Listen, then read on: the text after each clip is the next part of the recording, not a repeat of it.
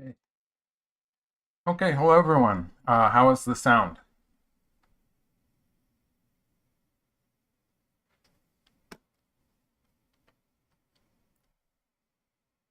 Does everyone hear me here?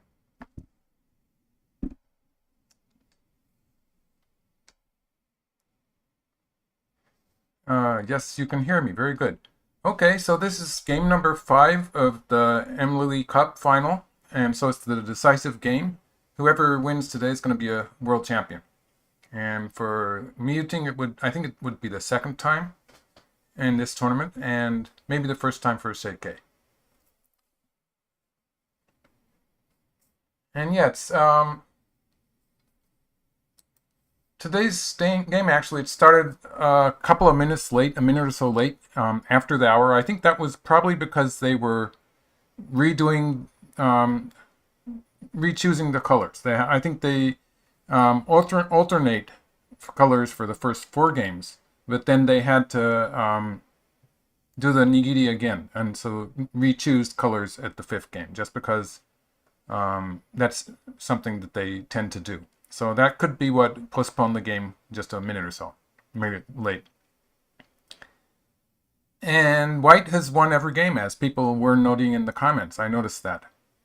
Um, so that's interesting.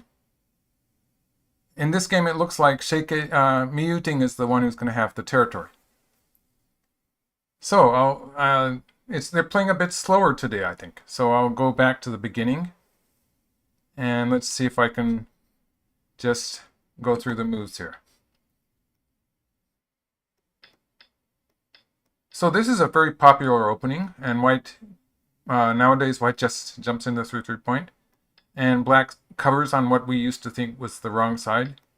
And this is what some people call the Miyuting Joseki. It's he sort of invented this move with all sorts of complicated variations happening when Black does this and White cuts here, and stuff like this happens. It depends on the ladder.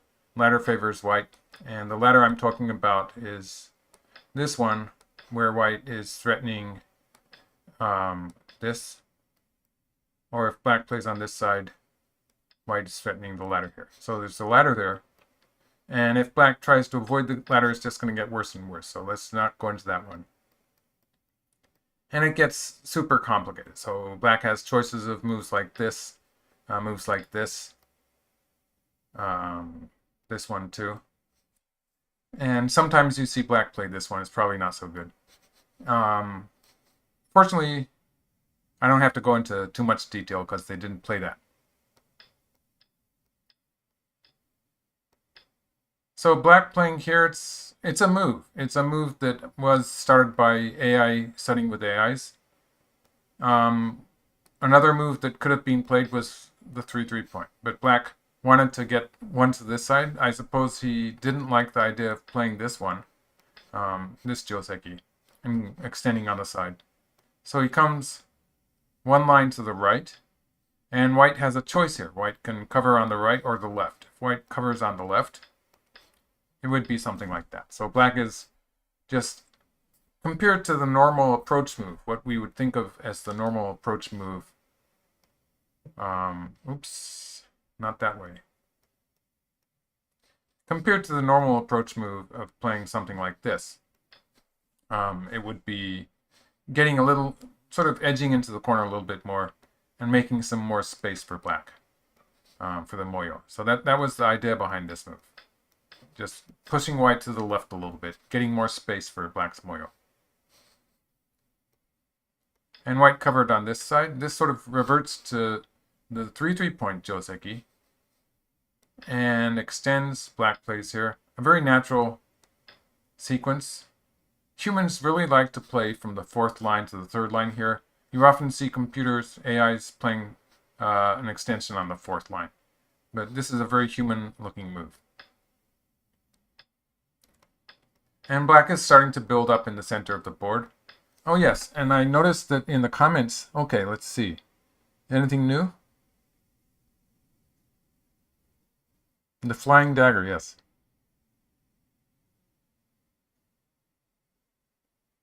Yes, Rick Rubenstein, you're right that white has won every game so far. Right.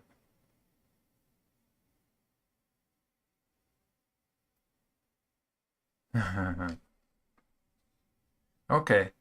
So people were talking about this move in the comments. I would say it doesn't really matter. So if it bothers you not to have that exchange in, you can just go ahead and play it. Um, but black playing it actually, there is a reason for black not playing this move. It's the fact that it's going to make this.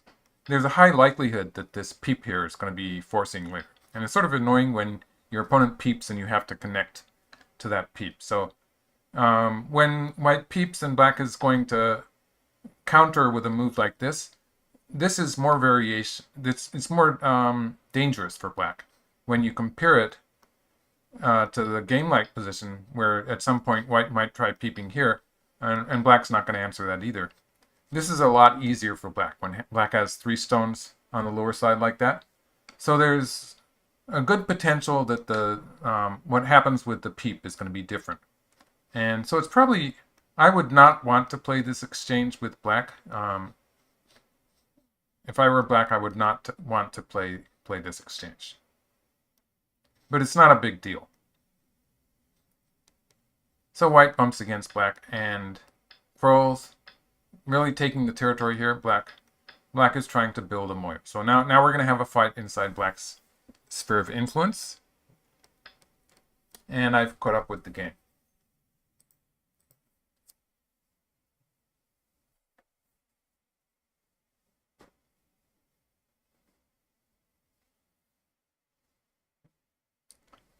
Okay, James Sedgwick is wondering about white playing n3 instead of m3.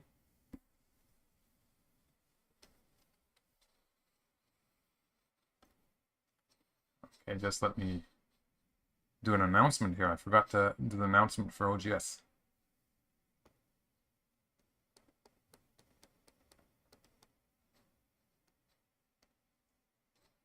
Very good.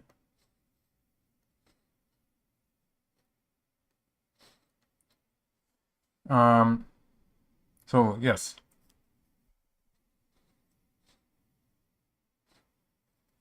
Playing, let's do that. Okay, so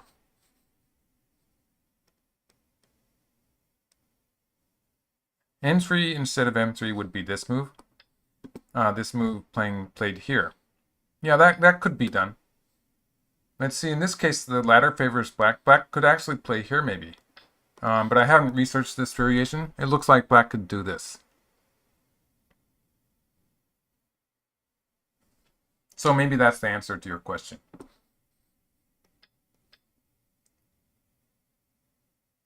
Yeah. Or just ask the AI, maybe. I would be a bit nervous about that move. If I wanted to do something along this line, I might actually have chosen this move. This move is quite similar to attaching underneath, and it's a bit more secure because black does not have the option of cutting like that.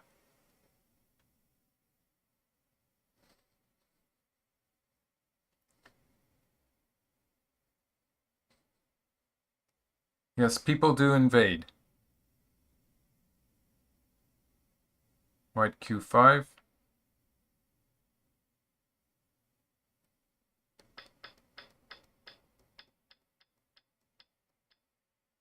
Okay, so white attaches at q5. Something like black q7 would be, that sort of reminds me of the previous game where Yuting did something like that and completely messed up.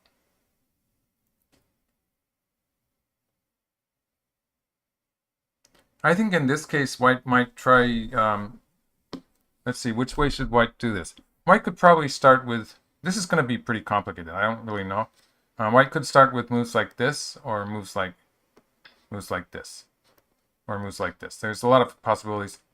It would be very exciting suddenly, but I think that's the fact that there's this cut here probably gives white a fighting chance.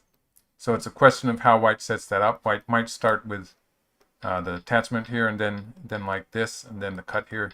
That's a weakness for black. That's what white was doing with that that move at J10, J4.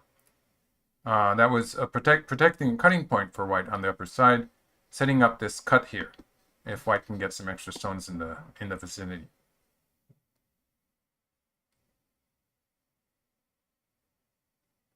The top left, C4. C4 is a pretty normal move. Or when black has that move on top on the 6th line, sometimes black can try something a bit more. So black could, maybe black could try, let's say white plays something like this. Let's just assume that the right side was somehow finished. Peeping on the 2nd line and stuff like that would potentially set up moves like this. So black would like to try to be a bit more aggressive here, just because black has this stone on top on the 6th line. And white will probably have to be a bit careful about how this turns out. So I wouldn't be surprised to see something a bit deep here when black plays against the upper side. Playing here, the C4 move that Kevin Wu was suggesting, a very normal move. This would be something that could be played. It wouldn't be bad. But I would be looking at moves like this. It would read a lot of, it involves a lot of precise reading. So black has to be calculated right. So we've gotten to this point. Question is how white's going to continue. I was sort of at a loss in the diagram just now, so I sort of put it here. Something like this could be done. But I would sort of like to be able to find a better move.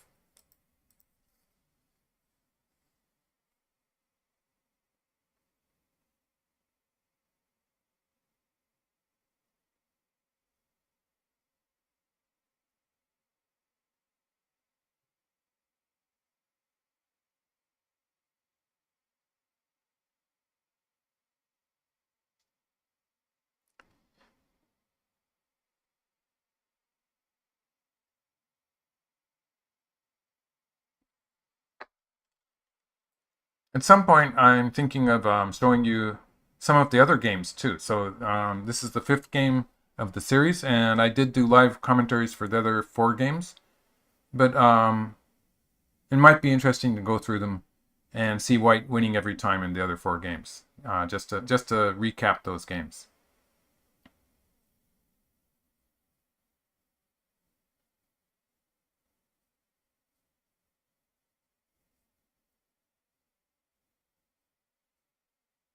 Olivier P is saying that N5P probably means the N6P. Yes, something like that.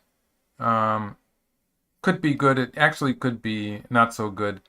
It's hard to say. It probably is not all that effective. But white, the feeling here is that white might want to try something a bit. Just because it's a position where white is sort of inside a lot of black's strength. White doesn't want to be too heavy about this. So stuff like that would be an option, I think.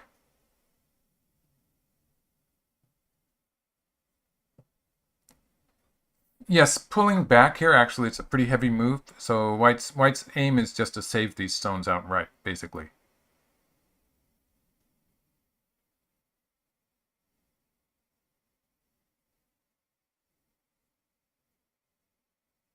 High pincer on the left-hand side. That's the chess guy is asking if white played a high pincer. I think that's the left-hand side. The left-hand side would be, I would actually, if I was white, I would be thinking of the low pincer if I'm going to play a pincer. And if black jumps out, I would play here and jump. So this would sort of force black to connect up those stomach points. And ideally, it would give white opportunities to reinforce that upper side area and play something around here also to get a base on the side. And there is this implied wedge here, which is, for the time being, it's not a big deal because this kind of thing would just be bad for white. Even if white captures the 2 stones, it wouldn't be very good. But there is that implied threat there, which becomes possible the moment white gets a stone somewhere around here. So that gives white a lot of resilience for those stones there. And if black has to protect against it, it means that black's going to play a move something like this, for instance, losing a lot of points in the corner. That sort of secures the corner for white. If white's greedy, white might even play here. So white played a two-space extension.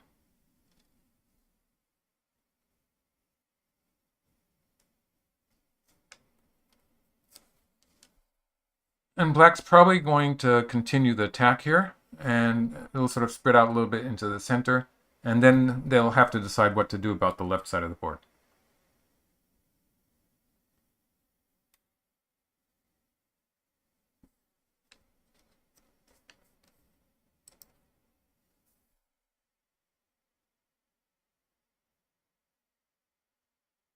Hi, frankly.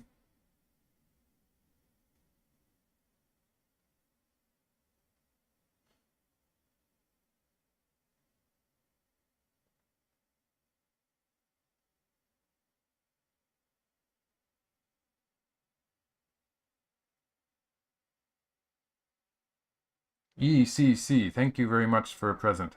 Thank you very much.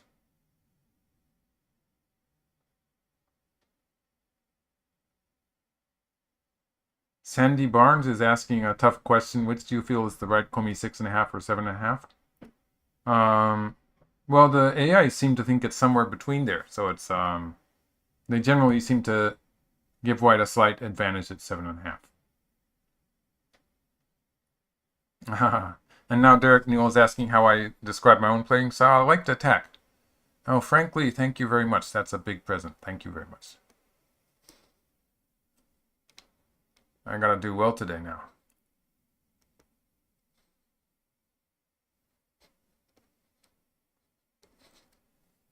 I like to attack in general, so I try not to focus too much on territory in the early parts of the game, and when I do so, it works fairly well for me. But I do sometimes fall into a kind of a greediness trap where I take too much territory, and it doesn't work very well. So it's a bad thing, I think. Well, black could cover on the second line. That would be actually a valid move. Or black could play something a little less strong. Black could push on the fourth line. Or black could switch that. Black has a number of choices. Like that's just because there's no weak black groups. And I don't think black's going to actually be able to kill the white group. So it is okay for instance, if black did something like this. He's not going to play. Well, let's try something a bit more realistic. Playing here would be a realistic move. It's not a big deal if white plays this. White's not really gaining very much. So black can afford to allow white to do that. And of course, this would be a bit of trouble for white on the side here. White would get squashed a little bit. Brandon Moore, thank you very much. So black could leave it. Black could play here. But it's not all that weak. I guess white would curl around here maybe.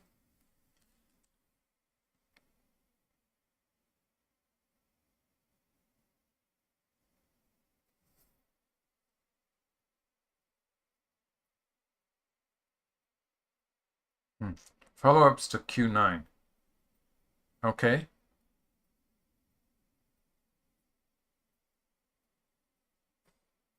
And the turn at R11 to prevent the connection. Yeah, that not necessarily wrong.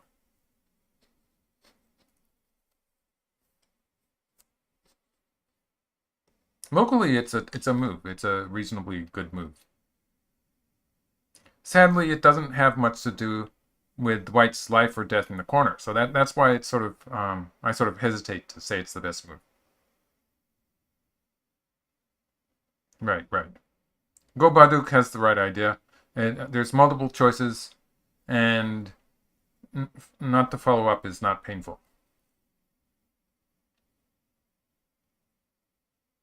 The came at 010. Oh, that's a bit maybe a bit soft on white.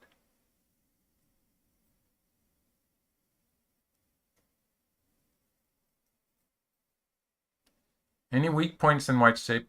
I'd say that I sort of smell something that could happen on the upper side, but thank you very much. Jose Fernandez. Is that Jose? I think it's Jose. Okay, so black played here. In this case, black is just trying to play some forcing moves. It's not as if black is going to get a lot out of that. So white could crawl and it's going to connect up.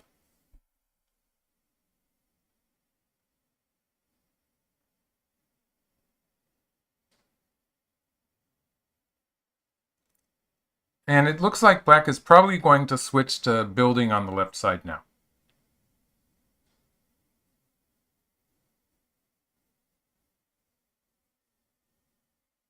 So this would work with that attachment at C4. So you might see black doing something like this pretty soon, or like this. Black doesn't really have. Black would need a lot of co-threats to make this this one work. The Hunter report. Thank you very much. Is there anything at black Q8? Q8 is not inside the white two-space extension. I think locally, if black's going to play from that direction, I just play something like this. Q8 would actually just strengthen white by allowing white to connect up. White would just sacrifice the two stones maybe. Even this would probably be a bad result. Or white could connect on the side. And black would have to curl around in this case. So losing a tempo like that is probably not very good at this stage of the game. It's easy enough if white... Oh, black did play the attachment. It'll be interesting to see whether black follows up with a cut or the double hane. Just because it's not a big problem for black if white does that. If white plays the connection underneath. It's not a big deal. Black can leave it, but locally black has these forcing moves. It still has some potential towards the center. So it's not really a damaging move, and there's a lot of stones on the second line. That's still bad. It's not that computers have completely changed that. Only getting 1 point for each stone is still bad strategy. Okay, so black cut. I think Xie Ke is really a very strong fighter. So Sandy Barnes was asking that question. They're fighters. Yuting seems to be a bit more well-rounded, but after all, he does like that fighting daggers joseki that just creates a big fight that's going to cover the whole board. So I'd say he also likes to fight, but he can play a more balanced game also. Whereas Xie Ke, for instance, as he showed in the game number 4, he's a very sharp fighting player, a very strong fighter. But when it's a calmer game, he tends to be grabbing a lot of territory. So that's what he did in game number 1, for instance. And most of the games he was taking a lot of territory. And that's sort of his style. He goes for the territory, and he likes to fight. And for him, that sort of works because he's really good at handling his weak groups. Because if you have the territory and you're fighting, you generally are the one who's with the weak group.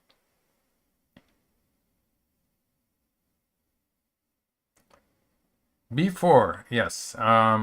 Reading Word is asking why C4 instead of B4.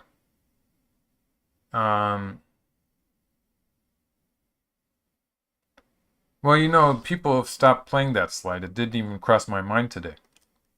So basically, this shoulder hit on the right has to do with black's move here. And that's going to be sort of hard to explain. But I'll start by this move. It's just not forcing. And it means that white would have opportunities, for instance, to play here and here. And that stone at 1 is just a territory move. And the fact that it's sort of slow is the reason for people stopping to play it. And in this case, say black plays here, this exchange on the upper side is bad. So we could create the same position before that move, and it would be a little bit better. So if black plays here now, and something similar happened, then there would be some potential for stuff like this to happen and for black to erase that white territory. And so you can see that exchange that black played earlier, it doesn't really work with the slide. So that would be, it would not only be out of popularity sliding on the second line and a bit slow in a game where black is trying to build outside, and so would lose that opportunity. And also there's a kind of a connection here that I'm trying to explain here.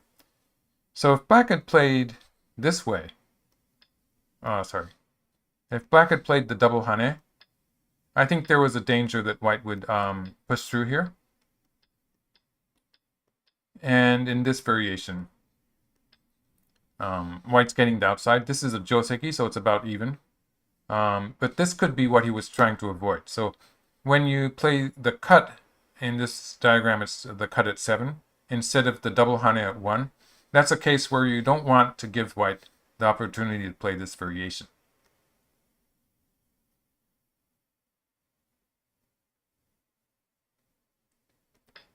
And so white's going to play an Atari here.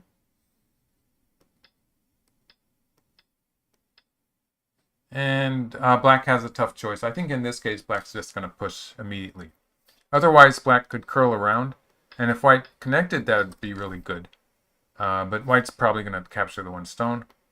And it becomes more difficult for black to build towards the center. So I think in this case, black's just going to play here.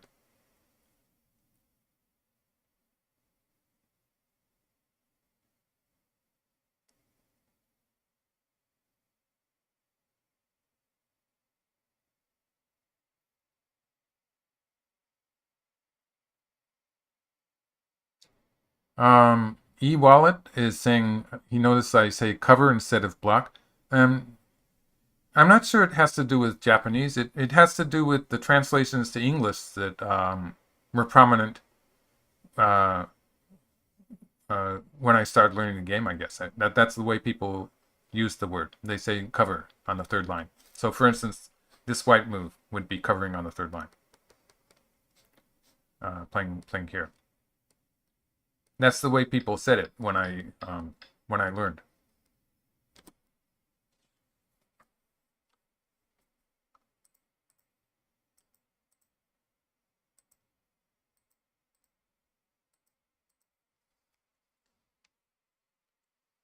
Okay, so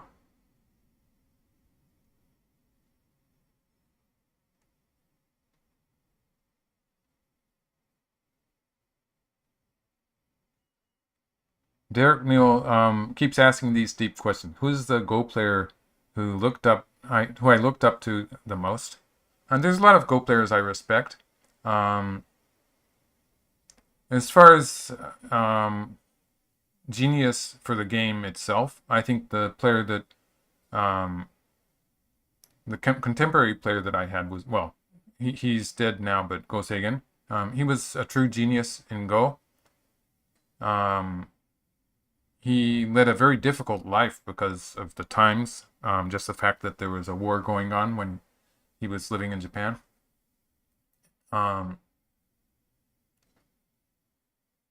Okay, so that's the diagram that I was suggesting. So that worked well for me.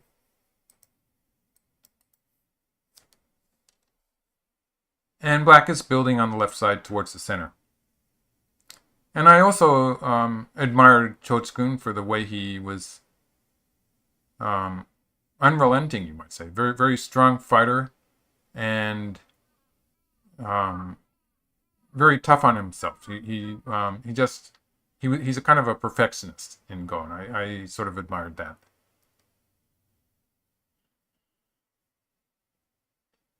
Derek Neal wants me to sign a copy of the Patterns of Sanrinsei. Just bring it to me. I'll do that. Yes, Go Seigen. I'm saying his name with the Japanese pronunciation. It's also, most Westerners use that pronunciation for his name also. But of course he has a Chinese name too.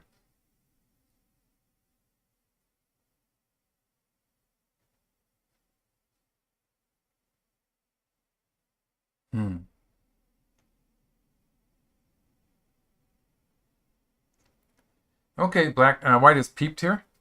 And this is something that with the AlphaGo matches, actually, I think even KJ, not the Xie Ke we have here, KJ, who was previously a world champion,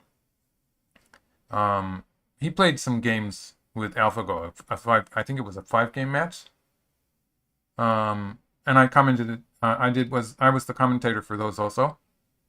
They weren't quite as dramatic as Lee Sedol's games, but yes, AlphaGo played this move against him. So that was the first time maybe that I had seen white peeping immediately on the second line. And so sometimes black will be playing from above. So here, and this gets a bit complicated. Let's have black. There's a question whether black wants to play an Atari on the 5th line. Is that the 5th line? The 5th line. If black plays here and white plays here, black can win the semi. So that was easy for black. And white crawls. And there's a limit to how far black can continue extending. This is going to get really exciting, actually. We'll leave it for the game, and if they don't play it, maybe I'll see. So if black plays here, yeah, black can survive with some kind of a squeeze. So for instance, something like this, it would still be playable for black, even though black loses by 1 move. But there's problems in this case where white will probably keep on crawling. And at some point, white gets a cut. And that can be a bit troublesome for black. So I'm not sure that this move covering here is going to be productive for black. So there's another choice that black has, which is at some point to play the Atari here. White's probably going to take a stone. And now black can cover here. So it's going to be something like this. Yeah, something like this. And black's going to be playing a move to protect. So this is a variation that could actually, or black plays something like this. This is something that I think could actually happen here. In this variation, white does have a little bit of Aji there, but black is not giving up very much territory for the time being. So it's actually something black could do.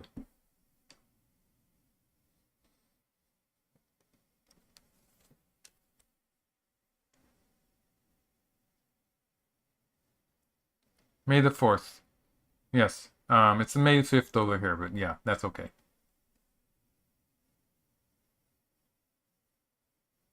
Yes, the things are going as I expected thing, yes.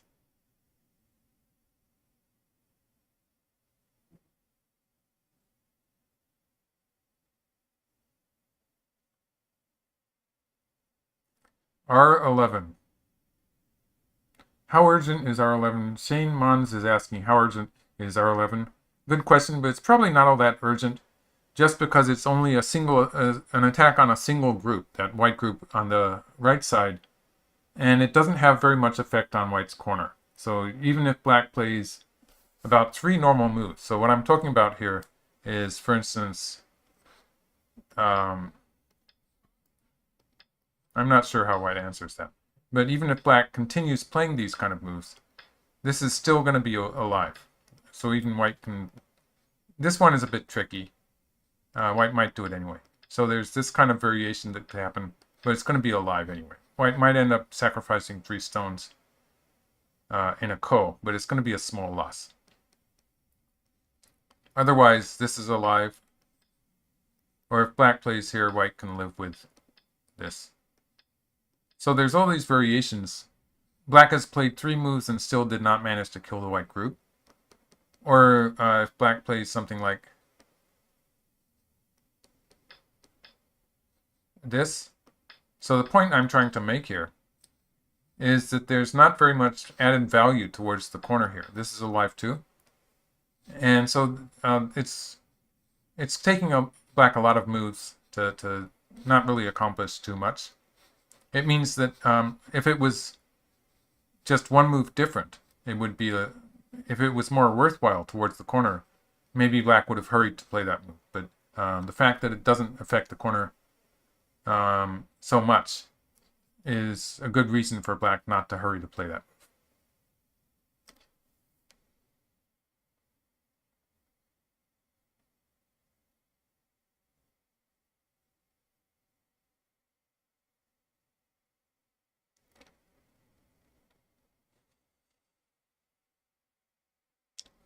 The chess guy is asking how white might invade the black center from the bottom group. White's not really going to use the bottom group as a base to invade the center. If white does end up invading the center, it's going to be from the upper right group, which is weak. So white wants to move that group out into the center, strengthening it while reducing the center.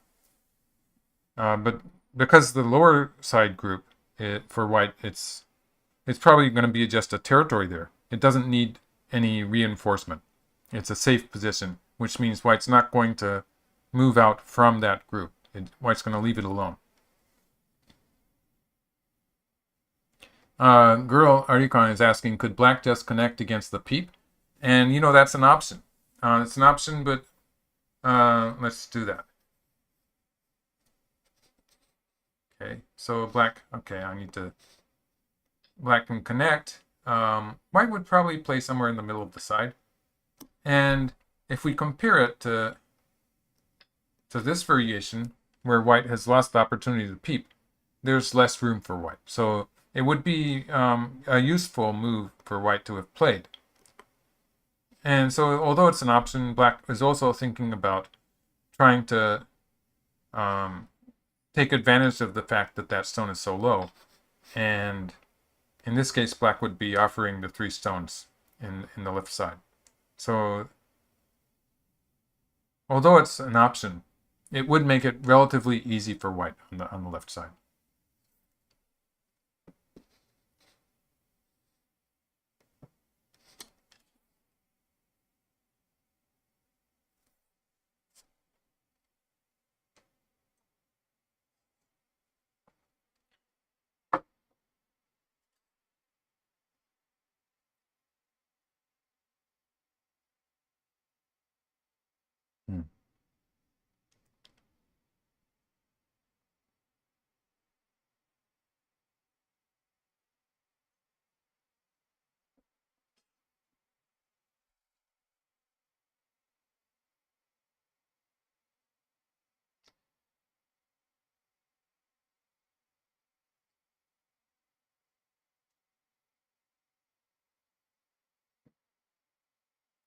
Okay, I wonder if we could run through some of the other games in this series. We've come to the 5th game. I could show you game number 1. Just for some extra... let's see, what is this? Okay.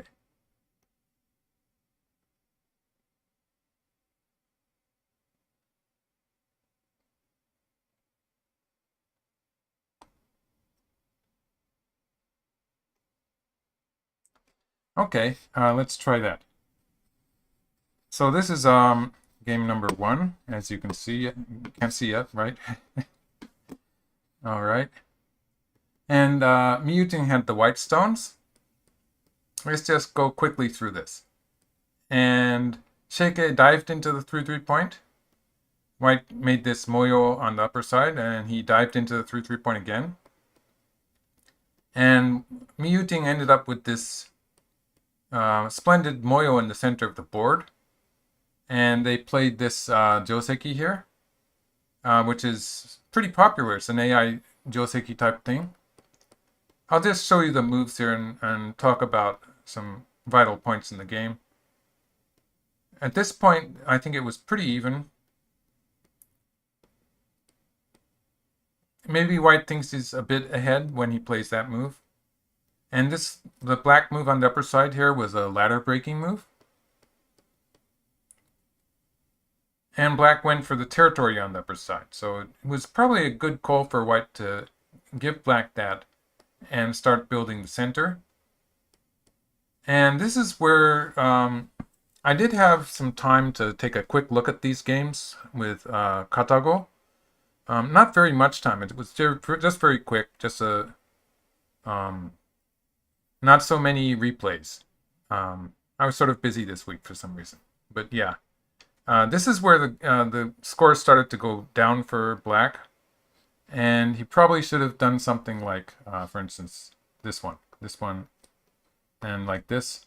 And if white answers here, then actually the computer was showing this move. So starting from the left side here and basically not allowing white to cut black off too easily would be, actually at this point, I think it was here.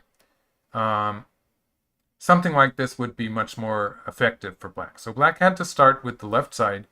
In the game,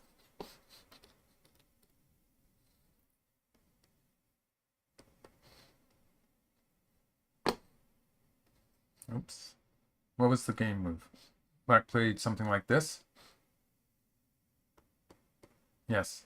And this became the decisive cutting attack.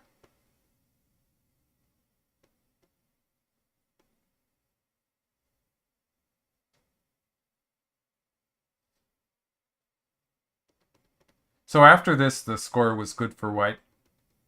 And black got into a lot of trouble here. So in general, this was just good for white. So they kept on playing. But throughout, after this, it was just a win for Yuting. So that was game number 1. Just noticing that the game number 5 here, I am watching it on a different window, just making sure. But they haven't played any moves yet, so we're fine. So that was game number 1. Let's go on and do number 2.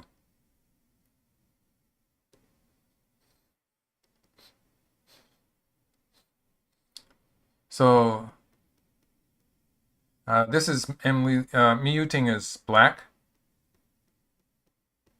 and so white plays the crow on the second line here as a computer joseki, an AI joseki, you might say. This was an exciting game, actually. It was probably pretty even up to this point.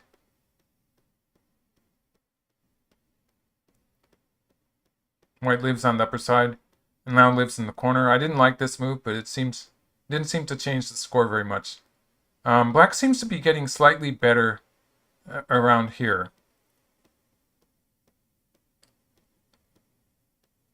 And yeah, it got really exciting here. This still was not bad for black. It was a good fight at this point, where black is getting some territory on the left side and is alive on the lower side, and cuts white off, taking some profit in the lower left. And he extended here, and at this point, this is probably the turning point of this game, when Yuting could have lived on the side. He had a living shape. He could have just played here, and it would have been alive. And he felt that maybe he was not doing so well, so he played this move, and this made a ko out of it. It probably was not a good choice. So this ko actually, when white's wedge there in the center, was a very strong move, and losing the ko meant that now the territory is going to be good for white. So white finished the ko here, winning in territory, and black had to kill the white group. And this looked really dangerous for white, actually. And I was thinking that maybe it was a win for black, but it was very complicated. It turns out that if at some point, if black had managed to get in this exchange somehow, it's probably too late now, but if that exchange had been played earlier, then this whole thing would have been bad for white. So it was very close. But in the game, black didn't have that exchange, and it allowed white to make this connection here. Very exciting game. So this was kind of a double threat, threatening black on the right, so black had to answer that. And we ended up with this trade, where white captured 4 black stones in the center, and black captured white in the corner. So black gained something like 30 points there in the upper left corner, but in the process was losing a lot of points in the center. And also white got to save these stones in the lower left corner.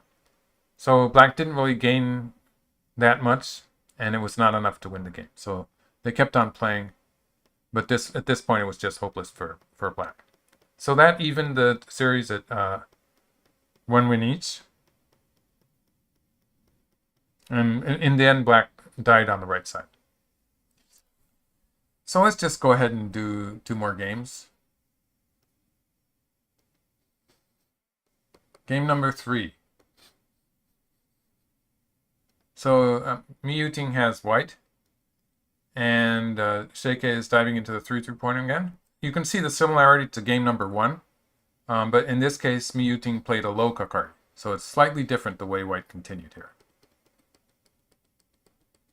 And this whole variation is AI researched, and people know that white can squeeze there. But it was interesting that white waited a move and then played this move. So this, in general, it was just good for white, getting the double Atari here, and the left side, the right side that is. But in the middle game, this game was very, it was hard to see who was winning, actually. It became very close. I think white was a bit too tight there on the left side, defending the corner. And there was a point where it looked actually fairly good for black. This whole thing, I didn't like black most of the time. This became a ko on the right side. And white seems to be playing really well here. This wedge here was a very nice move, a strong move. And at this point, I think it's looking good for white. I mean, for black. When black gets to capture there, squeeze, and pushes out. And I think that, so this was game number 3, and Yuting had white, Xie Ke had black. I think he just miscalculated, because he's playing very tightly from here on. Not just the diagonal move here.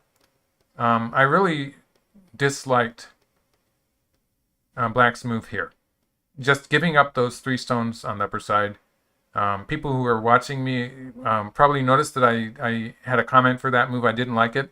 And I'm happy to say that I think Katago agrees with me. So that was just bad. It was just giving up the opportunity to save the black stones with this. So black, turns out something around here in the center would have been good. Living in the center first, and then in some cases, black's going to be able to save those stones. So that would be really big as far as territory is concerned.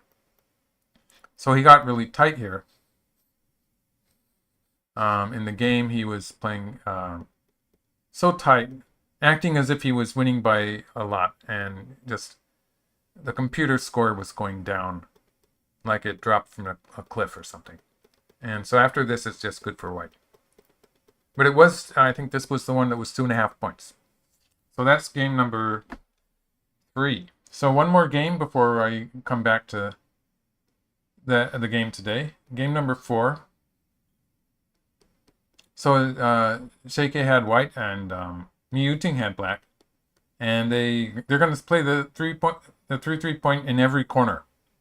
The upper right and the lower left, of course, are common. Nowadays, they're common 3-3 point joseki. It's going to be interesting that white even plays the 3-3 point against black's shimari, black's corner enclosure in the lower right. And so white's getting into a lot of trouble locally, but has ideas with this move to make sabaki, to make a living shape. And this is where black sort of just, he seems to have, something bad happened to Yuting here. Like, first of all, he probably should have just played this way and this way. White can live. The order of moves is sort of tricky, but actually it was interesting to see the computer show this move. It's basically the same, but and with this, white is alive and will be moving back to the center. A pretty even game it was. It was pretty even, but once black started doing this stuff, it got really bad. And this was probably not so good either, this whole sequence. If black had played 2 moves like this, for instance, then at least black would have captured those white stones on the left, and it would have been closer to even. In the game variation, black starts to fall apart here when this happens. White's playing very well here, and black is just in a lot of trouble. And although Xie Ke didn't play the way I sort of expected and made it pretty exciting with all of these trades and stuff, it's just very, very difficult for black after this throughout the game. So basically, as far as the AI is concerned, it was probably decided already.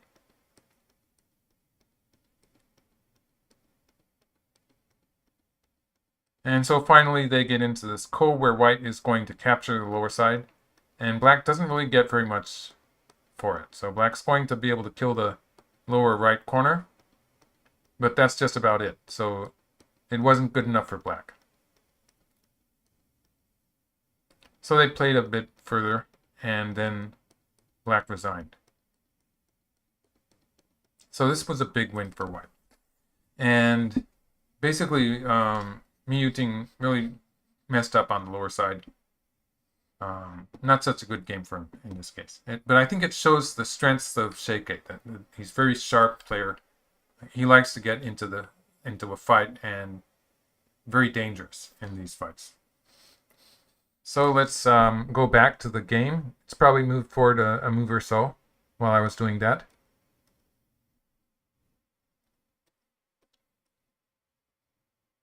If I can just find it.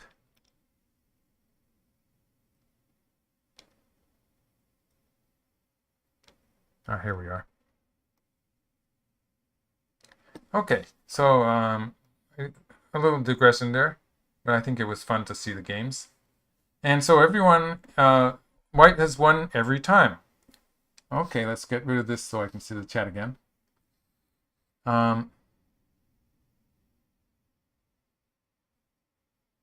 Yes, all games white won. There was a moment there where I was focusing on that board I was using, and so I wasn't watching the chat. I guess I'm okay. Okay, very good. So this is the final and conclusive game, and I'll show you the last few moves that we missed. Black did actually connect here, and white extended here. So this is actually a diagram that I was showing. Black plays a forcing move here, white answered. And plays on the fourth line, yeah. So white's going to be able to live on the left side, or white can jump out into the center. I think the idea is that if white jumps out into the center, black's going to kick here and go after some territory on the side. Whereas if white does stuff like this, in this case, white's going to lose the option of playing in the center. Like white might play something like this. It's going to be more like this, where white's going to need another stone inside there to live. So that's what the idea is with this black stone on the fourth line.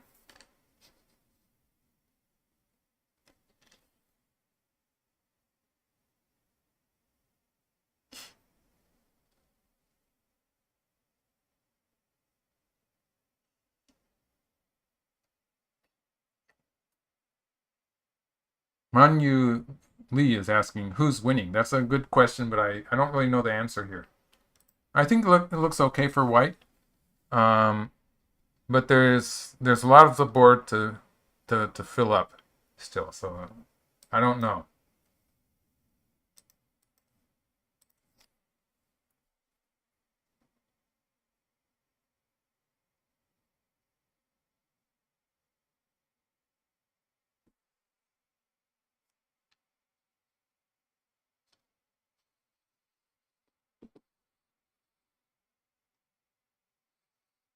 Oh yes, game number 2. Chris Davis is asking, in game number 2, why would black have started the ko on the lower side instead of simply living?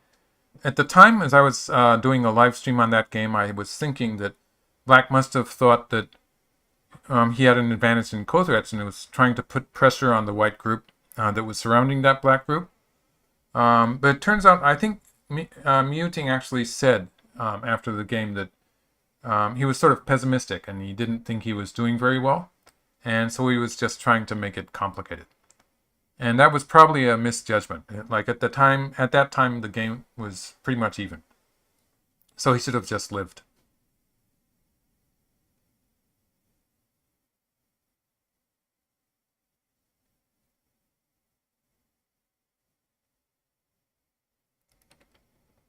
White does have more cast. White has something like 15 points on the lower side and more than 10 points in the lower right corner. And the upper side looks like it's more than 15 points. So I'd say it's close to 20 points. So that's about 40 points. White has about 40 points. Black has something like 15 points in the upper right corner and about 10 points in the lower left corner. So black needs 20 more points. And it's not clear where black is going to make that. So yeah, black has to do it in the center of the board. What part of the center of the board is not clear yet. So I would prefer to be, yeah, that's a good question, really. I could play with either side, but while I like to attack, in a game like this with white, I would probably be grabbing the territory. So it's just something something about me. I like the territory too. After all, the player with more territory wins in the end. Yeah. But I could play with either side. I just have the feeling I would be finding the moves for white more easily than the moves for black in this game. Q8.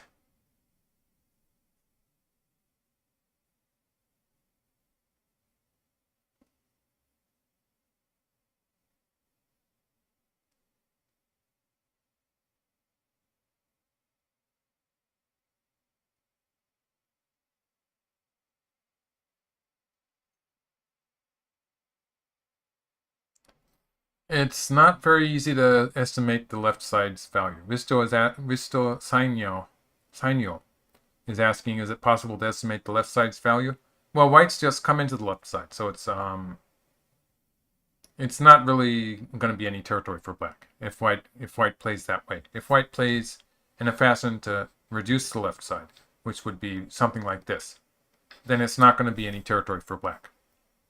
So I would start counting white territory. White would probably get something like 5 points. Otherwise, if white played this way and black played this way, then of course black would have something like 10 points. So it just depends.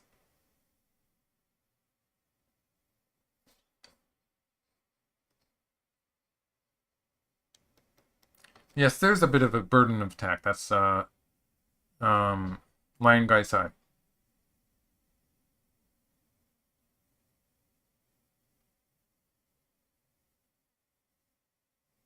The Q6 group. How would I attack it? If black wants to attack it, black will probably have to start with covering it R11. But black would sort of like to have the option of playing from the center of the board and allowing white to connect on the second line. That would be a much easier way to set up something in the middle of the board. Mm-hmm.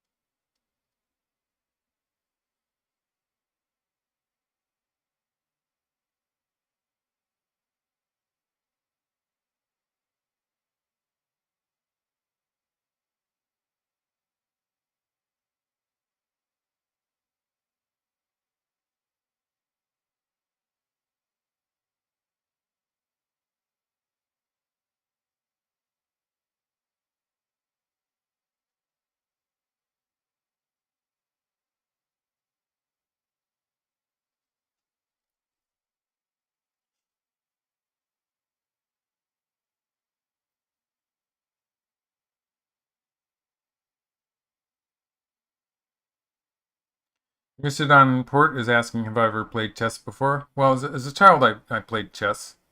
I played chess in school.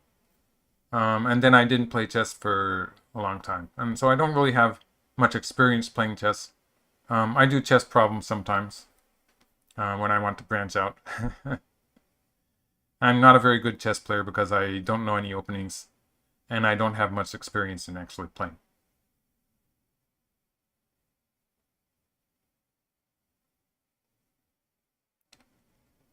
Regis Fridlig is asking, is there a general advantage to playing with white? I think it's still like it's kind of a... Some people like to play with white, but it's okay to play with black. It could be that I'm used to playing with a 6.5 point komi, so that's slightly different from this. But I don't really see any disadvantage personally with playing with black.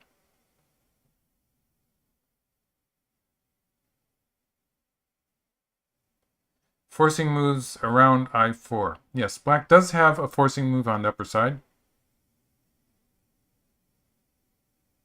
That's Lion Gaisai asking about the forcing moves on the upper side. It's just that black has more than one way to force there. Is probably the reason for black not to do it. So let's see if I can... Even just looking at ignoring... First of all, okay, let's get into this. A lot of stuff would change at some point if let's just have white play some random move. This looks a bit lame. I think white's going to try to find something a bit better than that. But at some point, if black plays here, then there's all this bad aji involved with peeping here and stuff like that. So there's some potential for it to get into a real problem for white. So that's one reason for black not to fix the shape yet. There's the fact that this whole area in the center, it's not really looking like a black territory yet. But at some point, black might be just playing these forcing moves. And black does have some kind of a wall. It's just the fact that black also has a forcing move, usually has a forcing move here. Sometimes a stone around here, if it comes in a natural way, will change what happens with this a little bit and force white down to the second line. And this would then have... sometimes black would even have the peep here. And this would be... Black would lose by a move, so it doesn't really work yet. But there's just a lot of aji potential there involved with black's forcing moves. So it's not really worth it to play it too early. But black could play it at any time. It's not as if it's going to be a game-losing move. It's just that he probably sees no reason to play it just yet. Yes, so the game in this game, the komi is 7.5. Shane Mons is asking, does the analysis of AI estimate komi should be 6.0 or 7.0? Well, 7.5, 7.5 in China, and 6.5 in Japan. And I think most of the AIs seem to like that. It's somewhere between those two. So in a game where it's a 7.5 point komi, the AI probably gives white a lead of a fraction of a point or something. It depends on the AI itself, actually. So there's some difference there.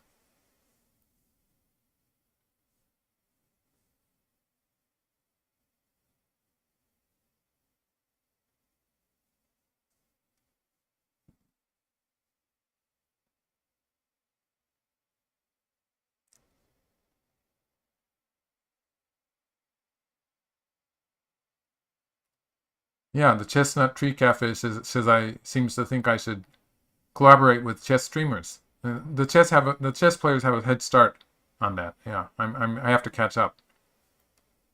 It'd be interesting. Chinese rules komi 7.5, same as Japanese. Right. Riso is sort of right. The Chinese rules komi at 7.5.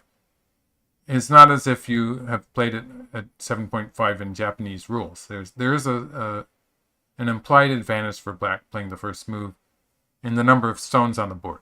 So sometimes it works that way.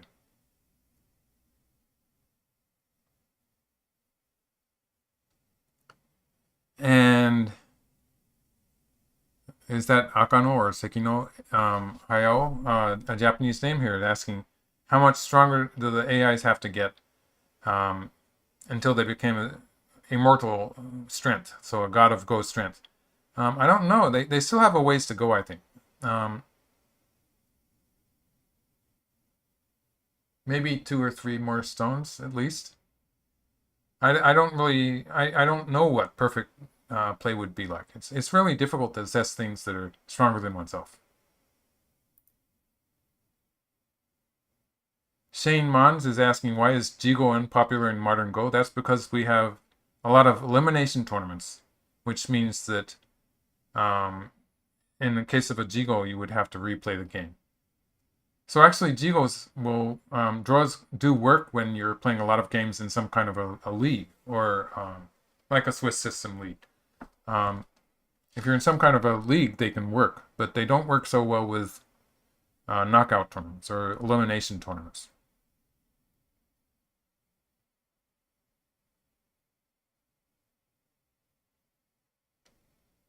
Well, in chess, at least you have a half a point and some kind of a result that works with the tournament when you have a draw.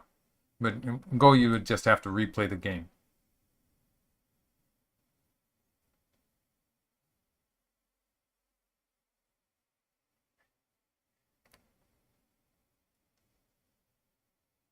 Yes, white did not occupy four corners. White actually has only one of the four corners. Derek Neal is asking, when is my next tournament game? I played a whole bunch of games in February, but actually at this point I do not have a tournament game scheduled. I think I've promoted to the next section in 2 tournaments, I think it is. But so I have to sort of wait for people to catch up with me here.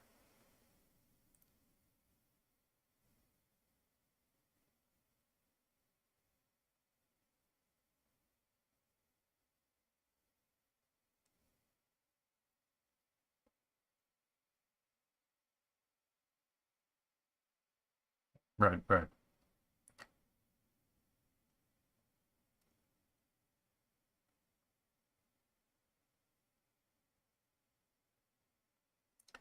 Okay, Chris Davis is asking, what if Go game tournament points based on the board point difference, requiring an endgame?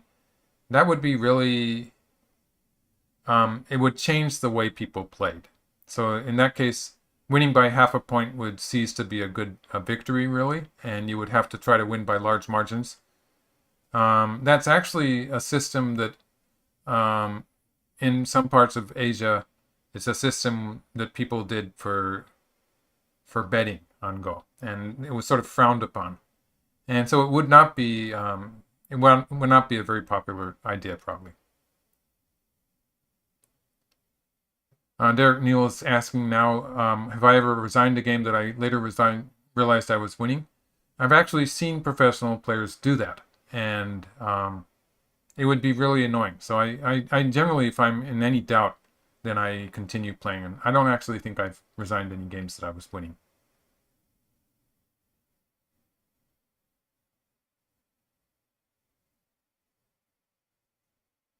Thank you, Saint Mons. Um, have a nice night, he says. He says, excuse me. Um, it's been a while since I've played no Komi games. It's let's see. It's been a while since they stopped playing that OTI. Um, it's the same. It's the same. Only it's a different calculation. I think that there was a tendency for Black to play a bit too cautiously in the opening, and so it became an even fight anyway.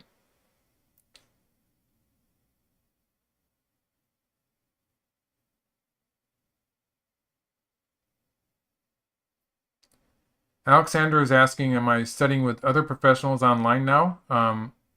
Or are pros in generally studying more by themselves with AI? And I think both are true. It's still good to play online.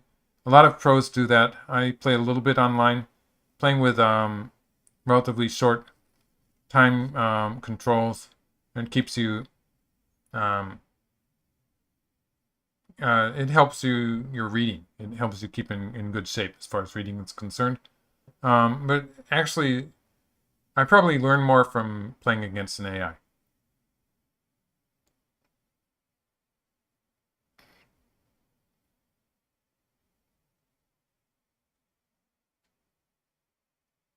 Mm-hmm.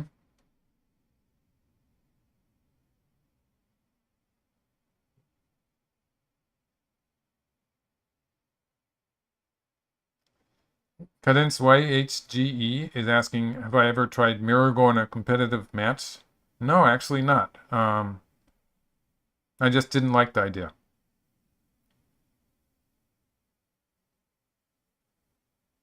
No, I don't like to blitz against that. Yeah, that's Lion Guy Sai.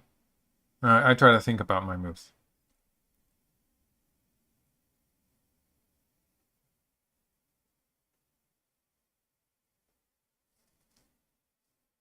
Okay, so black is going to build some thickness towards the center in this, maybe, or it's going to split the lower. White played a really weird move here. So let's get back to the game.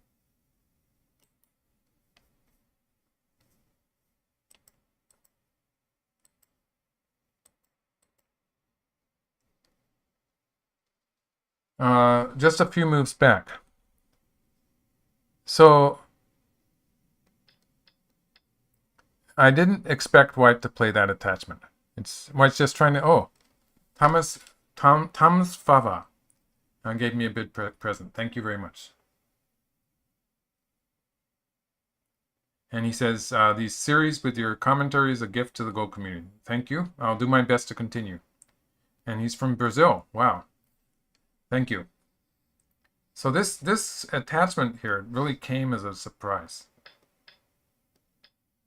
And this here, okay, so black is probably not actually going to surround the center. Black has two ways to do this. I wonder which way black's going to do. So if black plays here,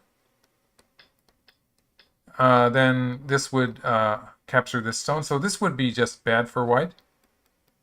And white would probably have to sacrifice those two stones. Something like this, maybe. Yes. Rejoice, I sort of agree with you. It's a weird shape for white to play. So this is one way black could do it. Otherwise, the other move would be this one, where black is going to go after the two stones on this side. For instance, something like maybe this way. And this would be, it would just be the one eye for white on the left, so black would have a continuing attack going here.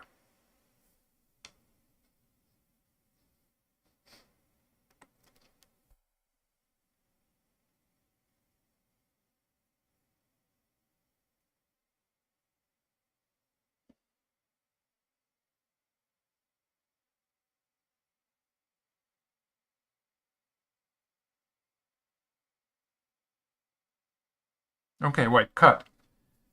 And black needs to protect the corner here. Yeah. So now that's alive. This corner here is if we assume everything on the outside is safe for white, so that would be just to make it safe. Let's do something like this. If white plays here, black can actually sometimes I see a computer play here. So there's something subtle going on there, but this is the traditional way for black to live in the corners. It's the way we used to do it. In some cases, this is slightly better. But actually, if white extends here, black's going to play something like this anyway. So it sort of reverts to the same shape in actual practice. But there are some differences there. So that's how black is alive in the corner. If white starts with the peep here, black can at least play here, and this point will be Miai. So it's a kind of basic life and death. Oh, white played here immediately. So white's sort of asking how black answers that. If black pulls back here, it's not a properly living shape. So this would allow white at some later point to play here. And it's not alive. It's going to be a ko or something. Provided white has a living shape on the outside. So it's important for black to play. But when I was learning these shapes, everyone was playing here. But I think I see computers play this one sometimes.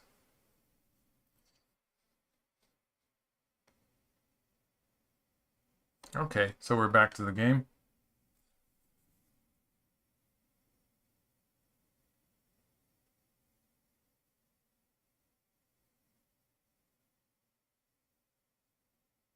Okay, the C9 attachment.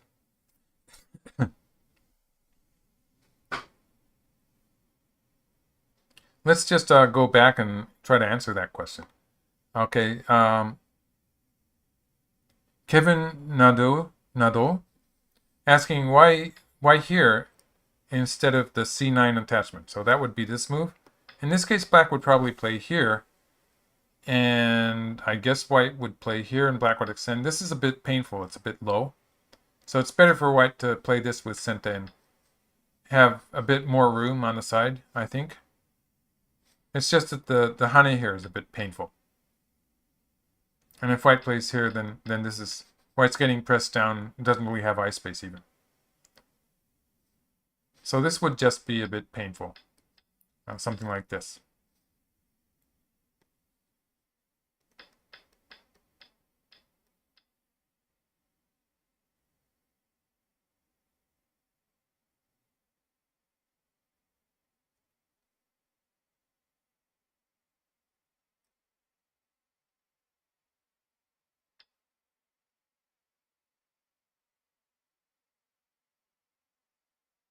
And there, I don't worry about that.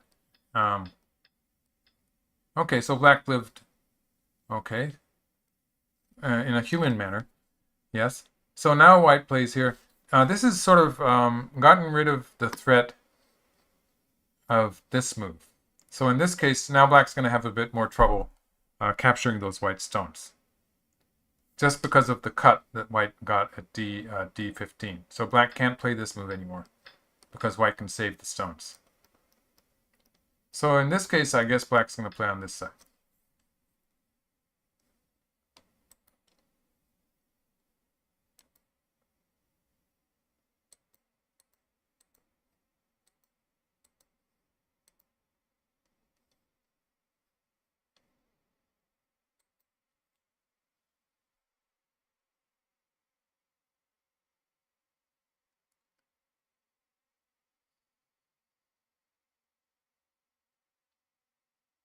Okay, Kazem Safari is asking, is Chris Garlick ever going to join or co-host in my channel?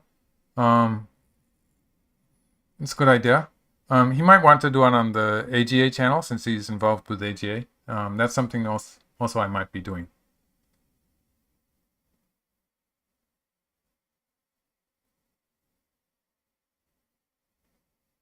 Okay, get back to the game now. Oh, black did play that move. Okay. So when black plays here, white still cannot capture that one stone. This is going to be a ladder. It's a ladder. Might as well play the ladder out. So it's a ladder. So white will probably just connect. And black can capture those two stones. So that's a solid little territory there of about 10 points. And white will continue something like that. Black has about 5 points in the corner, 10 points on the side, 15 points in the upper right corner. That adds up to 30 points. And white has, let's see, that's close to 20 points on the upper side. It's a bit less than that, probably. About 10 points in the lower right corner. And the lower side is reduced a little bit, but it still is at least 10 points. So it's 10, 20, 30, 40. About 40 points for white, plus what white is going to get in this lower left section of the center. So it's still 40 points. Black has more like 30 points. So black is still has to catch up 15 points to pay Komi, about 15 points. And also, this part of the center, the lower left part of the center, is starting to look like it could become white's territory. So this is probably okay for white.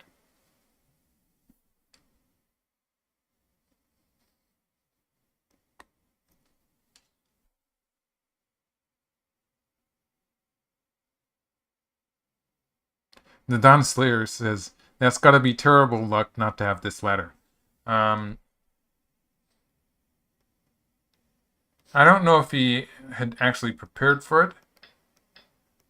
But when you play moves like this at G15, the black forcing move towards the lower side, you generally have the idea that it can be a ladder breaking move for black. So it's not as if it was purely luck. Black sort of prepared for it. Although I wouldn't be sure that he actually had the whole variation worked out. But stuff like this happens. So Black was sort of preparing for the latter. Viktor Markovichuk, I've seen that name before. Thank you very much.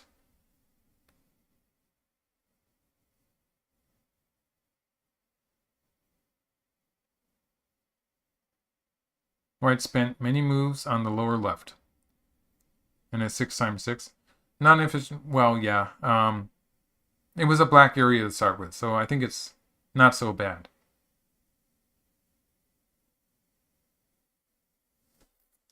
Black does have a lot of points to make up, though. I sort of favor white in this variation, where black's center is continuing to be difficult to surround.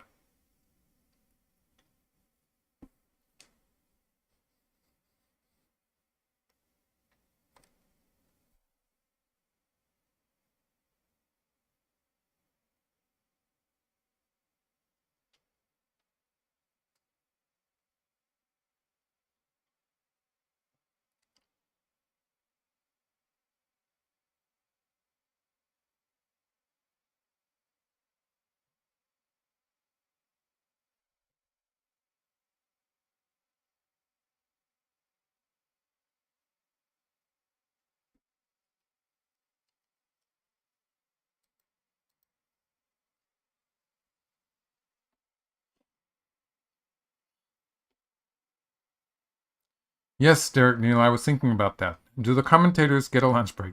Actually, the players don't get a lunch break in this game. But I'm thinking about it's approaching 1 o'clock here, and about time for me to have some lunch. But I'll only leave you guys for about half an hour.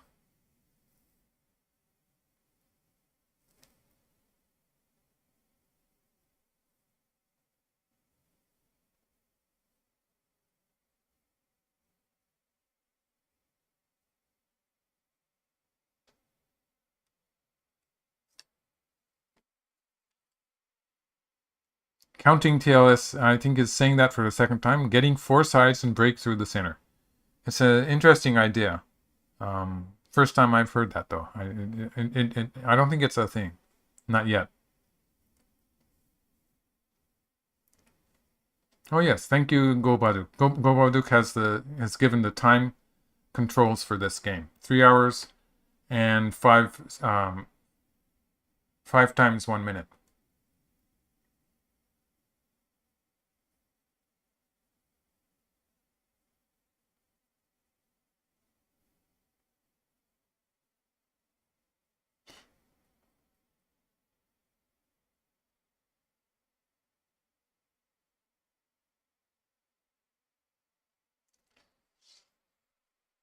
Okay, so I'll take a break here, and so everyone should come back in 30 minutes or wait, whatever.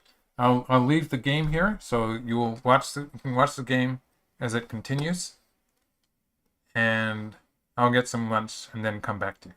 So thanks for watching, and thanks for all your generous presence, and I will be back in about half an hour. So bye, everyone.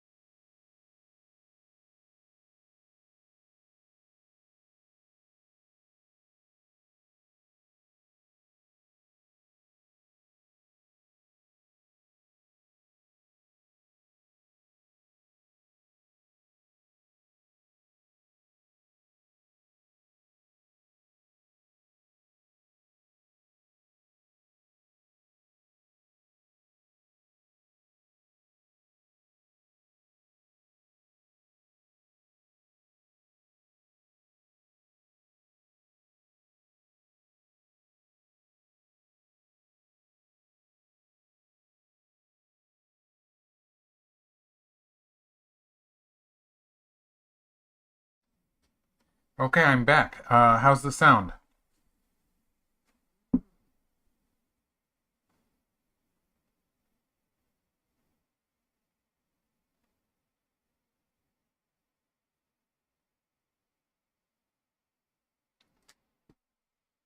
Sound is good. Thank you very much.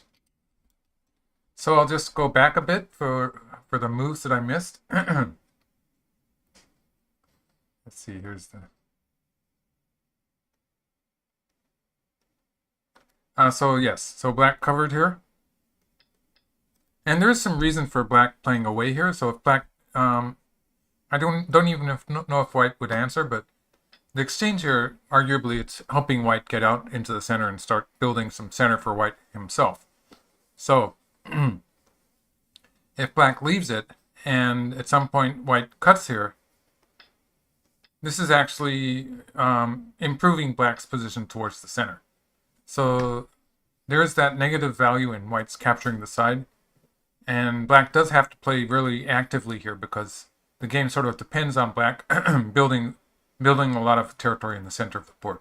So black's trying to play more actively than just taking the left side territory.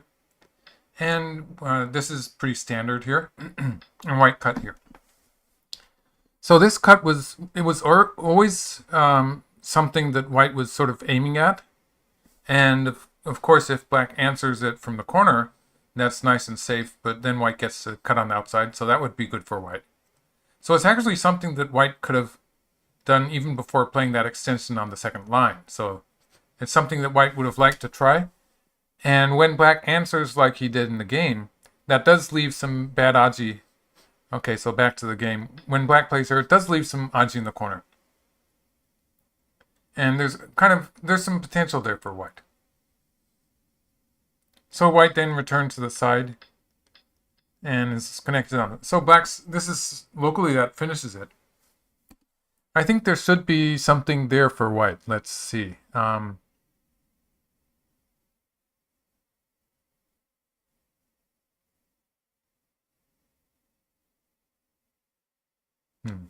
So if white plays, okay, let's do a diagram. Okay, so it's black's turn. So let's have black play. I don't really know where black's gonna play. And white plays here. Then the key point is now this move. Yeah. If black plays something like this and this would allow white to get the 1-2 point. And I guess this would work for black too, actually. But maybe if white played here, this would work. This would just be an endgame sequence. So there's a little bit of something there, but it's just going to involve the fact that this is going to be forcing, and maybe there's going to be a forcing move from the left side too. So it's just some endgame moves that white's going to get as a bonus for cutting there on the fourth line. But it's probably worth it. It's some extra profit. Go Baduk Weichi gave me a present. Thank you very much. Looks like me will escape the one title group. Yes? Making a prediction here.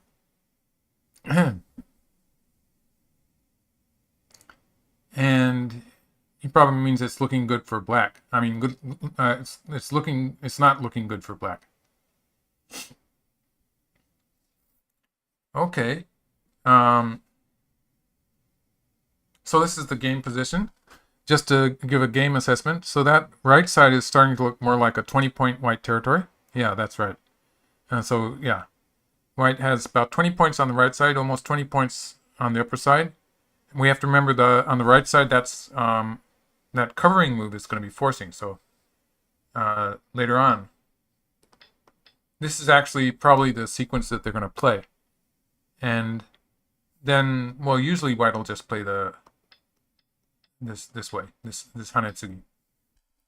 So that's about more than 20 points on the right side, and a good 20 points on the upper side, about 10 points on the lower side. That's 50 already, and then white has some extra on the left side. So that's sort of hard to calculate. So that's 50 plus something on the left side.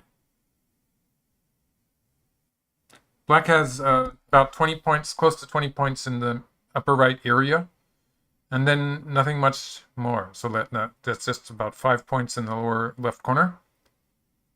Black has to catch up by something like 30 points in the center of the board.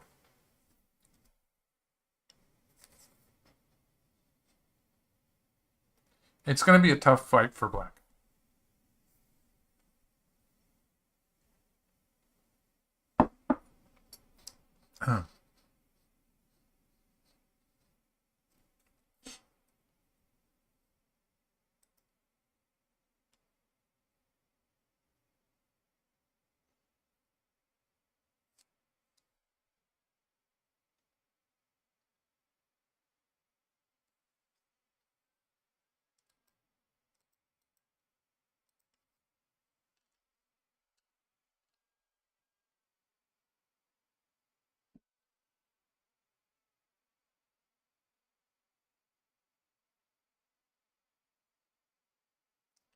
So Black has to try something to do with the center. It's probably the right half of the center. And in the process, Black would like to reduce white. So it's towards this direction.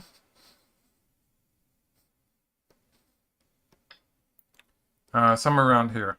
It's the direction of play where Black is going to try to build a center territory around this thickness that Black has on the right half of the board.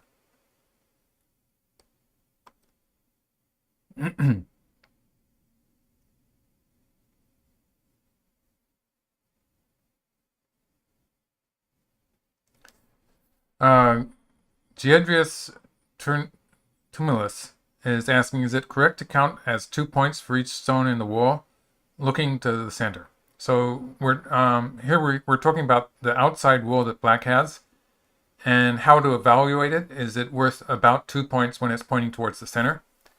And that's probably, in general, that would be underestimating the power of a thick wall. It depends on so many things. It depends on how much space Black has in the center, whether Black has opportunities to press white down in other parts of the board. And so as a rule of thumb, it's not too far off, although you could be a bit more optimistic. You could be a bit more optimistic and call it something like 2.5 points or 3 points for each stone in the wall. But in a position like this, like where there's a kind of there's still a bit of a hole at the P10 point right here. There's still a bit of a hole there. The wall in the lower right is not really participating yet. And so I would just count extra points for this wall that Black has in the upper half of the center. So there's a lot of different things that you, after all, have to take into consideration when you're completely at loss as to how to assess a wall. I'd say 2 or 3 points for each stone is one way to look at it. It's probably not too far off from the truth.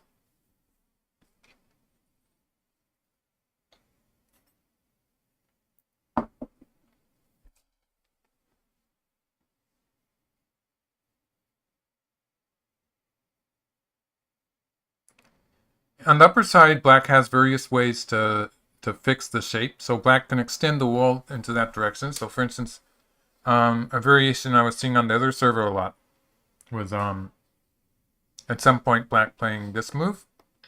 White usually takes, and then this way. And locally it's not going to succeed. But if Black can play stuff like this, then Black is getting a much more solid wall. So this is one way Black could do it, keeping the initiative. So ideas like this is one of the examples of how Black might possibly squeeze White on the upper side. This would be a success, of course. I think in actual play, White might avoid that by backing down a little bit with this move. And then Black would still have that forcing move. You can see how Black is soliding up the wall is fairly solid now. So Black does have potential on that part of the center too. And is going to be trying to surround the center on a large scale as possible. The problem is that For instance, when black does something like this and starts surrounding the center, if we assume something like this, we're going to see white getting some territory in the center too. So when black makes territory, white's going to make some territory too. Or if black erases that white territory, then black's going to have more trouble making territory in the center. That's why people would used to say that when it comes to surrounding the center, then it's a lost game already. Because usually, in many cases, you're not gaining as much as it seems when you're surrounding the center, because your opponent is getting points out of it also.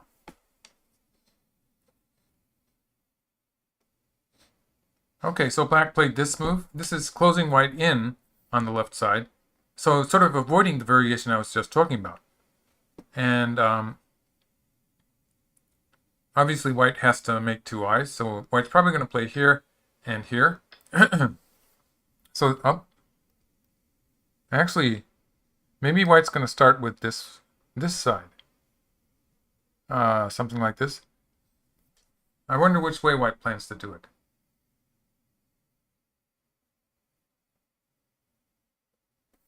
Did black just play two moves locally? What happened here? Was I paying attention? Okay. So white curled, black extended here. Yes. And white extended. Oh. Sorry. I sort of missed that exchange. So this extension that white played, it's a very subtle move. And it turned out it wasn't forcing. So the idea here is that if white forces with this move, then white has not extended his liberties. So for instance, when we get into a position like this, black can still capture the white stones here, winning by one move. So if white extends here, and usually black would answer here to save the two stones while living on the side. Usually black would answer here. In this case, when white plays something on the outside, white is actually winning the race to capture here, because white has extended the liberties by one, by playing at one. So that exchange of 1 for 2 has extended white's liberties once. Maybe white should have played it a little bit early, because locally it is threatening to kill the black group. If everything on the outside was perfectly safe for white, then of course white's next move would be to play here and kill the black group. So in a stable position, that move would have been forcing, and black would have answered here. But in this game position, black can put pressure on white first. So I like this sequence that black just played. And white plays away. Yeah. Well, it's not as if it's going to die.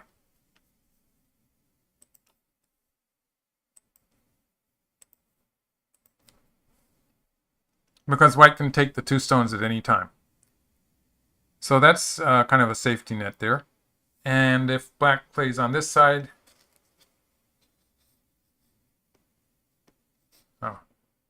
diagram, black plays on this side, white can still live, probably playing here first to threaten the black stones here, and then here.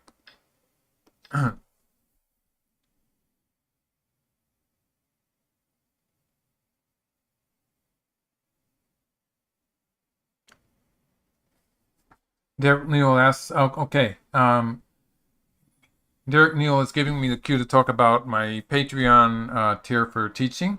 Yes, thank you, Derek. I do provide teaching games in both English and Japanese. Generally, at this point, the teaching games I'm doing on Patreon are mostly for English speakers. So they're basically all of them are in English. I do have a separate group of Japanese students who play me on OGS. So I can teach in Japanese too. It works. Either way works.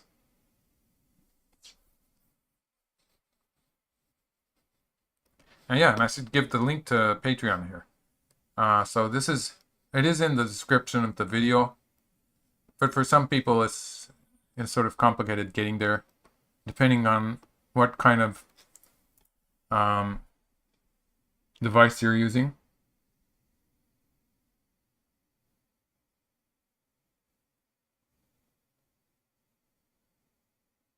Yes, it does have to do with the B17, B18 thing, but Yeah, it's still very subtle. Yeah, I sort of understand that. Actually, Gobaduk was noting, let's just go back to that position, which I was talking about, how AIs actually will like this move for black better. And it is slightly different when white chooses to do this move. There's a slight difference there. If black plays here, it's going to be the same. But there's a difference when black plays away, in which the corner is not going to die outright, but it's going to be a ko of some kind. Or it's going to have more liberties anyway. And it's all very, very subtle. It's a very subtle difference, but sometimes it's more difficult for white to extend his liberties in this case. And it's something that I sort of agree with the AI on that. But no one noticed it earlier. It's really, some of these things are obvious once we have them shown to us. So it's black's turn. It's still looking very difficult for black. Black can't really accomplish too much on the left side because those two stones are sort of held hostage.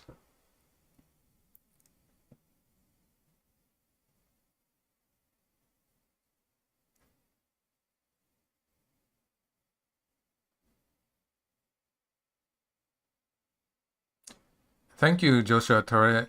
Narva is... I'm really bad at names, but yeah. Well, thank you for your comment.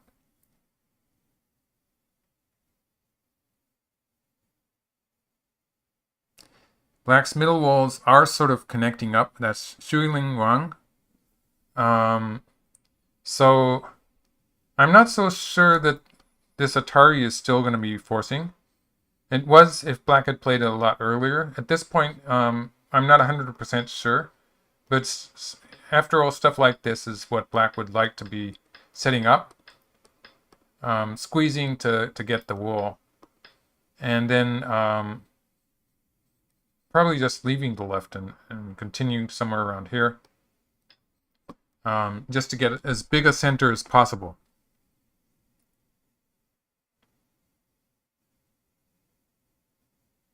And assuming this variation is going to be difficult, it would be difficult for white to be invading here.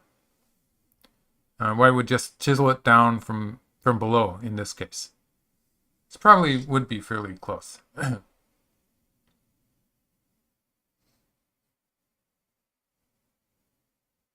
Black does need to catch up a lot of territory in order to win the game. So it is, I would be thinking it difficult for black.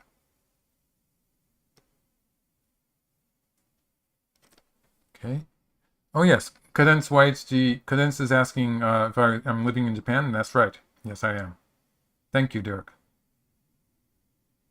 Would black consider B17 here? That's something that black can consider. It's not as if it's urgent to play it, because, for instance, if black plays away and white plays this move, then black gets to live with Sente. So that's already alive. That's no problem for black. If white plays here, then black can play here, and black's going to win this one. So that didn't work for white. So locally, if black starts it by playing here, white's going to answer that because white doesn't want to lose this route. Maybe something like this. And the question is whether white plays the exchange of 2 for 3 or not. But if something like this happens, there's nothing wrong with this. But black does not actually need to play the exchange because white cannot kill the corner. It's just that if white played here, if white played here at some point, in that case, black would either sacrifice the corner or sacrifice the 2 stones on the outside. In either case, it's not really going to be a disaster for black. It's not a big deal. The center is more important. So black started with this move. This is threatening. If white plays away, black can play here. This would be a bit painful for white. So white is going to answer somehow. White's choice is this move, which is the best for territory, or this move, which leaves white a bit of room to reduce the center. So I'd say this move looks better.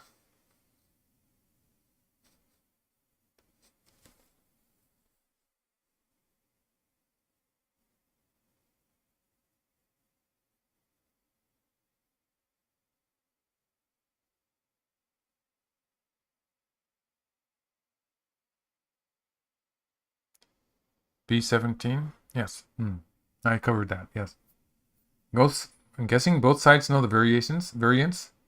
Shuling Wang as asking a difficult question. Their reading is pretty good. So they're calculating a lot of stuff that I'm not even showing here.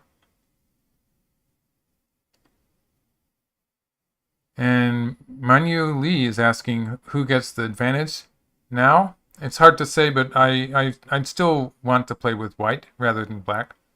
I'm sort of bothered by that wall that black has on the right, which has no eyes. And in the process of trying to surround the center on a large scale, that wall on the right could potentially get into trouble.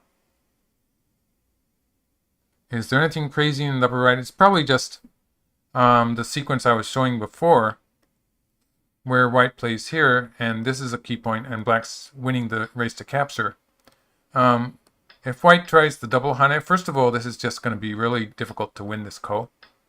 And also, if black covers here, it's going to be black's territory anyway. So there's not really any point to doing that. And white can force with this, reducing black's corner. This is probably the best that white can do. White would like to get to the 1-2 point, so that would be this point. Oops, this point. But it doesn't really work for white, even if white gets there. It's just not enough liberty. So white's already 2 moves behind in this race to capture. So it's this move. This is the move that white can play here, and it's this forcing move that is white's reward for cutting there on the 4th line. It's a nice sequence. It's a sequence that white could play at any point. So white is surrounded the upper side.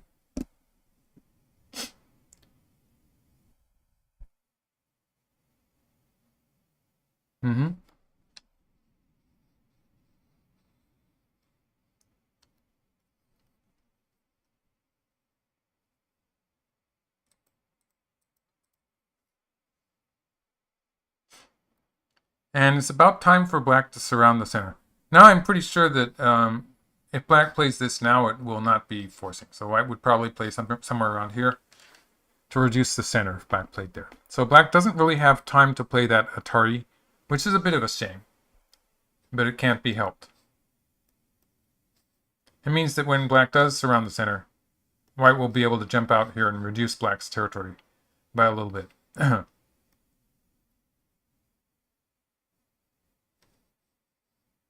Can white wedge at D2? D12? D12, yes. Not in this board position, I don't think. So first of all, let's just say that black is going to cover on the outside, although black has the option of covering underneath. Let's say black covers on the outside. First of all, in this position where white's side group was alive anyway, cutting here would be pretty small. So even if it works, it's not important enough to hurry to do. And also, with all these black stones in the center, and the fact that white 6 is actually, it's taking away the potential to cut at C9. So it's killing the white group. It means that after this happens, black's going to be able to kill white on the left side. So it's sort of self-defeating. It's just too dangerous for white to do. So white's not going to try that. But for instance, in the case that black plays here, and white plays here, and now even if black plays here, cutting here does work. So that's something that at least 2 is a forcing move. So this would be just bad for black.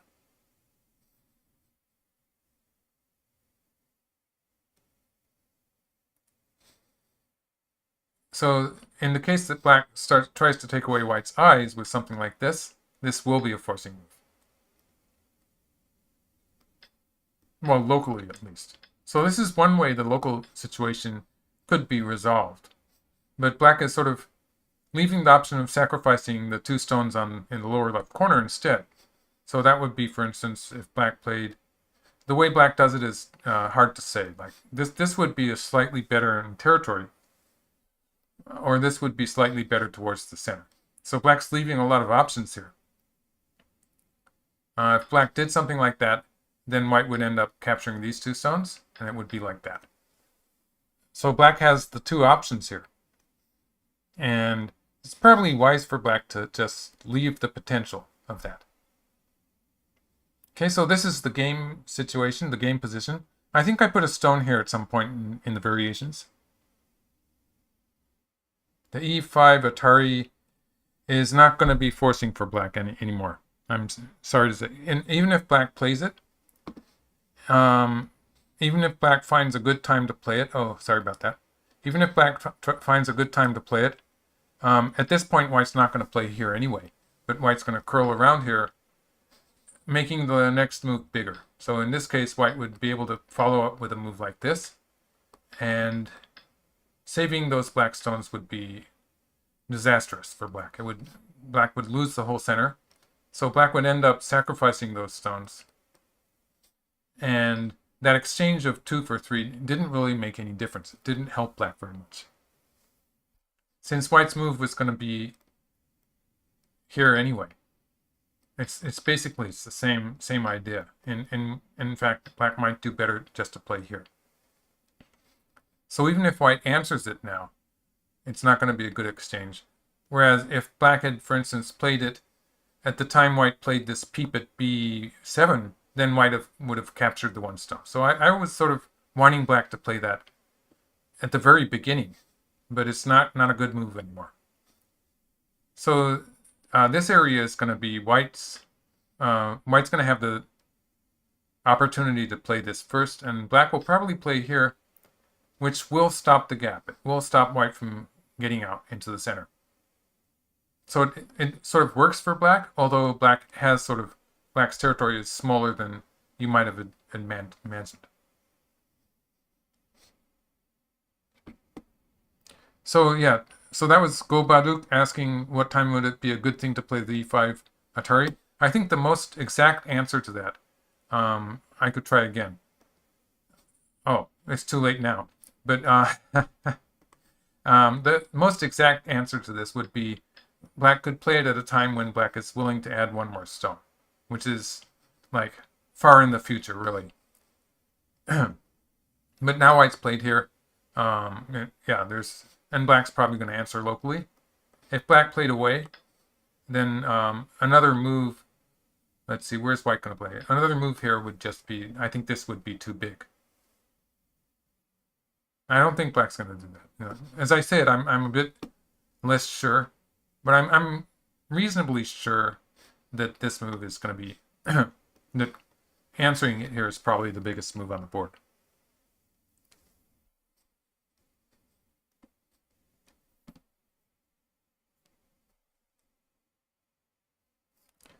Oh, okay, Gobaduk is asking now, what point would it have been Sente?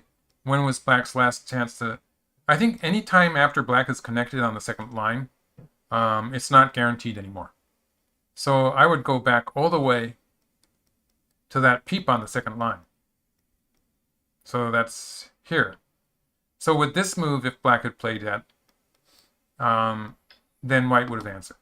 Obviously, before black connects, white's going to answer. And then black could connect. Or actually, I was sort of leaning towards this move. And sacrificing the 3 stones. And something like this. So I would have wanted to play this way. Just it seems to be moving forward towards the center of the board more quickly. And that territory in the corner is not so important. Would be my assessment. It is a big territory in the upper left, but black does have a pretty good center in this type of game. So that's what I would have tended to do. And in either case, whether I'm going to connect or play this way, even if I'm going to connect here, I'd say that a reason for Xie Ke to not want to play the move would be that at some point he's thinking he might want to play the Atari from this side. And obviously that's understandable. But when black does that, black's losing a lot towards the center of the board. Usually it's better for black to have that stone, since the white shape is the same, usually it's better to have that stone here. And when black wants to erase the corner territory in the endgame, this is doing it with one move like this is more effective. So as far as territory, it's not necessarily, if we assume that this move at 1 is going to have territorial value attached to it, which is almost always true, this is actually a more efficient way to play 2 endgame moves. So I don't see any reason for black not to play it immediately. And after the game, at this point, whenever black plays it, there's no guarantee that it's going to be forcing.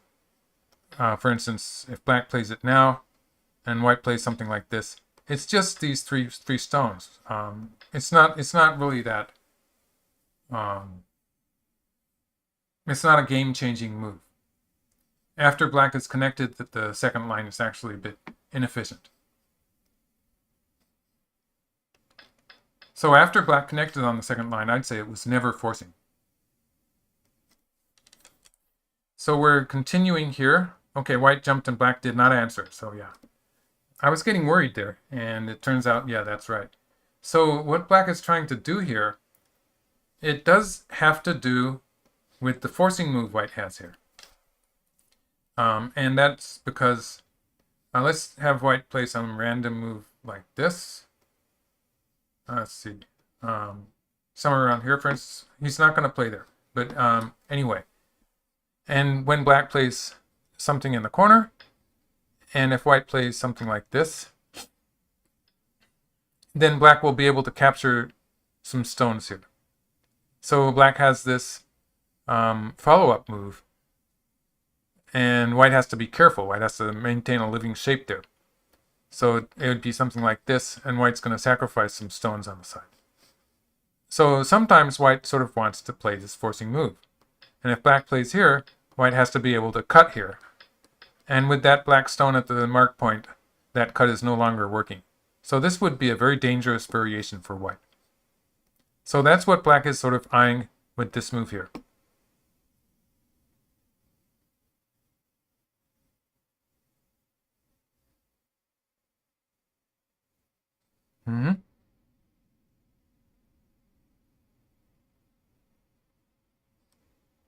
Oh, good.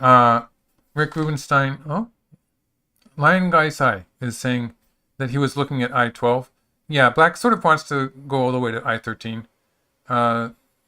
One line difference in a game like this is, it can be about a 10-point difference in the center of the board if you manage to hold the line.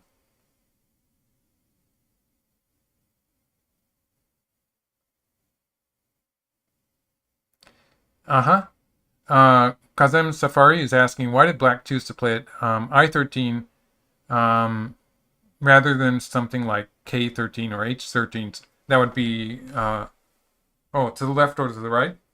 I think the simple explanation of that is this move that black has just played. It's the combination of that stone and this move that are sort of working. And the fact that if black drifts too far to the right, that would be the wrong direction of play. So, for instance, this would be moves to the right here. They're just not efficient because this area on the right, black needs another stone here. It's a lot of moves that black has to play, and it's still going to be like white still has moves like this to reduce it. It's just so easy for white to reduce this area on the right.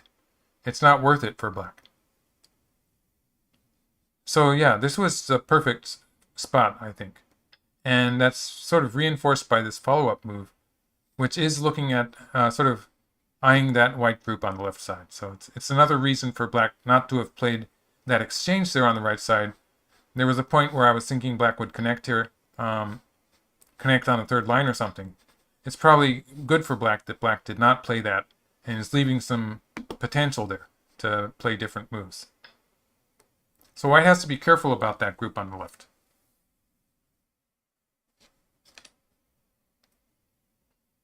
G13 looks like a good shape point for white, I suppose.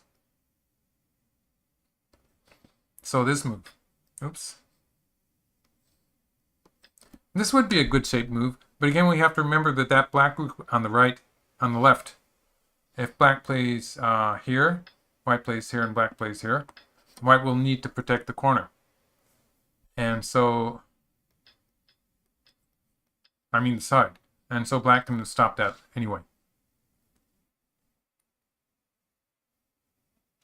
So basically that's the idea with that marked stone at I13. It's working really well to close off the center. And they just love to play away from each other.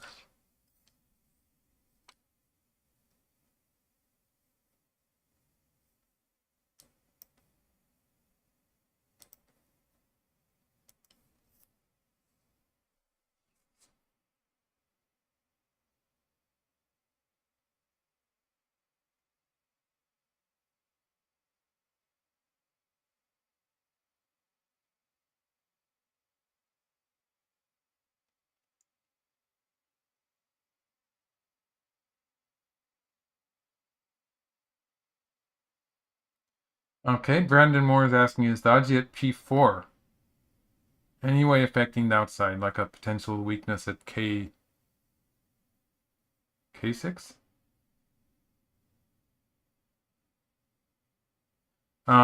It's probably a bit distant. This stone that black has, the hanging connection at N6, is just about dealing with all the weaknesses that black might experience towards the center. So that's a pretty strong connection there. For instance, let's go back to that position. For instance, if black had connected here, this would have been stronger towards white's right side, but it would leave a big weakness here. And this would be terrible for black. So there was a weakness there. The game move here, it's covering all the weaknesses. It's connecting up here the weakness with white pushing through at M4, and it's protecting the knight's move on the left also. So it's reinforcing everything. It's the natural reinforcing move. So after black's played there, it's probably not very realistic for white to be looking at stuff in that immediate vicinity. Okay, so black is eyeing that white group on the left side.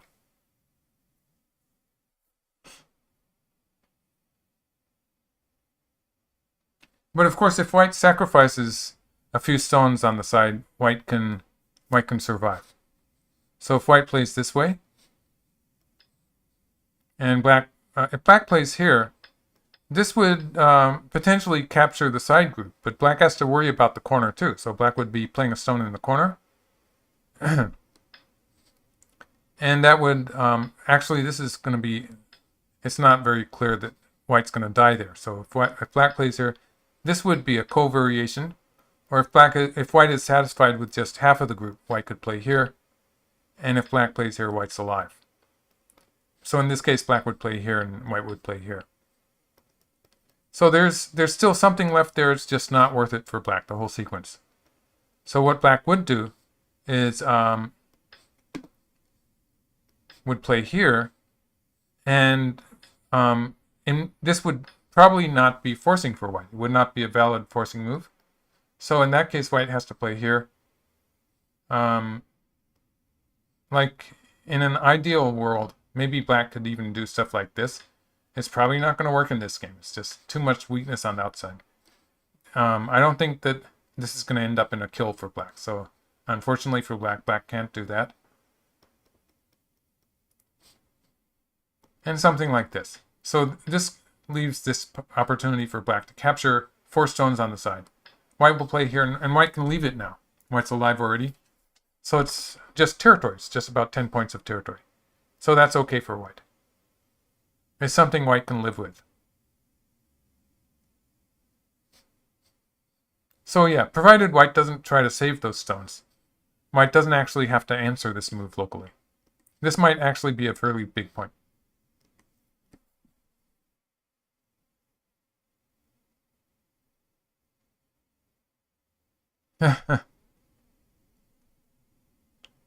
Okay, Legend Studio says, I'm looking younger, and have I lost weight?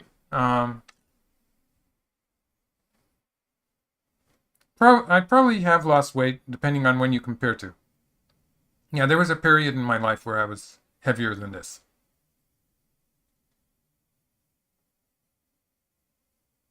Okay, white has going after one stone and is really de-emphasizing those two stones. So it's pointing to the same variation. Locally, black might play here and here. This would be a reasonable way for black to continue. In this case, white's just going to say white doesn't need those. White doesn't need those stones. White might even, in this case, white might even want to play this move just for some extra security. And there. And in this case, if black plays here, white lives here, gives up the 4 stones. Or at least 2 of them. There's some opportunity to save some of those stones. Or if black plays on the other side, white can take 2 stones here. So it's not a big deal. It's not a big problem for white. So that's the plan for white here.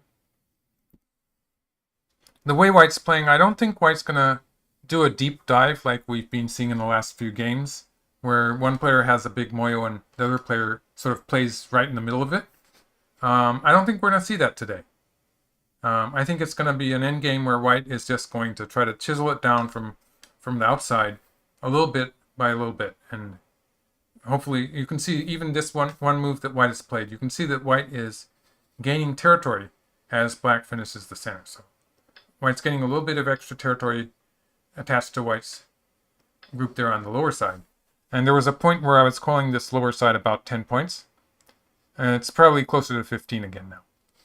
And that upper side, the upper side is more than 20 points now with this endgame move being forcing for white. So white has these forcing moves here. So that makes the upper side less than 25, but more than 20. The right side is more than 20, so that's 45 about. And the lower side is more than 10, so it's 55, something like 60 points for white. Black has, if we're just looking at the immediate corner area, this is something like 15 points. So that's 20 points when you add the lower left corner. How much did I say white has? White has more than 20, 40, 50, 55 or something. Something like 55 points or maybe close to 60. The problem with counting the game is sometimes you forget what you just said. So black needs 45 points more, something like 40 to 45 points in the center of the board. And if it's white's turn here, then white's going to play something like, it's going to be difficult for black. Maybe a slight lead for white. Oh, okay, black extended. So black's trying to get a better squeeze than the previous one. The meaning being that if white covers here, then maybe black's going to be able to get this with Sente. So that's the idea that black has here. And I was saying that there would be no big fight in the center. I don't know. If white gets annoyed by this move, then white might try something like this. And then we would have fighting start again.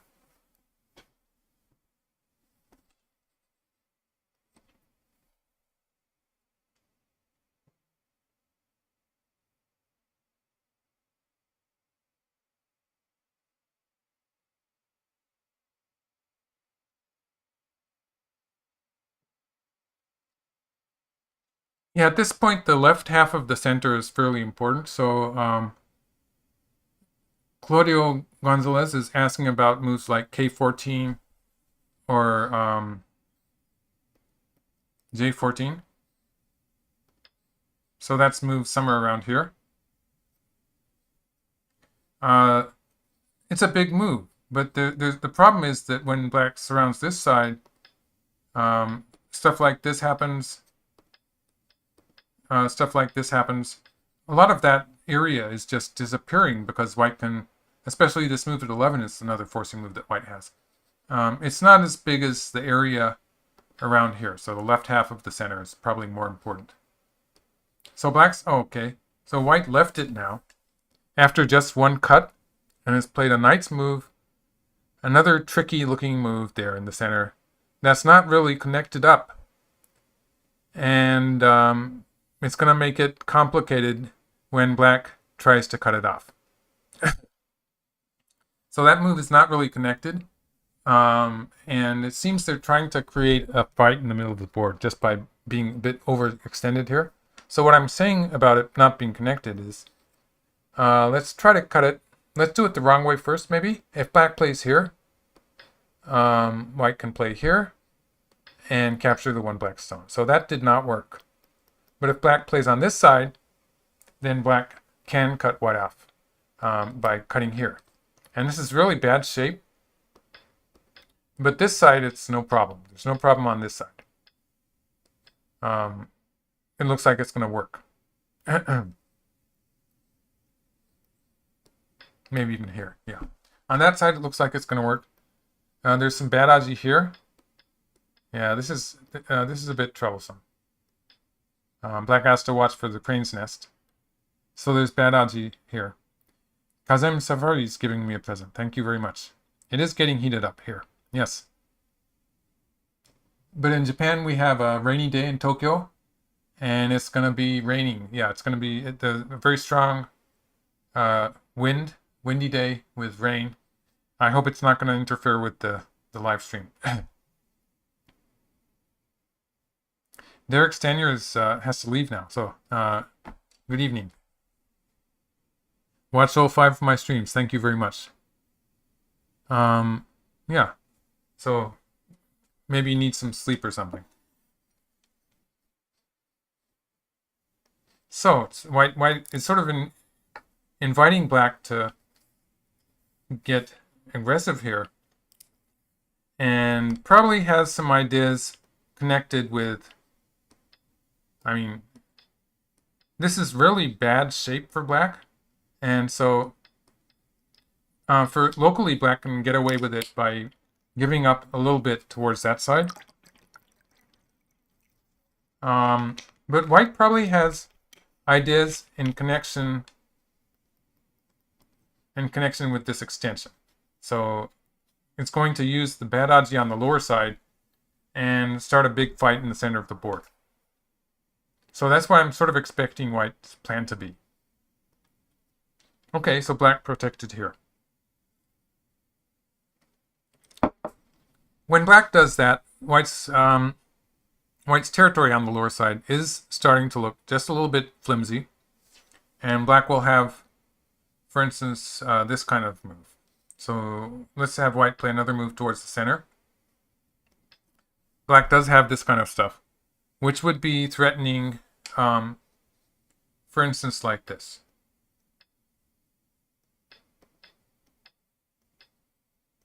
And if black gets this forcing move, this is going to move black's attack on the left one move forward. So even if black plays here, it's pretty efficient.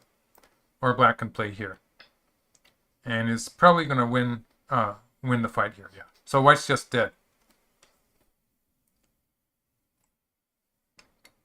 Black is actually alive in the corner.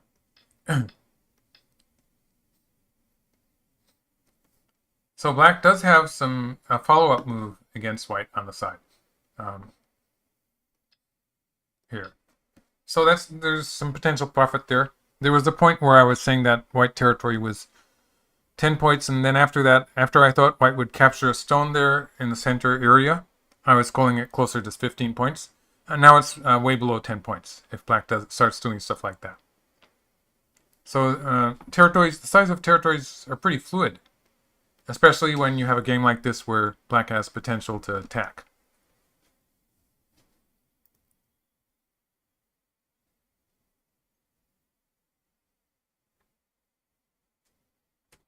White needs to probably needs to add a stone to the upper left part of the center now. So I was playing this move. It could be a bit adventurous, actually. When black plays here anyway. It could be dangerous for white. I don't know. These players are really good at living with their groups. This would be an interesting fight, actually. It doesn't look like it's completely clear-cut, with white having some forcing moves on the left too. Like, for instance, anywhere around here forces because black has to save the one stone. So, you know, actually this does look like white could conceivably survive in the center of the board So yes, white does want to do something pretty active here, I guess.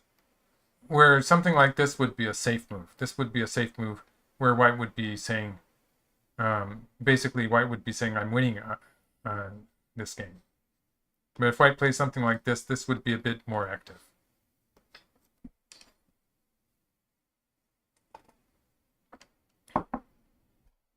I think white's going to be okay here. And if black plays the peep, white can always play this hanging connection. This is 100% connected. So that's no problem. For instance, yeah, just no cut. And if black pushes through the cut here, I think this is probably okay for white. It's probably not very much of a loss.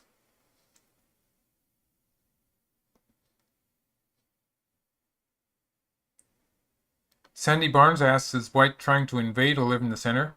It's sort of ambiguous at this point, but I think white is, having played 2 stones there in the upper left, my feeling is that white doesn't really want to reinforce, but would rather be moving towards the center at this point. Black has got some profit towards the lower side, so actually the territorial difference is closing up. It's getting closer.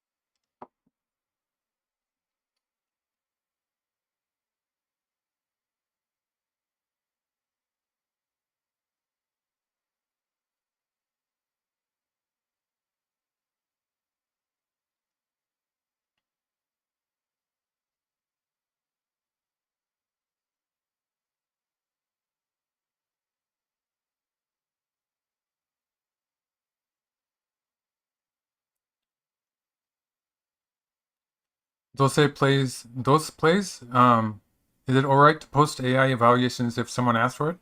I don't see why not.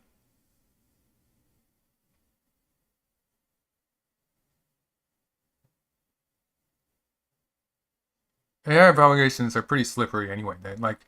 If you're using a different AI, it doesn't always give the same result, and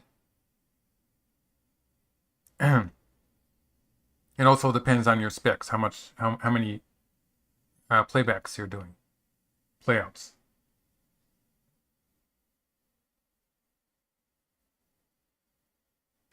And yes, the killing sequence. No, I don't think it's becoming more likely. Actually, it's still a bit dangerous for black. So, okay. But A Salon, that's worth talking about. So there is some potential for black. Okay, let's have white play this move. For black playing here, white playing here, and this would just be alive. But if black plays here, then it's not 100% alive. Pretty unlikely, actually. It's probably the black group that is in danger here. Yeah, so it's not going to work. Not in the near future. And black really needs a lot more preparation to have this work.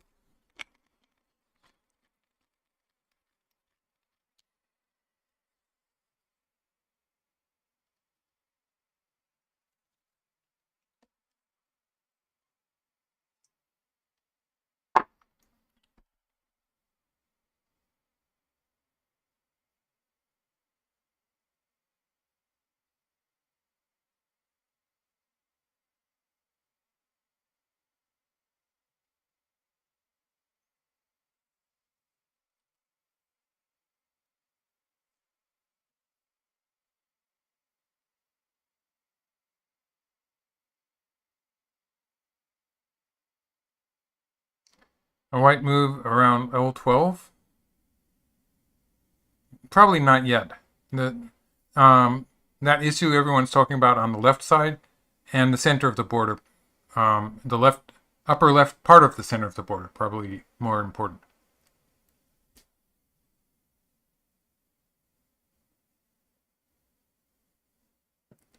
Okay, Kazem Safari is saying, can white kill the, I believe he's talking about the lower left corner black group after playing at C17. And unfortunately for white, no, because black will answer here. And in order for white 1 to have any meaning, white probably has to play another move here. And this black group in the corner is alive. So there's no follow-up after that, provided black remembers to play it too.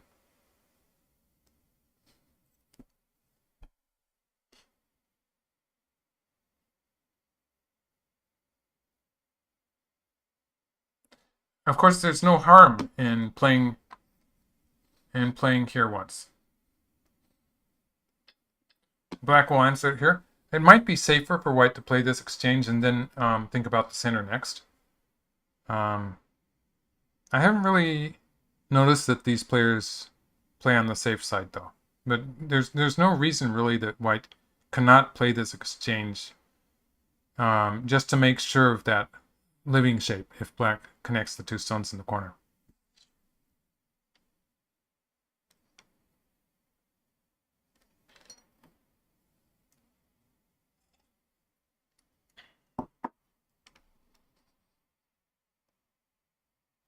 And that's an interesting point given by Robert Sink that says that the AI it doesn't always agree with itself, and that after a stone is placed on the board, the score for that move can change. And I think that's just the number of replays, the playouts that the computer does for that move increases when it's actually on the board. It's choosing the next move for the opponent, so its reading is focused on that one move.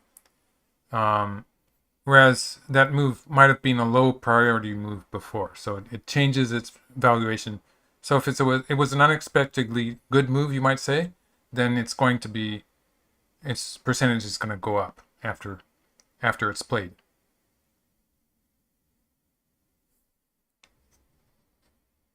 So white played safe here. This is going to change the size of white's territory on the right, because now this move is gone. This move, it doesn't work anymore, basically because white just gets everything. Or even after black gets this stone, it's not necessarily forcing even now, because white can just take the one stone and white's alive on both sides. So that threat has disappeared. And so white's territory there, it's more than 15 points and less than 20 points. White has more than 20 points on the right side and more than 20 points on the upper side. So I'd say white has a total of about 60 points. Black has the initiative to play on the top. I'm wondering what's going to happen if black plays here and tries to cut white off. I'm wondering about this one. I think that white has no way to play all out here, but will probably try stuff like this, just to reduce black's territory as much as possible. So black needs 65 points, roughly. And if we look at the upper right corner, it's going to be something like this, if I have not miscalculated this. So that's black needs about 40 more points in the center of the board. So for instance, something like this. Yeah,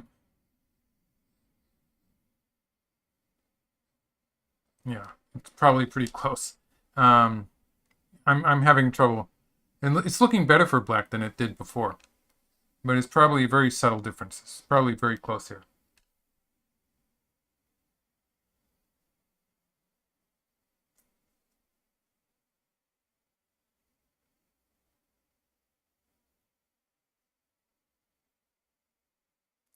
White wanting to peep at E10 is probably very unlikely in this game. So that was Rick Rubenstein, yeah. So white took the two stones.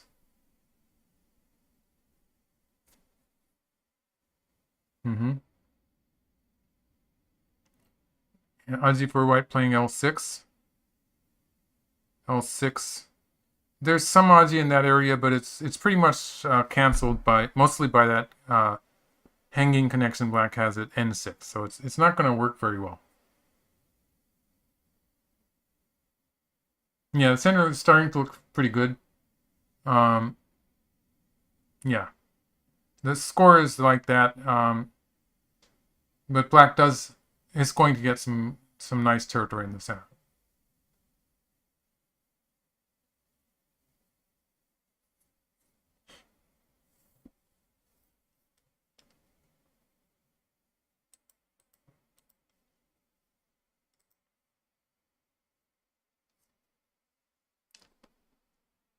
It's a lot of points. Black can get pretty points, but maybe white's going to get some extra territory in this area. Potentially even have an attack against black's wall on the right side of the board. So it's there are some worrying points for black in this situation.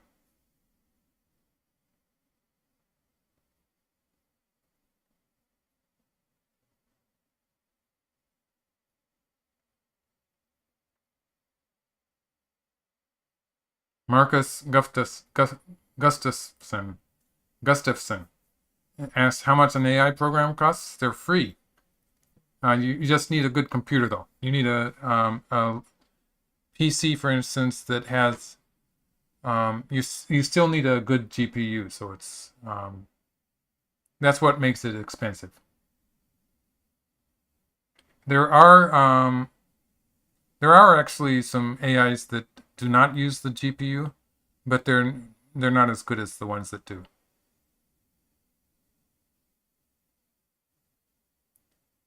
This Atari is going to be Sente, and it's just a bit annoying because white's not sure whether he wants to connect on the second line or capture the one stone. Now's Gaming says, is there any way to analyze with fine art? And he has Katago on his PC. So there's some AIs that you can download, like Katago or Lila Zero. And yes, and so if you're a paid member of some servers, then you can get computer analysis. And fine art, yeah, so that I think it was Fox. There's a server that has an analysis by fine art. But the fact that you're doing it on a server, you're not actually inputting moves. It's analyzing the game and giving you diagrams is what I think it does. So it's more limited than having a program on your own computer where you can actually create diagrams, ask questions to the computer and stuff like that. So I think that, yeah, in that way, fine art is a bit more limited in how you can use it.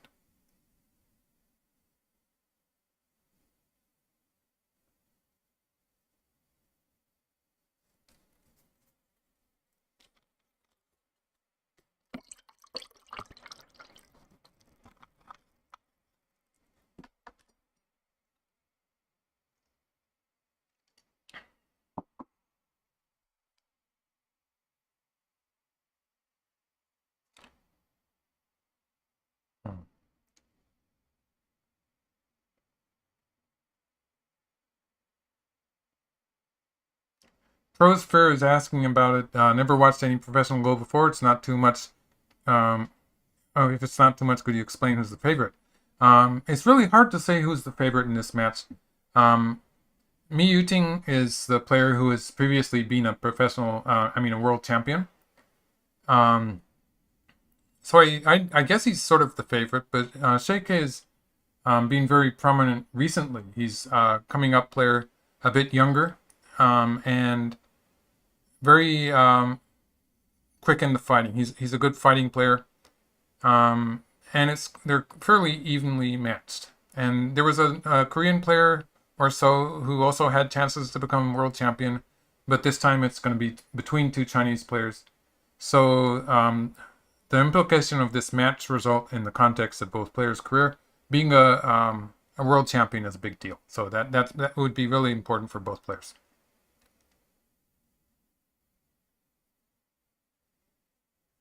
A lot of prize money too, of course.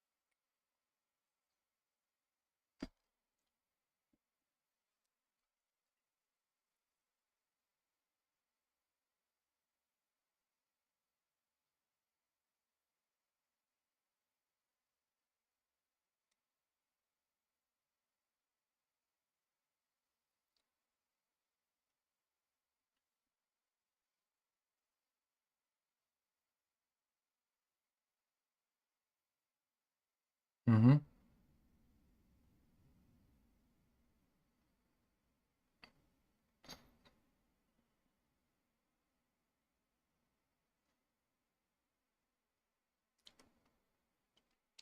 Yeah, so it was a good question that Now's Gaming.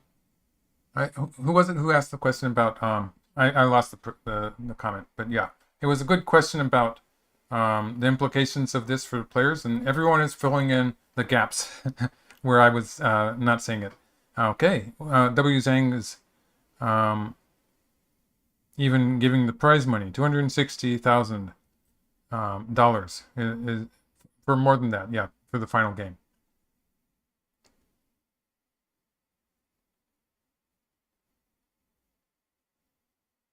Oh yes, pros fair. Yes.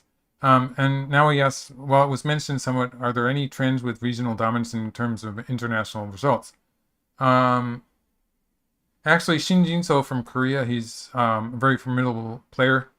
Um, if he was in the final, maybe I would be calling him the favorite. So there's a very strong Korean player. There usually is, actually. So it's the Koreans usually have one top player. Usually the Chinese have a number of very formidable players. They seem to have an advantage in numbers of top players, while sometimes the Koreans have one very strong player.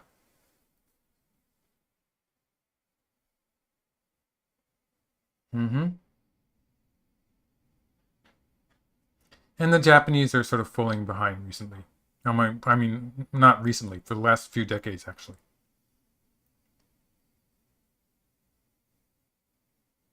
Black I-15. Yeah, that's also a point. I'm still thinking of that attachment at F6.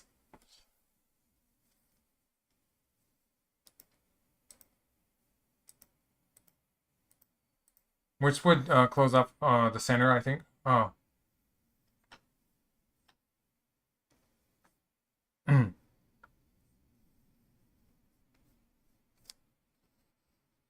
I-15. I-15 actually was played. That's very good, yeah.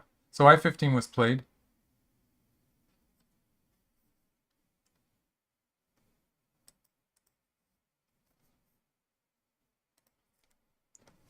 And so black can extend, I suppose. If black's played there, he's probably going to extend. So building this part of the center. This kind of game with the center territory is really going to be difficult. It's going to be hard to calculate because white will be able to move in slowly, and they're going to eventually fill a lot of this center area up with stones, and black is going to be getting profit in various areas, and it's going to be hard to calculate how that works out, actually. It's a pretty close game, I think. Lino Walker is asking, what do I think is the reason for Japanese falling behind? And this is like people have been talking about this for decades because the Japanese have been falling behind a long time. Originally, I think it was that the Koreans started a kind of a new method in studying in groups, and they took the lead in the Go scene for a while, and then the Chinese adopted that, and the Japanese were a bit slow. So the Koreans would the top players for a certain period before we had AIs, they would get into groups and just study various opening strategies just by playing hundreds of games with them, and they were studying just by playing a lot of games in the same opening, everyone doing it, and they would get a result fairly quickly. So it was a kind of a group effort that was the Japanese were not doing so much. So that's one thing. And then there's the fact that there's a lot of young Chinese players coming up, and just the fact that Go in China it's still a very attractive profession. So they're getting very talented people. I'm not saying the Japanese are not getting talented people also, but just the numbers are overwhelming. It's such a race to become professional. By the time you become a professional in China, you're In some cases, that player is already ready to start taking world champion. And it's that difficult to become a professional because there's hundreds of people that you have to compete with, literally. Probably more than hundreds, like hundreds and hundreds of people who want to become professional. And it's a very fierce competition. And I think that's what is pushing the level up in China. That's the biggest thing there.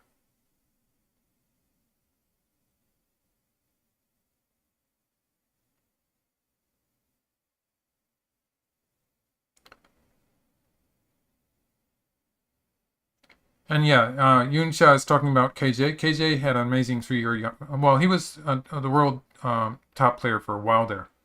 Probably, my feeling is it was more than 3 years. Um, but um, that's what it's like with China. They have so many young players coming up who have trained with AIs, and they're learning a lot quickly, and they're very formidable. And so even a world champion class player, it's difficult to keep up with that. It's just, people are just improving so quickly, the young players.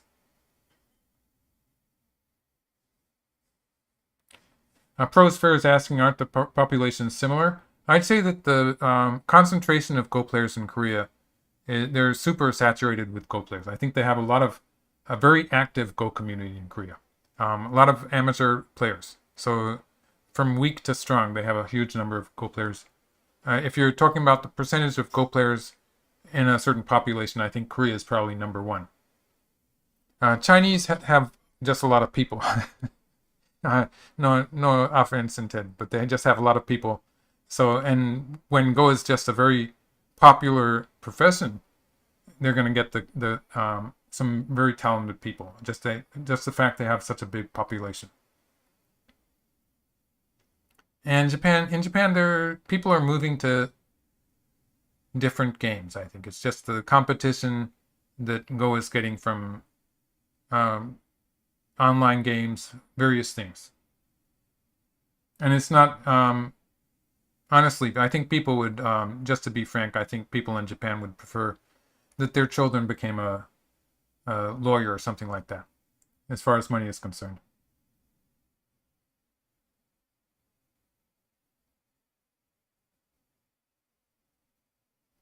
Go Baduk Weichi is saying, can Russians train with AI and become really strong?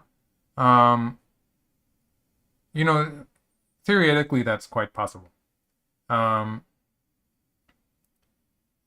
when I learned Go, we didn't even have the internet yet. And so you were sort of isolated. All I could do was study with books. I had to actually bodily come to Japan. I had to come to Japan and have professionals to interact with and learn from.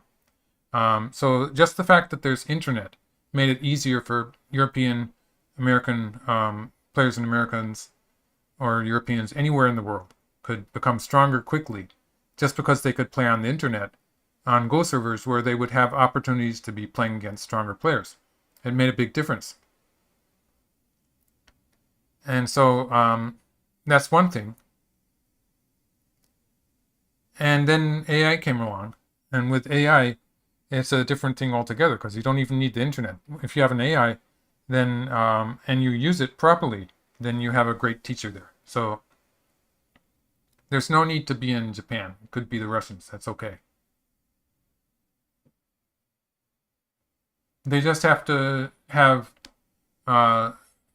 they still need to have sponsors and stuff to make it worthwhile for them to be professionals. I think that's the problem we have, especially in America right now. We have some promising young professionals.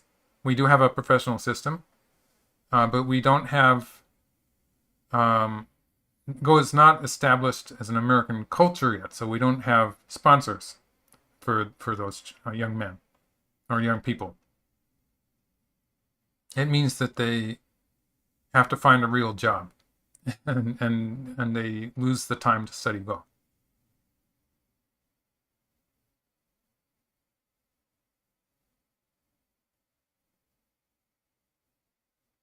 Okay. Go Baduk is saying that one of the reasons for the Japan slump is that their domestic tournaments are so well sponsored that you don't need to win the international tournaments. That could be a factor. It is true that the Japanese domestic tournaments give good prizes. And players like Iyama are kept pretty busy playing them throughout the year. Right. Synaptic Kick 333. And very correct. You've seen so many different ages of Go. I've seen pre-internet, pre-AI, and post-AI. I think that's a pretty good way of splitting into 3 years. Yes. Cameron Sykes wishes he's better.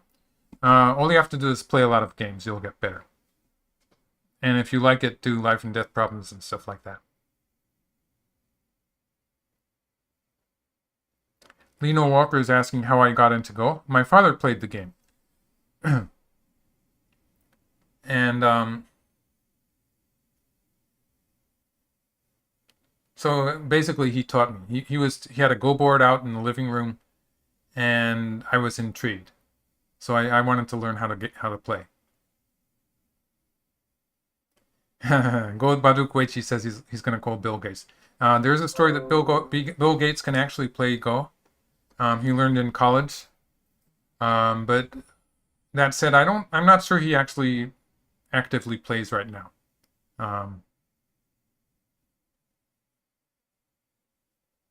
I think someone did try to ask him to help, but it didn't work out. So go ahead and ask him, Gold Baduk Weichi. It's a good idea. Yeah, Rick Rubenstein. It's amazing that Ichiri can be one of the top players in Japan while he's already got a job now. He's in his father's company working while he wins all those Go games.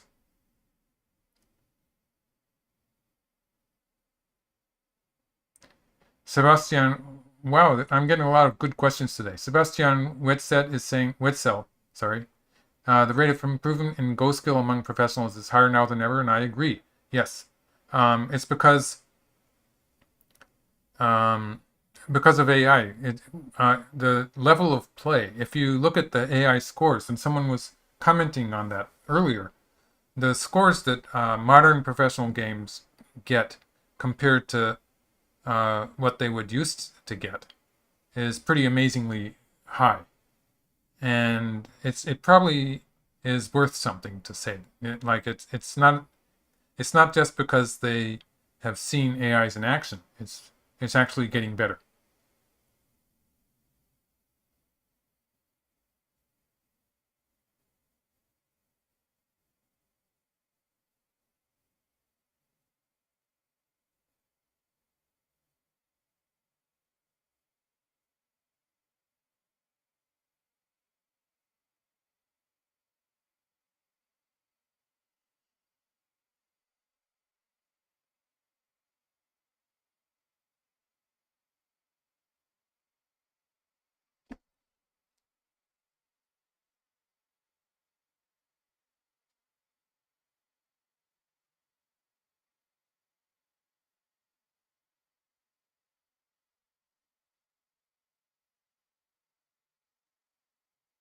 Yes.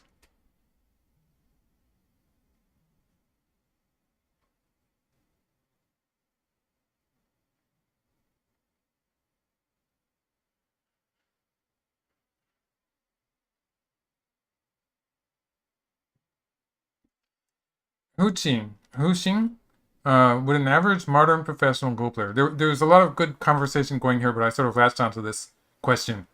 Would an average modern professional Go player dominate the scene if they were to travel back in time a decade ago? And while I say that we've learned a lot from AI, I think that these games, the decisive points in these games, are not in the openings or places where we've learned something from AI. It's actually later in the game, the calculation towards the end of the game, correct play.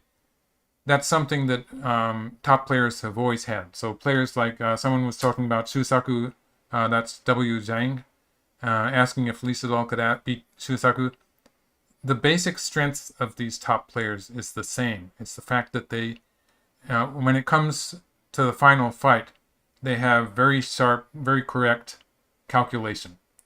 And that's what makes the difference between winning and losing. So that's what's important. And so at this stage, I don't think that the knowledge of what a computer would say, it doesn't actually change who's going to win the game. I think the ability to read correctly, to calculate correctly, is so much more important that basically it's the same players just playing a better game because we've studied with AIs.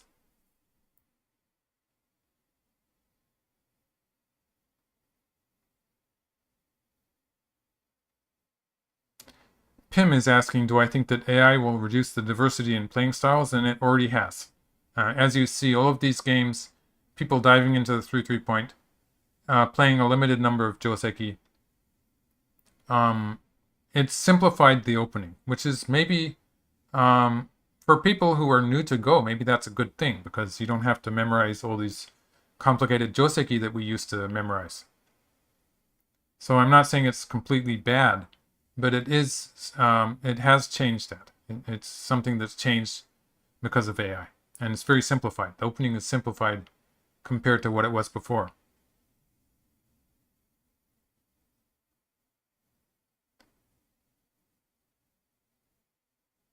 Gobadu Weichi says, Takemiya Masaki-san recently gave up on Cosmic Go. He gave up a long time ago. He never really liked to call it Cosmic Go himself, actually. I think he was calling it the natural way to play. But he doesn't play the Sanrin. He hasn't played the Sanrin for a long time, I don't think. He decided it was too difficult to win the fights. He actually, when he was playing the Sanrin with great success, he had to make it work by killing anything that came inside the moyo.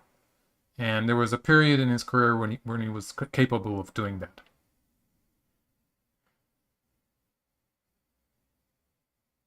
Yunsha, I'm probably missing some of this. It's coming so quick.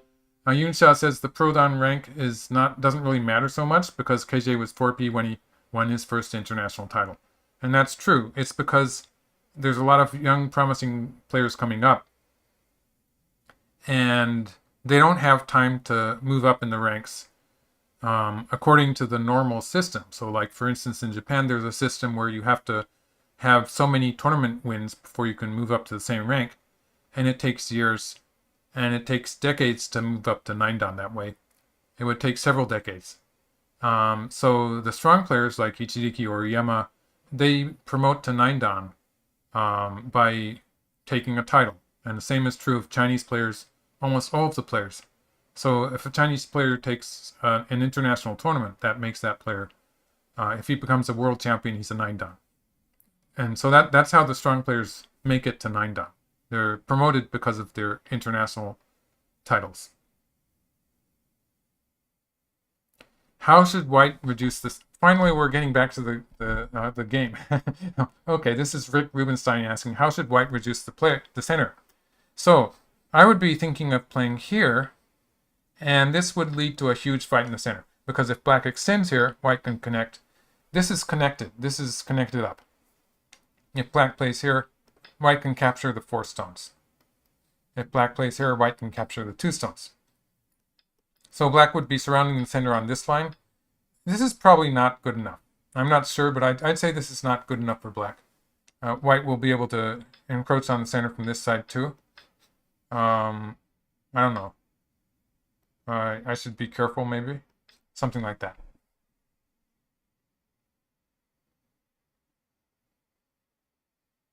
I think this is an example of white getting a lot of territory while black surrounds the center. It's just too much territory that white's getting. There's also the fact that in some of these variations, when black does something like this, there's always this thing that is actually a super problem. I guess it's okay for black because black gets to live in the corner with a ko or something like this. But it's sort of a problem for black. If black plays here, this is not completely alive. In fact, it's dead. So black has to play the ko. This looks really dangerous for black. Is this really a ko? It's not even a ko. White can play here and here and kill it. So that's dead. So there's an issue there on the left also. But for the time being, let's start again. Oh, white did play that move. So if black plays here and white connects here, white is safely out into the center.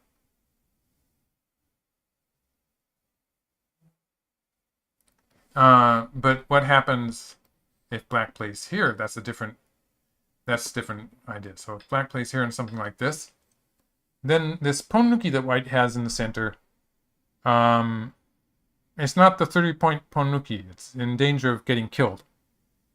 And so we might see a battle ensuing with this kind of thing. I think black might just try to kill the whole thing. Yes. So that's what Rubinstein is just saying. Black might try to cut from behind with something like this.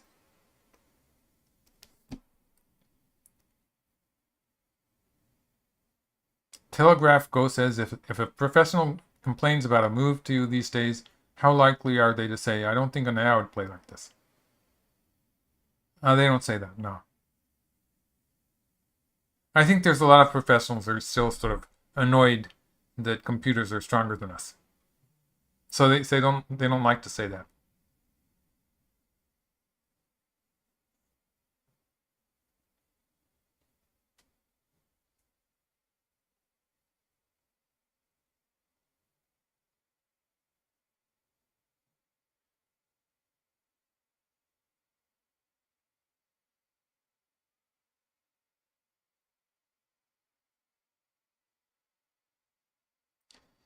I wouldn't be surprised if black cuts from behind. I really don't like this variation. This way it just looks really difficult for black to get enough.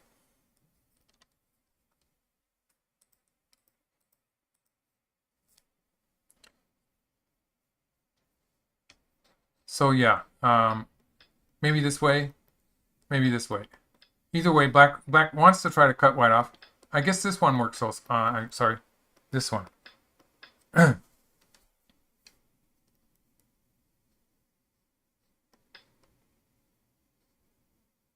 Yeah, one of these two. So it's going to be an epic battle in the middle of the board again. I think these two get into this kind of thing every time. Can black connect at h5 here? h5, it's a similar move. If black plays h5 and white takes here, black's going to play here anyway. So it's probably making more sense for black to push through here with the first move and then choose whether to play here or to play here. Or to start with the cut here. And when black plays h5, okay, when black plays h5, there is a chance that white will play here. And if black extends, this doesn't work because white plays here. So black will take and white plays here.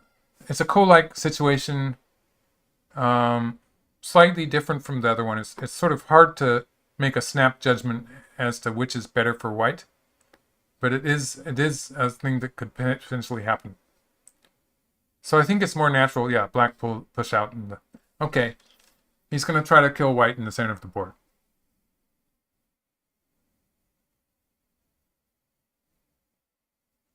If black extends at h8 first, okay, let's make a diagram for that. If black extends at h first, then there's no way that black can capture these white stones. If black plays here now, white can capture the black stone here, or cut here. So there's too many cutting points. Like there's 4 points that black has to play in this fight. So it's just too many. It's just too many points that black has to play to get away. And white connects up there. So once black extends at 1, white's completely safely connected. And it's a question of whether black's going to get enough territory here. And the answer is probably no. It's not going to be enough territory.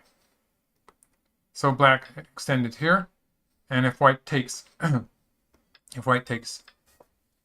something like this or this, I still don't know which of these is better. Maybe here. Wonder what if white plays here.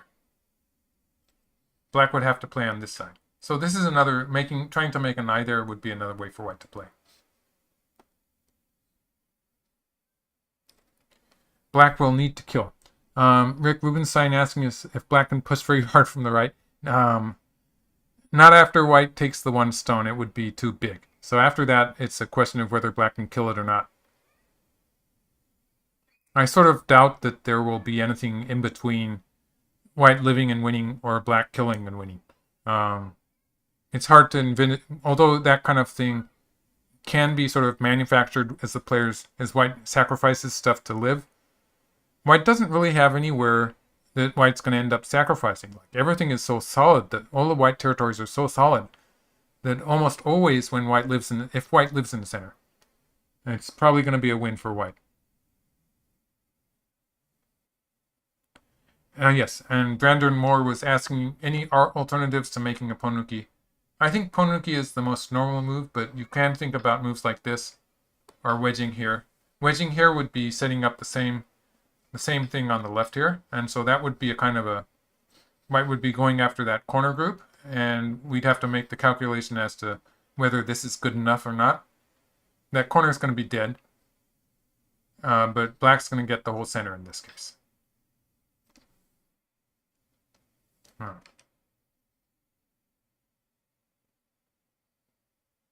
It could be big enough. It's probably pretty close in this way also. Oh, okay. They're into this variation. Wow. I didn't seriously expect that to happen. So the idea here is that if black covers here, then white can escape on this side. Let's see, how's white going to do? White's going to play here, and then it's going to play here. And so white's completely safe now. That would probably be a win for white. So black extended, and that is not... Oh, it is a ko now. Okay, so it's still a ko. In this case, it's a ko because if white kills it with this move, locally it's dead. But black can cut here and cut here. And white only has 2 liberties. So black wins this one. Oh, I so much I wish that white had captured here. And we would have seen this big fight in the center of the board. I actually think that white has some potential.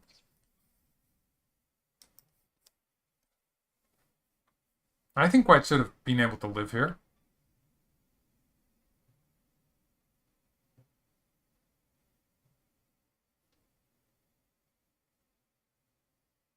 I was betting on white living in the center. Oh, it's sort of disappointing. And now it's just that ko in the upper left corner. That's going to be important. So as I was saying in an earlier variation, if black just plays here, it's not going to be good enough to have a living shape. So this is just dead. The territories, it's not clear even if black...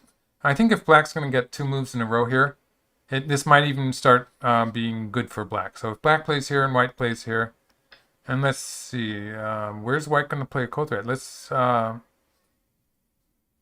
The ko-thread is difficult. Let's say black answers a ko-thread and gets to play here. And actually black has some ko-threads, so this might not be realistic. But I wonder, yeah. So let's say white gets really desperate and ends up using ko-threads like this. This would be an example of something that would be bad for white. And then eventually something like this and something like this.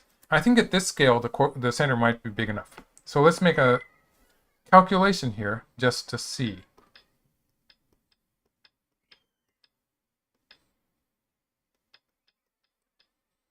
And something like this, yeah. So we're pretty much close to the end of the game. I might guess this one.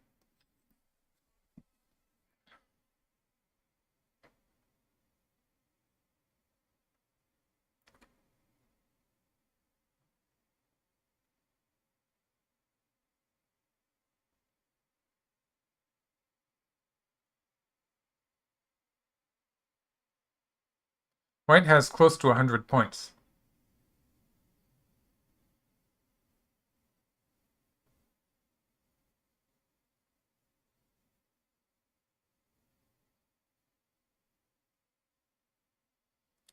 Yeah, it's actually pretty close. Yeah, there's a score estimator that I could use, but that's sort of cheating, right? I'm not going to do that, and it's not very reliable either. So much for that. Um, I think it's pretty close, and like that diagram was pretty. It wasn't exact anyway, so I'm going to say it's pretty close, even if black dies in the corner. And it's going to be difficult for white to win that ko. So I'm saying this actually. I think white should have tried to live in the center. I think this is a mistake. Was a mistake by white.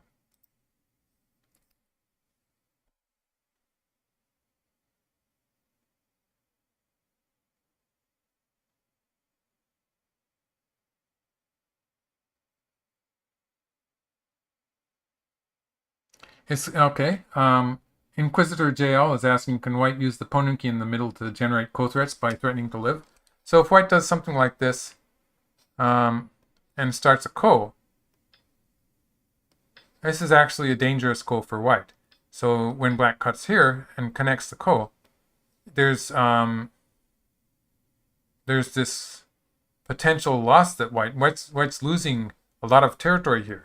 So when black cuts here, and so even just that loss there, it's pretty painful when black is going to pick up a lot of territory here.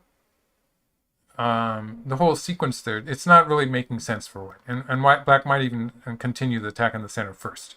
So this is starting to look like black has some potential. The ko is actually dangerous for white also. White could leave it. That would keep it nice and confusing.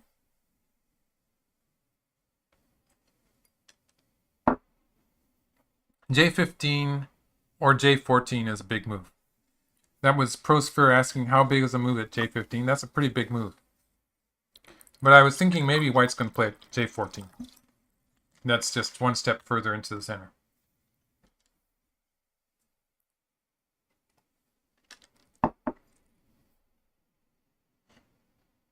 The center fight,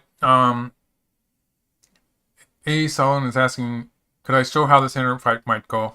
And I wasn't doing that because it's really difficult for me to do, but I'll try. Marion Borka gave me a present. Is NHK Cup coming back this year? They are doing the NHK Cup. Yeah, they're doing the NHK Cup, so I guess it is. It's doing every year. Yeah. Okay. It's probably not good for white to play the ko anyway. But let's go back a bit and look at that variation where white tries to live in the center. I just didn't know how it was going to continue, actually. White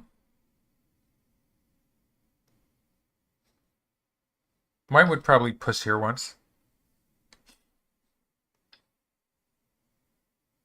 You know, it's so difficult even to put one stone down in this kind of position. It's really very, very hard to say. But, you know, something like this maybe.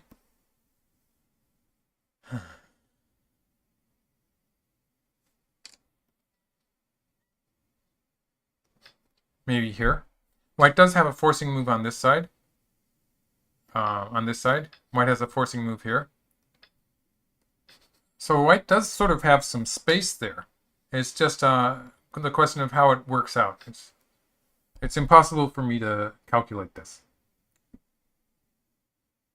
In some cases, white could, if white could get something extra towards, for instance, towards, yeah, this is just sort of hypothetical. But if white could get something extra towards the lower right area, in some cases, white would be doing this once more, and it would be the same kind of variation as we saw in the game. So white would still have this kind of option. Now, if black was taking that option away from white, it would be a move like this would erase that. But then white would have more potential to be making eyes in the center of the board. So stuff like this, there would be more potential for white to be making eyes locally, and maybe white could play more aggressively just to try to live.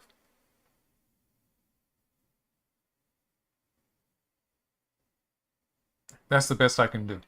So that has to be my answer to A.E. Solon.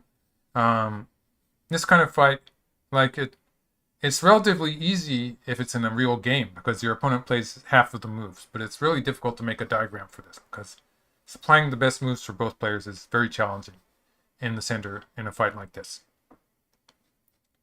So in the game, white played. I just disagree with this. I think it's giving black opportunities. So white peeped here. So I was thinking that this was a big move, and black takes the ko. So for the time being, that black group is alive, but it looks like black might even have ideas of cutting here at some point, in which case sometimes the black group in the corner will die if black loses the ko. So white plays a ko threat. You can see white is starting to try to attack black's group in the lower right. Now this black wall, it never really had any eyes, so I'm not really surprised that the game takes a turn in which white is actually trying to attack this wall. It's just it's not necessarily a strong group. So white is actually thinking of attacking this black group and using the attack to slide into the center. That's what white's idea here is.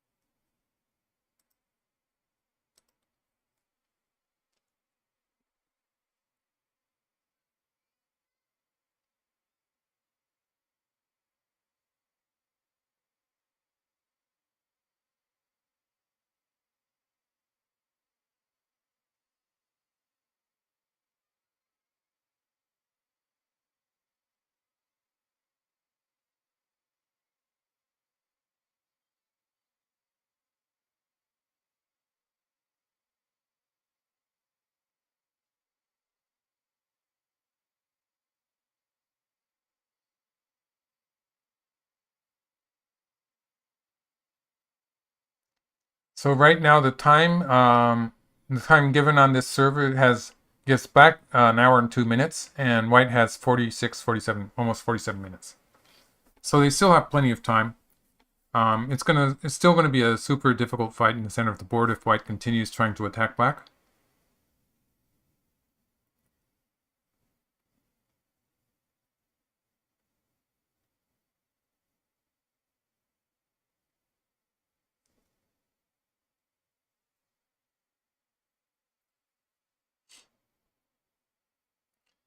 And A. Solomon is saying it's looking like a Takemiya position.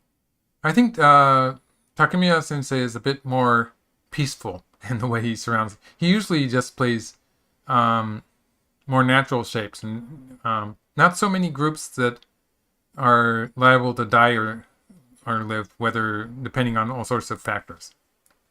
This is more like the modern way of playing that these players like to do.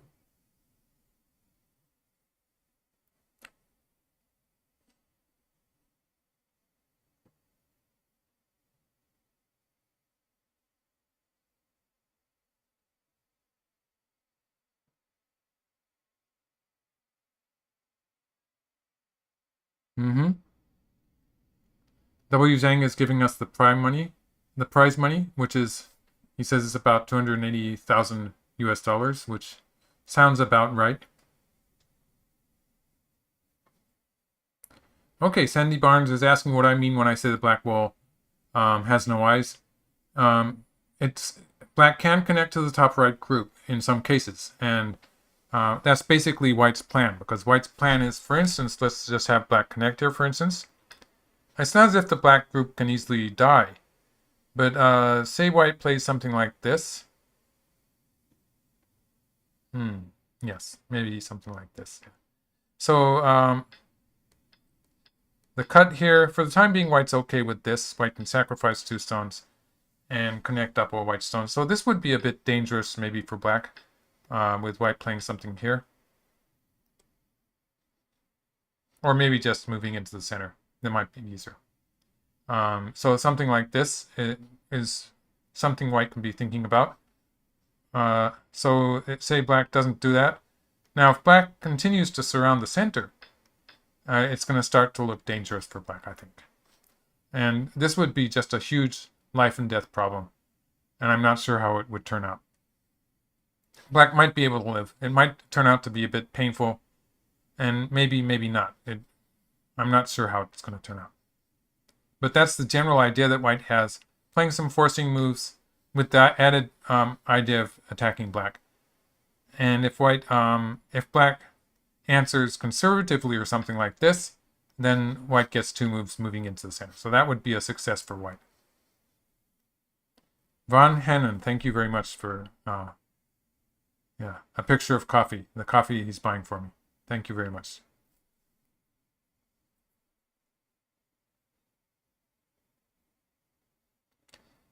You were always thinking about 014. So that was Jedris Tumelis.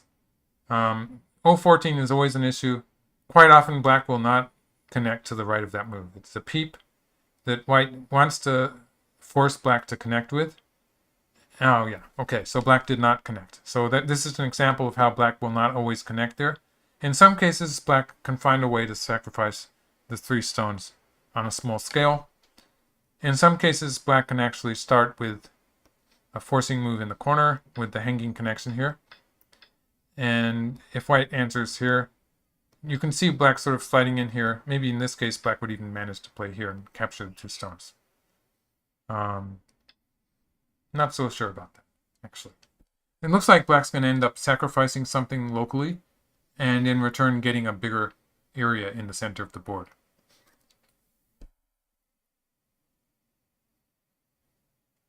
And Robert Sink makes a pretty good point, saying that white might have thought that fighting from the right would be easier to manage than creating the punki. Well, I think that white could have captured 1 stone in the center and lived. In this variation, white's going back to the chiseling down mode, where black is trying to make territory in the center, white has extra territory and is trying to reduce it. And there's no danger of everything dying, as it could have happened if white had been fighting in the center. So I get the impression white still thinks he's winning.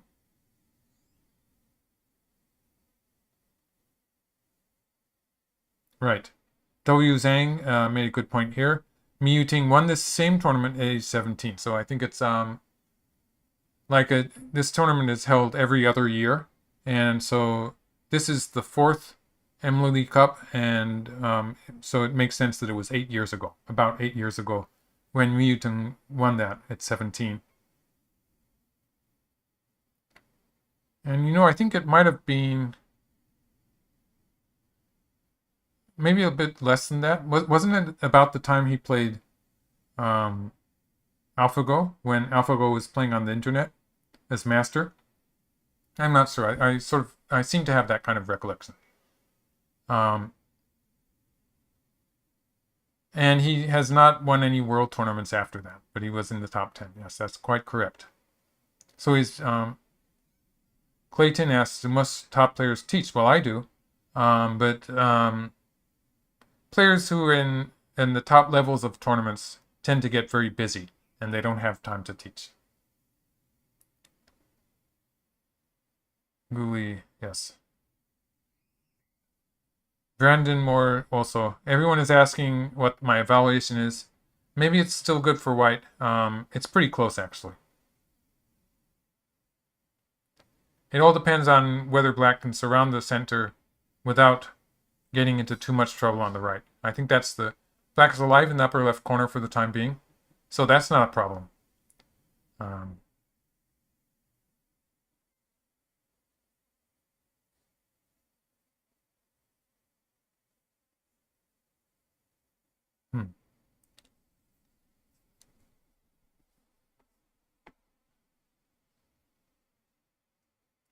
And Jack Zhang is saying that there was a lot of Chinese players with only 1 championship, and KJ was special. It was because KJ was taking them all that the other players only got 1 each.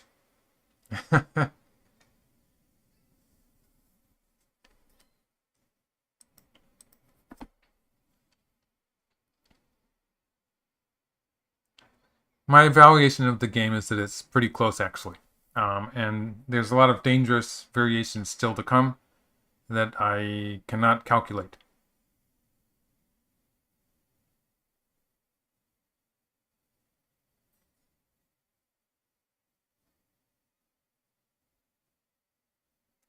Connecting at f4, it's actually it's not all that urgent. Okay, that's Rick Rubenstein asking about f4. Um, and the Aji of the middle stones, at this point, it's sort of a maybe. It's not going to really work if black gets to complete the borderline of the moyo on the right. So a move here, conveniently black has played a move. So a move here would not be forcing towards the center. I doubt that white would be able to save these stones if black, for instance, plays something like that.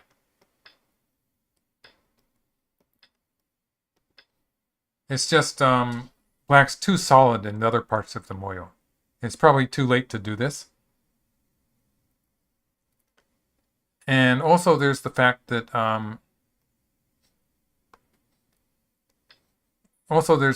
when black starts this ko, it's actually very dangerous for black also, because when white cuts here, now the corner is about to die. So it's the fact that it's alive, black is alive in the corner at this point, and that when black plays here and white wins the ko, black needs an extra stone. If black answered here, black would not be getting anything for starting the ko. So the fact that black is going to play 2 moves as a ko threat means that black stands to lose the whole corner. So starting this will potentially lose the corner for black, which is more than 30 points. At this stage of the game, it's very big. So black has to be really careful about the timing of this cut it's E4. Yeah, the cut at E4, which is very dangerous for black also. So I don't think white really has an urgent need to protect there.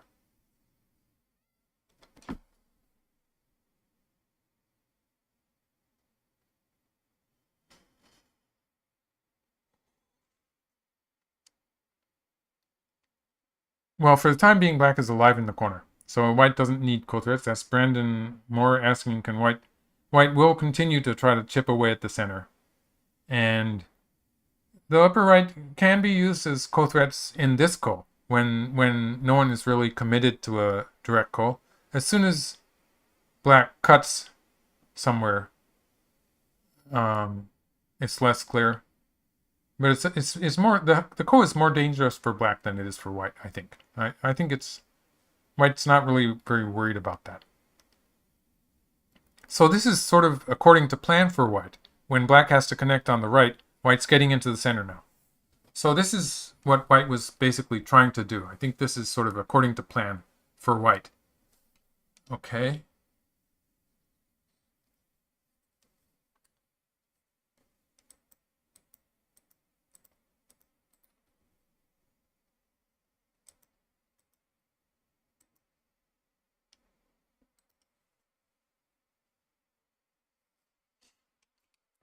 So to look at the territory, white's probably going to play a bamboo joint in the center after this Atari. And white has about 11 points on the left side.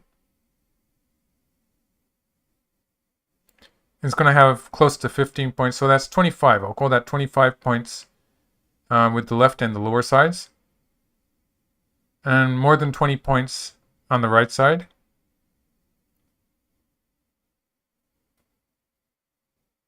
So that's okay. 25, 45, and then 12, 14, and close to 20 on the upper side. So that's close to 65 points.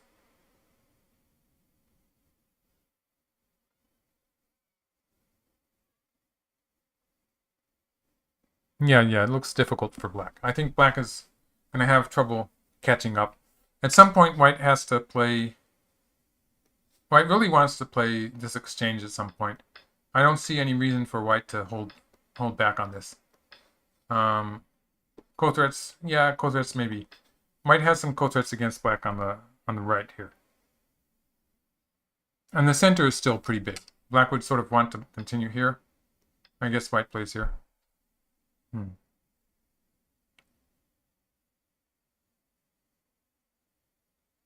I think it's starting to look good for white. And maybe it was good anyway, but yeah. Basically, it seems to be clearing up a little bit.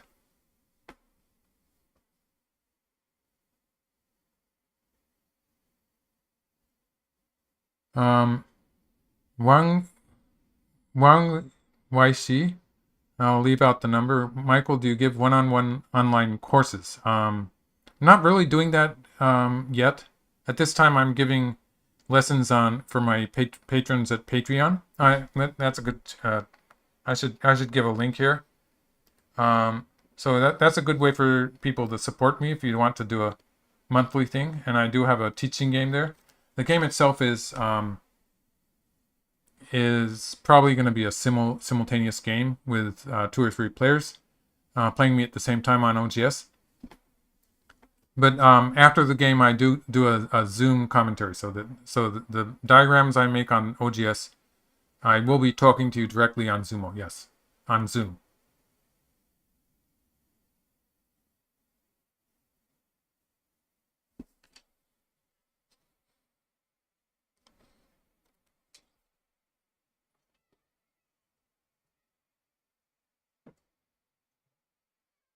Okay, go thank you about that. The mouse doesn't line up with the board and video of the stream. I'll check that out. See what I can do about that. Okay. That's something for me to figure out. I'm not really a technical person. So with that hint, I'll try to figure that out.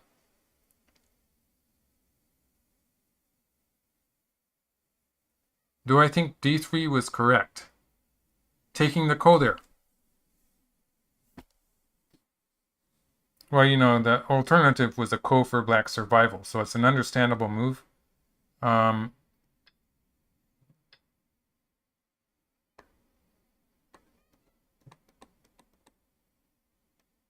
It is an understandable move, yes. I think the more natural move would have been to play here, somewhere around here.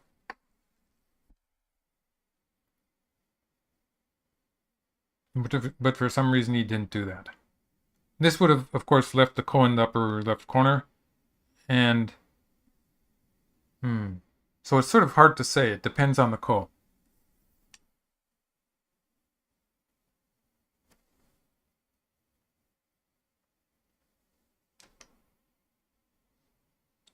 Okay, so I'll look at my Windows settings and see what the zoom on my desktop is. So yeah, I'll try to figure that thing out. People are telling me my pointer isn't working quite well. So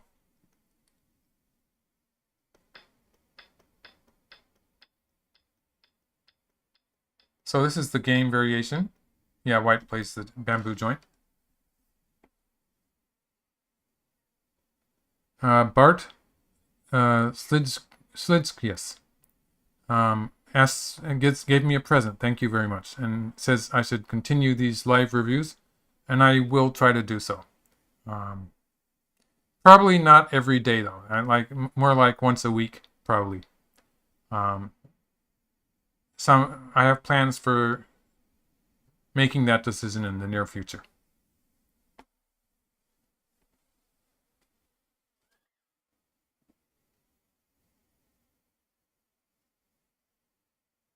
Yes. Yes. Of course, Andrew Simons, that is an interesting variation, but it was a ko there.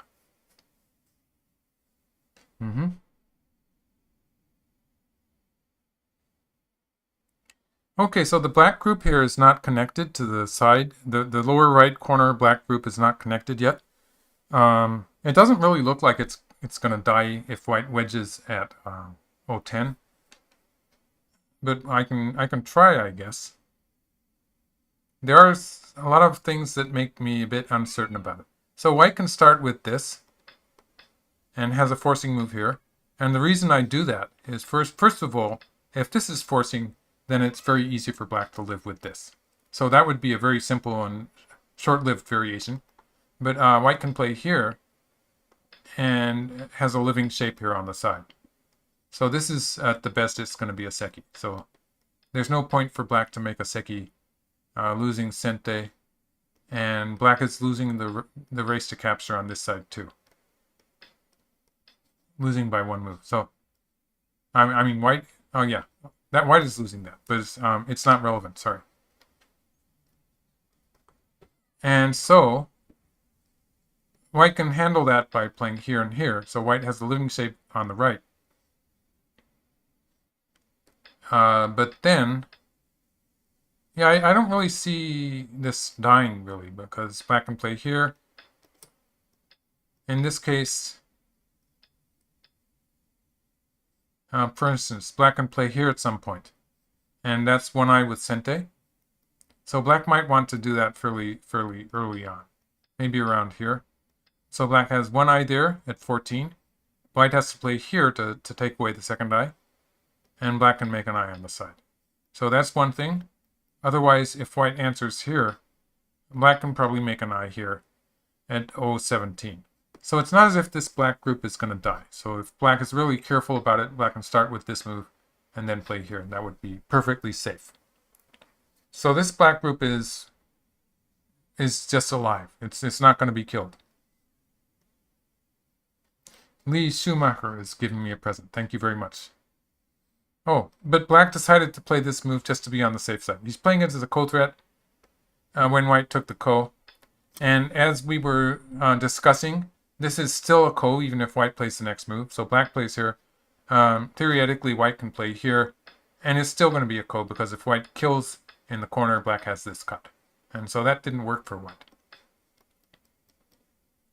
So if white backs off, so that white really needs this stone on the second line too. So it's a ko as it is. This would be a ko. They would just fight the ko here. Or even if white plays here, this would also be a ko. So white needs ko threats for this. Okay, so black's move here, it's not 100% forcing. White can always play here and here. And as I was showing just now, white is alive on the side. But this is sort of painful when that side group that white has, it's potentially a Xie Ke, so a lot of territories disappeared, more than 10 points. And these moves can be played as ko threats too. So it's probably a bit too painful. White's probably going to answer here. Oh, now this move, this is interesting. It's sort of a forcing move. So locally, in the corner, let's see, where did white answered on the right. Black took the ko and white plays here as a ko threat. Now, if black plays away, white can simply kill with this. So this is easy. It looks sort of like black can play once here and be alive, but that's not true. This is going to be one of my life and death problems in which white plays here to get a ko. If black plays here, white can just connect up on the side. So black has to play here, and white will play here, and black will throw in to make it a ko. So this is a forcing move, but since it's a ko, it's not always going to be forcing. So maybe, it's a maybe.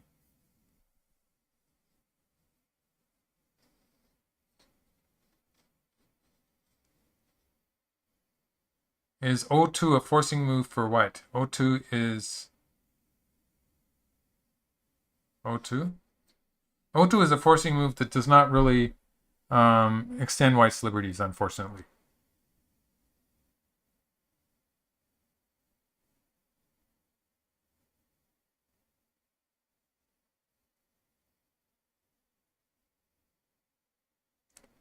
Okay, so black answered white's ko threat, and white took the ko. And it's kind of a... it's a ko that both players are reluctant to take to the final ko stage, because when white plays this ko, it's going to have potential adverse effect on white. So for instance, if we have a trade something like this, maybe white's gonna get something. This is probably another ko, but yeah, just ignoring that. There's the fact that black is getting something extra here. Maybe simpler to play the ko threat like this. This is a bad move, but it's a simpler move as the ko threat. There's the fact that black is getting something back here. So you have to make that calculation. That stone at 2 is completely wasted. And also, the same thing is to be said of the black move here. If black plays the ko, then of course the corner is going to die. And it's basically an exchange of black 4 for white 7 or 9, one of those stones. So it's a huge waste of a move for black. So both players do not really want to continue playing this ko. So black has played this move on the left side, which is not really forcing. It could be another ko. So what's happening with this is if white ignores it, let's just have white play. If white plays that move, it's too simple. Let's have white play something like this. If black plays here, then white's alive on the side.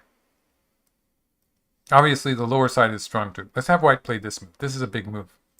If black plays here, white's alive on the side. If black plays here, white is not alive, but it could be a ko. If white plays here, white's giving up 4 stones. If white plays here, and black plays here, white can connect on the first line or live. So this would be pretty pointless for black. But if black plays here, it's going to be a ko. So actually it's going to be this ko, in which black can play a ko to capture the white group. So that's what black is threatening to do here. So white took the 1 stone. Yeah, so black does not have any local ko threats here anymore. I think white's pretty serious about fighting this ko with the hope. Well, for instance, with sorry, it's black's. Oh, white played this ko threat. Okay.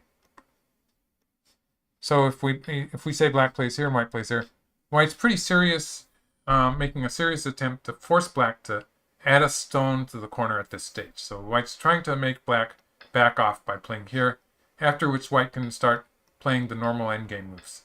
So moves like this, all these moves that white was sort of saving as ko threats, white can play them just taking the profit.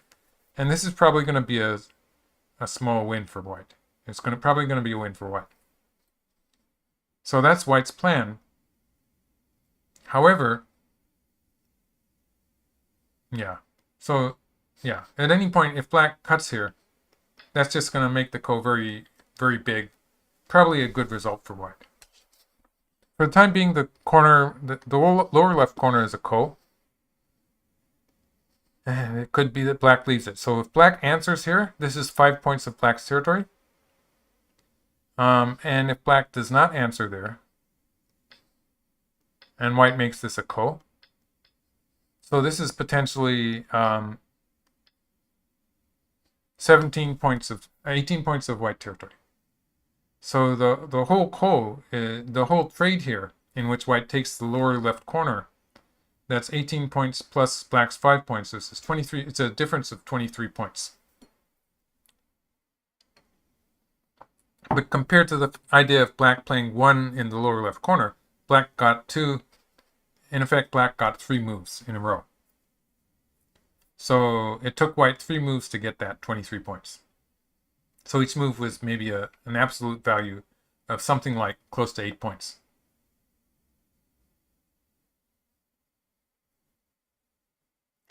Someone's writing something in Korean. It's probably great, but I don't understand it.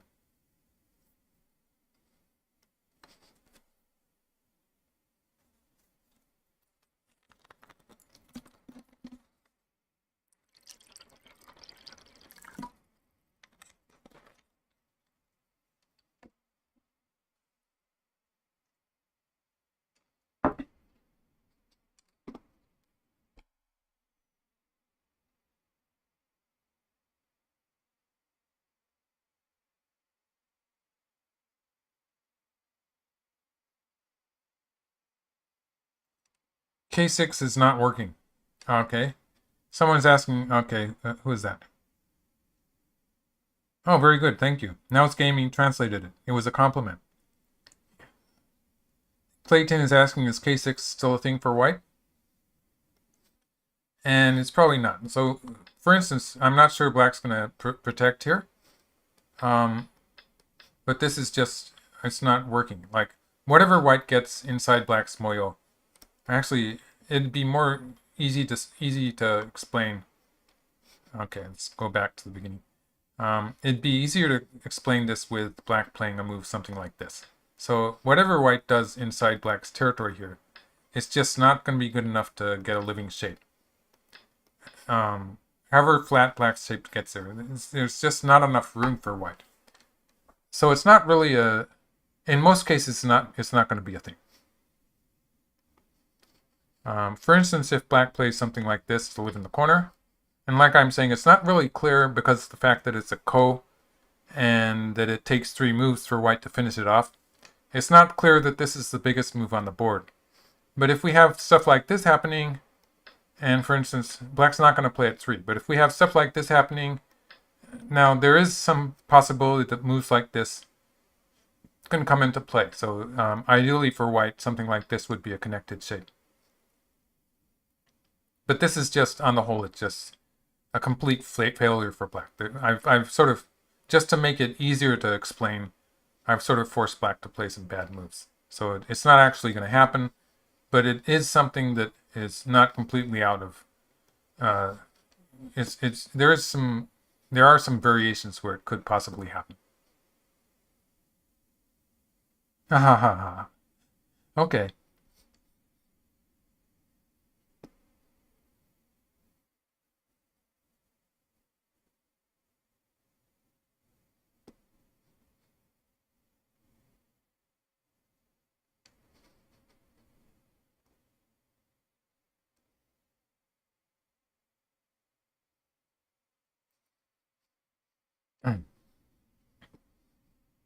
So black has to decide whether to answer in the lower left corner. I get the feeling that they're going to keep it exciting a bit by not answering there.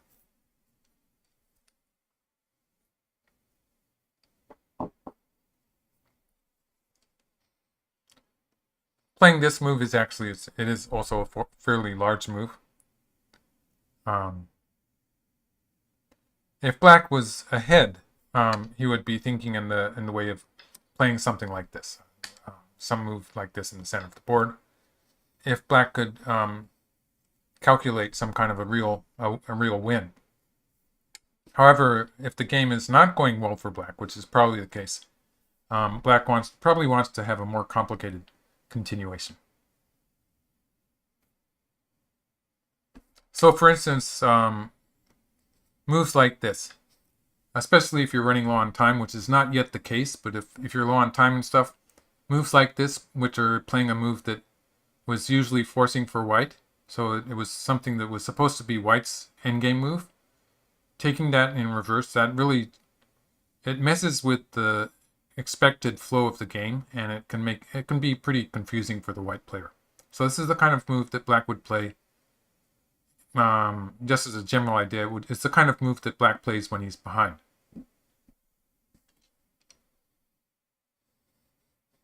D1, D1.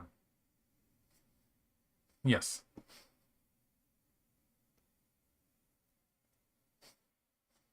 Someone is saying, let's see, those plays, saying that AI is like D1. This is the kind of the in-between move, not really committing yourself move that AIs really like. So if black cuts here, or if black cuts here, this is a ko that black cannot afford to lose. Whereas the ko here, it's slightly less bad for black when black loses it. That stone at 1 is actually working. It actually has a function, whereas the other one was not functioning at all. If black cut here or something, that stone would just be left behind inside white's territory, or this stone would be left not cutting white if white won the ko. So black is choosing a move like this, which is working to some extent, even if black loses the ko. Although the threat to white is not so big, it still is a bit painful if white has to back off here. So it's a very AI-like move. It's just taking a very small profit is good enough, whereas humans have a tendency to try to take a big profit. Yes. I'll fix the problem with the mouse as soon as possible.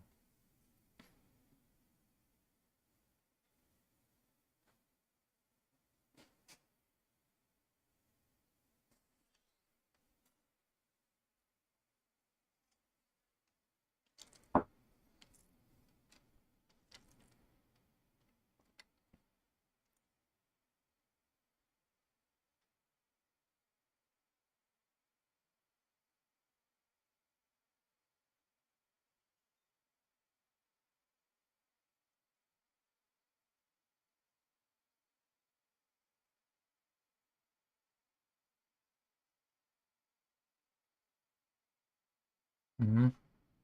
Yeah, so it's probably still good for white. That's Robert Sink gave us the winning percentage by from an AI, 78.3 for white.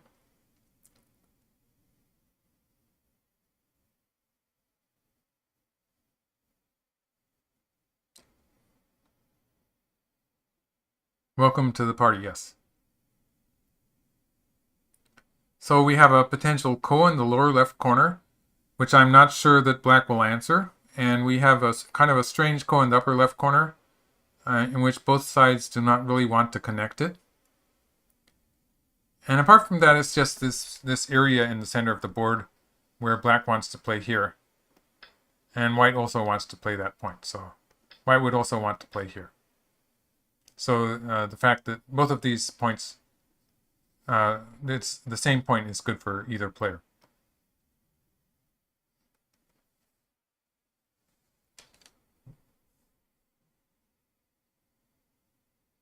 With all these codes fighting, Robert Singh says that the AI is giving white a 2-point advantage. And with all these potential codes floating about, even at this level, I'm not sure that this will is really relevant for the human players.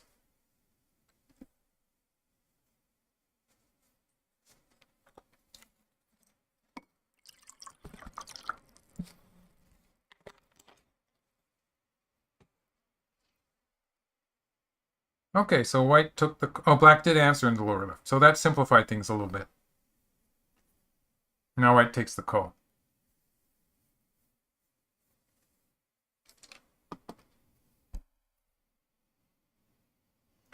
Actually, Jack saying 78 isn't a big advantage, as he says.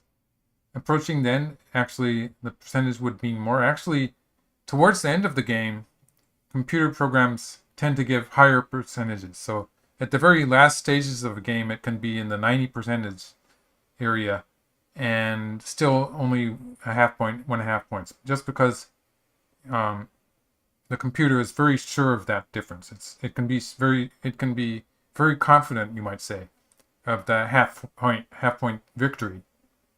Whereas humans usually are not that confident about that, even if they're top level.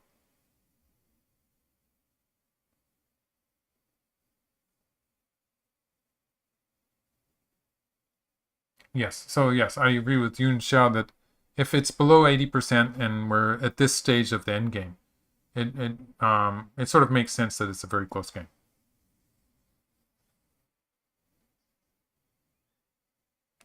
So now black has answered on the upper side, and it's we're entering the last stages of the game. So one area that is big is the upper right corner, where white can play stuff like this. This is just what I think is the correct sequence here. The players might find something a bit better than that, but I don't know. This is what I would expect. Actually, that final move, maybe... Yeah, well, it's hard to choose between these two. It's probably about the same. So that's one big area. And of course, this is another big move, which is has a follow-up. So it's sort of like Sente. So black sort of wants to answer that. And then there's this area on the lower side, which is pretty big, but not as big as the moves I've been playing so far. So on the lower side, white might play this way. White might play something like this, try to get some territory in the center. It's a relatively small move. So this would come after 9 and 10. White would start doing something on the lower side. A move like this might be a big move also. I'm not exactly sure what the best move on the lower side is.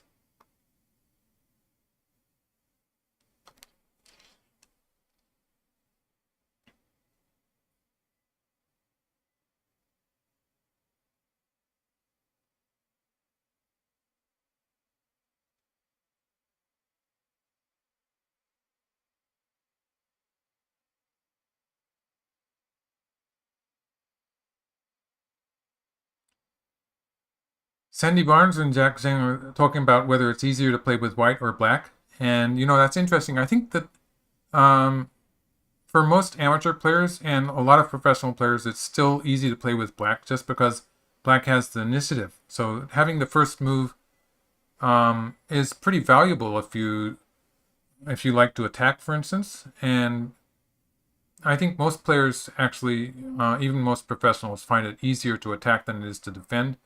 It's only at the top levels, I'd say, where players like to have komi as the cast. Well, what people like and don't like is people can have their preferences, but I think that it's at the very top level where players are able to make full use of the value of the komi instead of what the absolute. There's an absolute value to playing the first move and having a positional advantage because of that.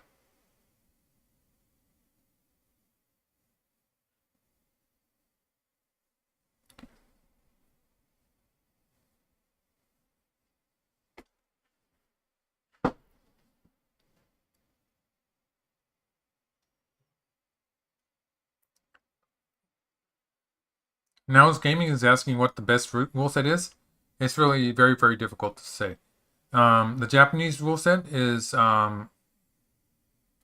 it's sort of based on Go as a part of the Japanese culture, which is good because the Japanese have had professional Go players for several hundred years, and they have a very rich culture about Go.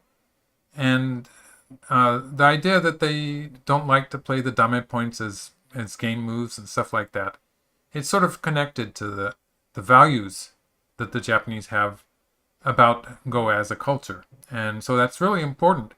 Although, because of that, there are some parts of the rules that are not completely logical. And so, for instance, I'd say that the Chinese rules are more closely related to logic in that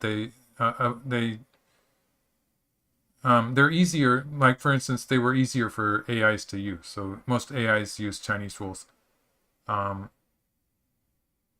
There's less room for confusion and positions that you cannot resolve. So that's the way that the Chinese rules are better. Korean rules are pretty similar to the Japanese rules, I think.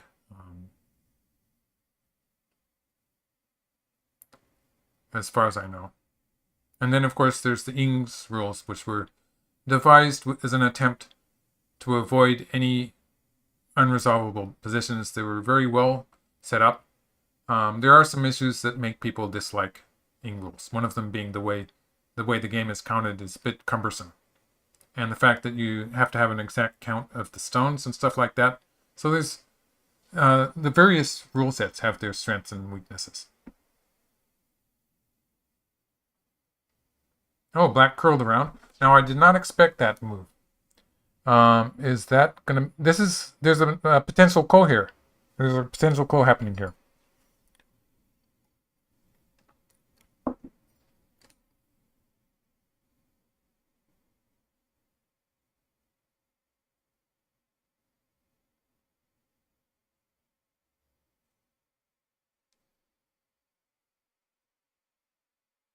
Right.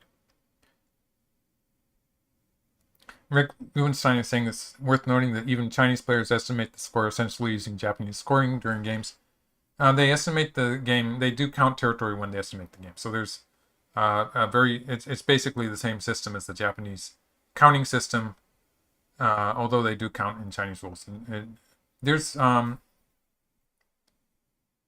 some special the fact that filling the dame points, as they are called in Japanese, has to do with the end result and can sometimes change it. The fact it does make there are some technical things that you have to be careful about towards the end of the game. It rises the level of difficulty in some ways. So that could be called a good thing because it makes the game more interesting at the very last stage.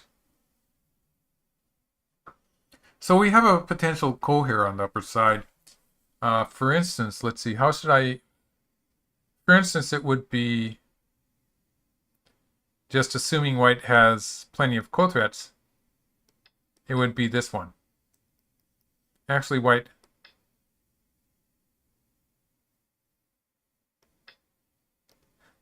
No, that doesn't work. Yeah, white probably has to do it this way. And so this is if black answers here. In this case, white gets to save everything.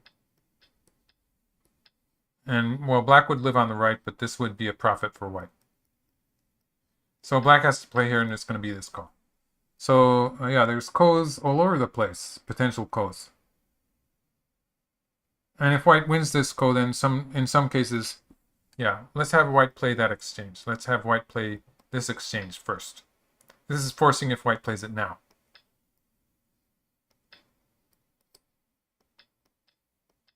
For instance, something like this. So if black connected here, white would save everything. So that would be bad for white, for black. And it's going to be some kind of a ko. Some kind of a ko. Oh, that 3 was bad, wasn't it? I guess white has to play without 3. Yeah, like this. Of course, this ko is going to be dangerous for white too, whether it goes this way or this way. In this case, now white can cut here and connect. So that would be another ko, but it would not be so dangerous for white because it would be like this. And white would not be losing so much when white lost the ko. So black's going to do this ko. So in this ko, white's going to lose a lot when white loses the ko.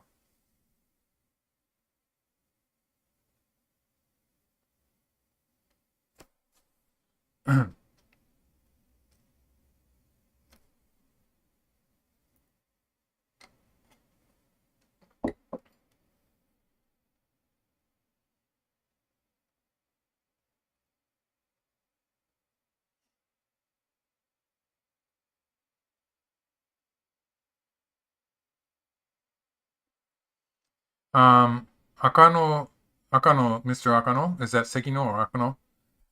Do I think that black played R5 because he thinks black is losing? And I think that's correct if we compare it, if we assume this variation. And I think that, yes, black probably thought he was losing in this variation and chose to try to gain 2 points. And when black does this, yeah, white probably is going to do the ko. It's going to be exciting if white does that.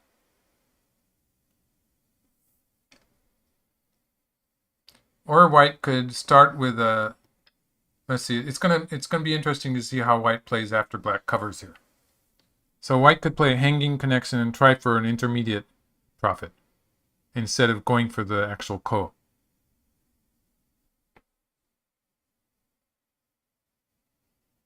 Doing the double hane here for ko would be, oh wow, yeah, he went straight for it.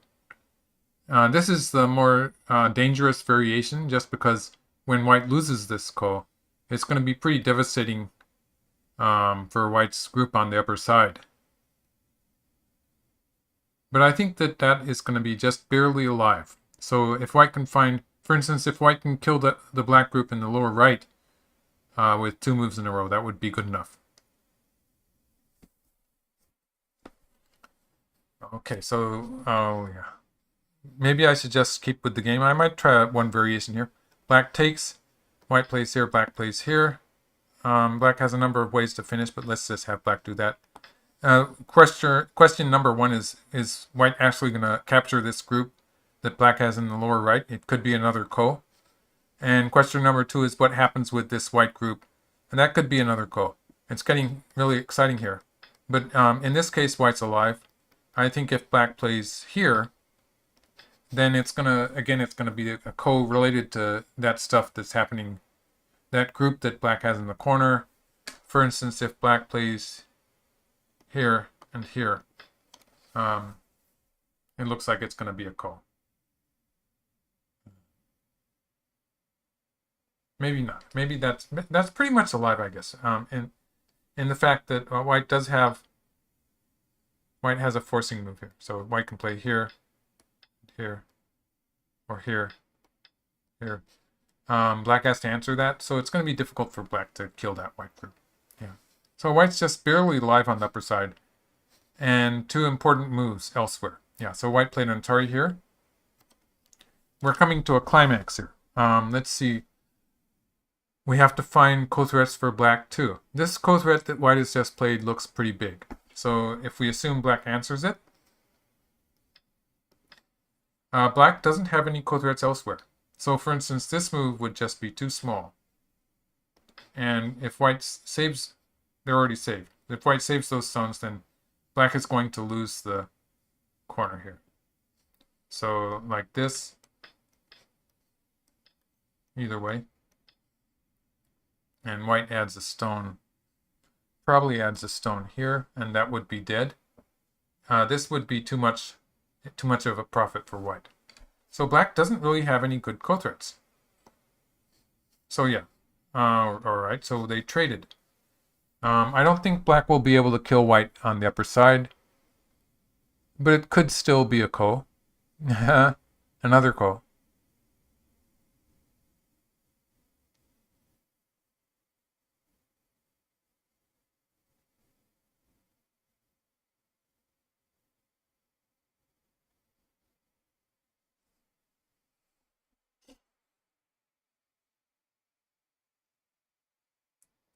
Black hasn't really resolved that area, that ko on the upper right area. So white can still take that ko and it's going to be a ko. So for instance, I think black is considering moves like this. It doesn't look like it's going to be unconditional. So like this and like this.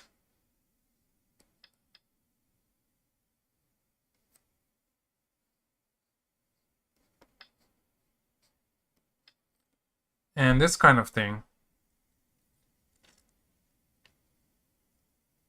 There's that ko on the right and the fact that white has potential Xie Ke-like shape on the left. It means that it's not going to be that simple for black. Or even if black plays here, even if white ignores the ko on the right and does it this way, there's an implied squeeze here. Those black 3 stones depend on the ko to connect up because black cannot connect up all the way. This white stone here is in the way. So it's going to be a ko.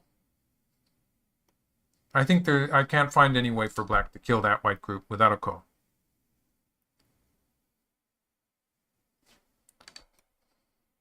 If black plays kind of a safe move like this, then white would have enough space with this move.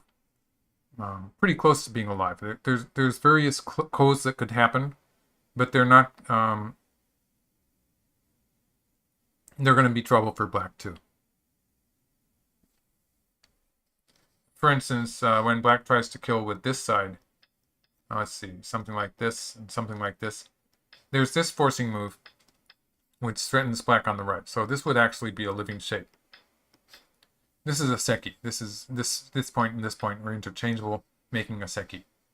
So there's that extra forcing move at 8, which is going to give white some extra space here. And when black jumps here, there's the wedge here, which is going to make a ko-like shape. Again, very difficult for black to kill. And as we were noticing before, when we were fighting the original ko on the upper side, black doesn't have very many ko threats elsewhere. So black is short of ko threats and is going to have trouble killing this white group. The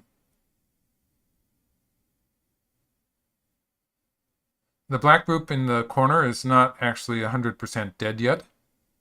But if we assume it eventually dies, that's something like... It's almost 40 points, I guess. Somewhere in the vicinity of 40 points that black lost in the upper right corner, because black started out with about 15 points in the corner, actually a bit more. And white has captured the 2 stones, which is going to be... It's going to hurt the outside too, actually. But white captured the 2 stones, so white has more than 20 points if that becomes a white territory. So it's about 40 points. It's about 40 points that white gained in the upper right. And if black cannot kill white on the upper side, then the game's over. Okay, so let's get back to the game variation. Black jumped. So white did wedge and pushed through. So white's heading towards that covariation, where white's going to play like this.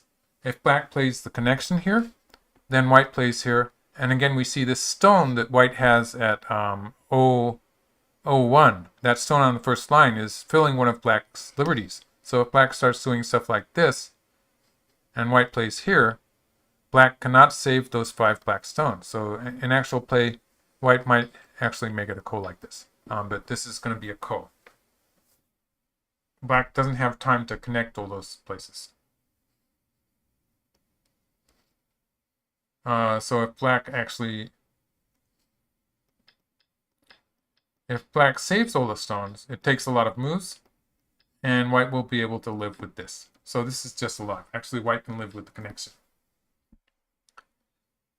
So that's no good for black. Even though black gets to save these stones. They actually had a way to live anyway. So this is just very, very painful. Just super painful. So we're heading into that variation, and black is going to have to play some kind of a ko, and it looks a bit painful for black. But it's always going to depend on the ko threats, of course. And when I say the upper right corner is not yet dead, that's because black can play here, and here, and here. And white doesn't quite have enough room to kill it. So if white was a bit closer, moves like this might work, but it doesn't work in this case. So it's alive like this.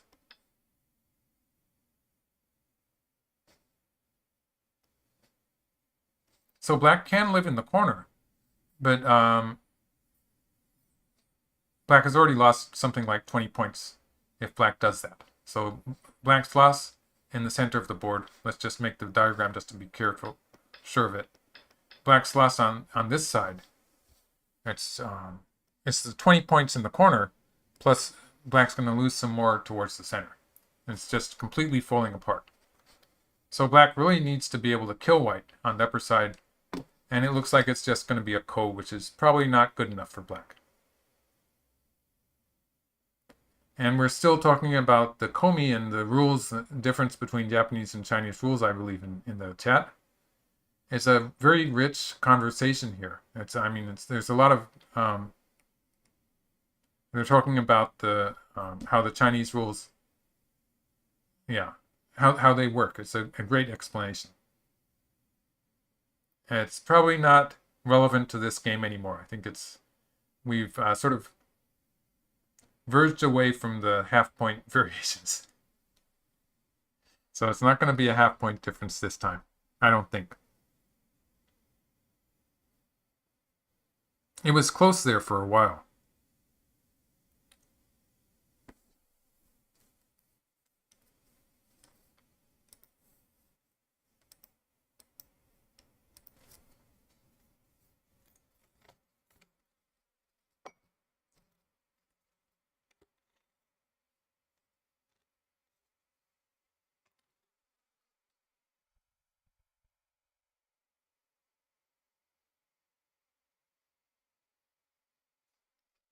Okay, black connected in the center.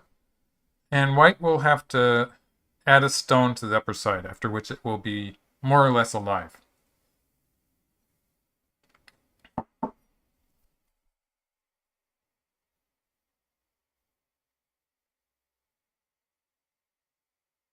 White probably takes the ko, actually. The player's times, those plays is asking what about the player's times. They're both pretty close. Xie Ke has 23 minutes and Yuting has 28 minutes.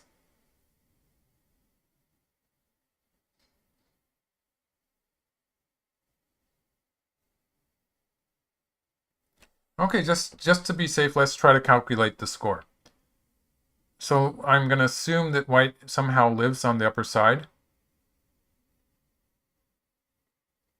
It's still like a ko position, but it's not very promising for black. So I'm going to say white probably is going to live there. Actually, if white wins the ko, it's going to be a fairly big territory. So I don't really think there's much point in this when black has lost something like 20 points locally. But I should, just in case My judgment is off.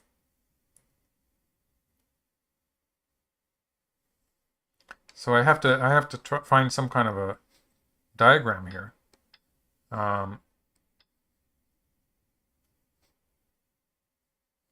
Maybe we'll say white lives with something like this. So this would be a fairly conservative way for white to live. And I guess this is pretty big, living here.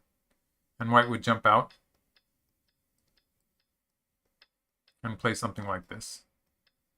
And black would have 11 points on the left side of the board and 3 points in the upper right, so that's 14. So let's add one of those captures on the upper side and say it's more than 15 points.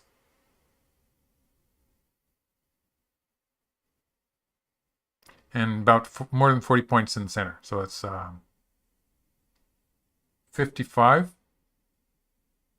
Something like 55 points.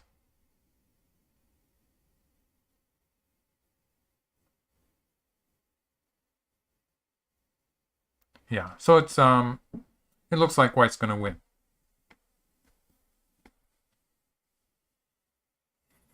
Maybe close on the board, something like that. So white took the ko. Black would like to find some good ko threats and continue the ko a little bit. Because if black completely backs off here, black doesn't have ko threats, then black cannot save that one stone. It means that there will be close to 10 points for white. If white manages to capture here, for instance, in this variation, if white were to capture this one stone, that would be a fairly large white territory on the upper side. White would not have lost very much in the trade.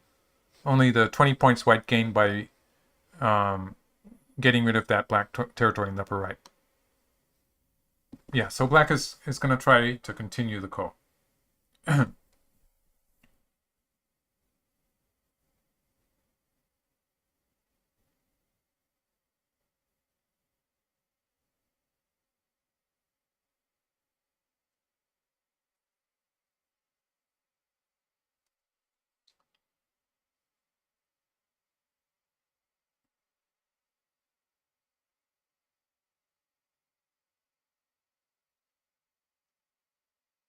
So I don't think white wants to sacrifice these stones. So white probably is going to answer this. And the ko will continue. Question of ko threats. White might eventually have to cover on the second line. So something like this. White might have to back off once here. So this would be better for black than before. And black would maybe live in the corner that's living there.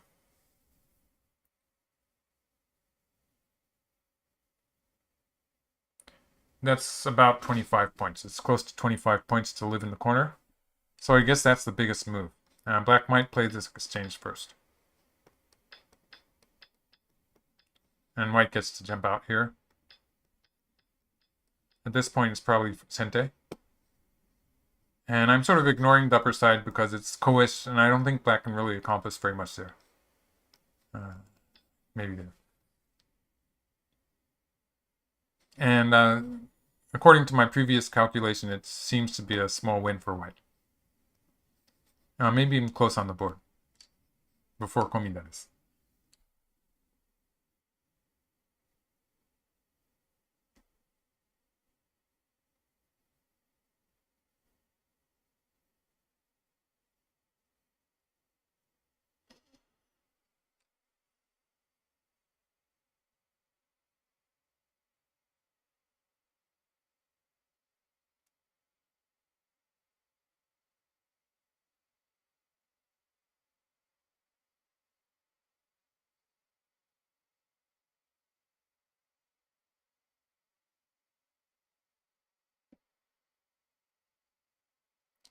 Robert Sink says, have you ever found such a cool move that it felt like a new part of your brain and understanding of the game opened up?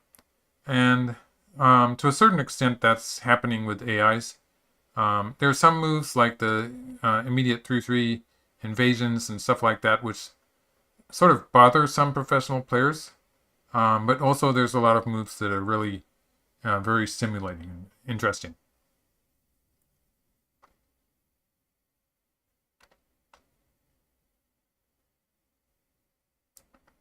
Mlily is trying to interpret my comments about the ko on the upper side by saying that I'm trying to say it's too heavy for black.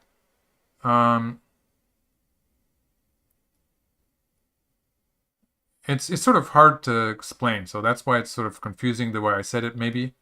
It's just the fact that black does not have very many effective ko-threats.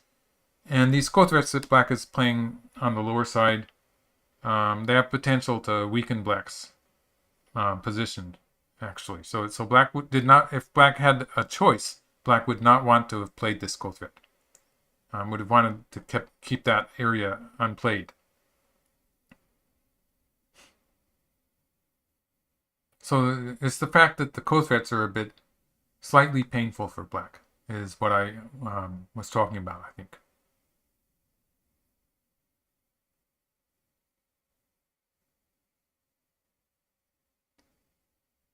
Okay, so this is the most dangerous move. Black has actually made the ko bigger than it was before. Maybe we're going to see another trade.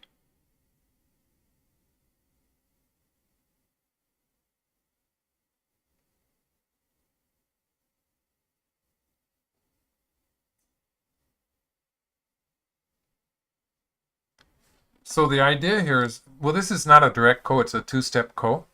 But if black wins the ko on the second line now, the white group is going to be dead.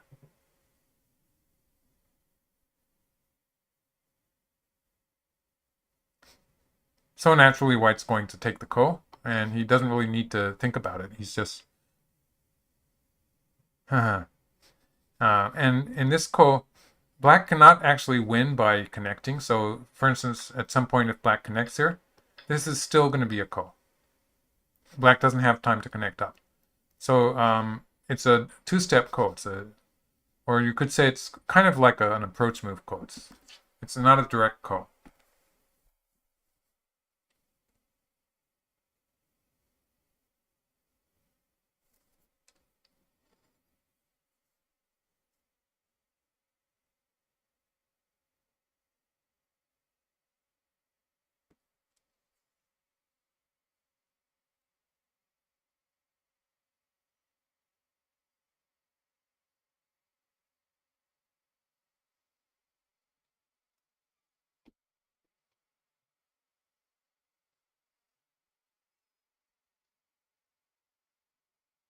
Yeah, I sort of feel that Yuting is going to win, but I find just watching this series of games alone, it's pretty clear that Xie Ke is a very entertaining player. He really likes to keep it exciting.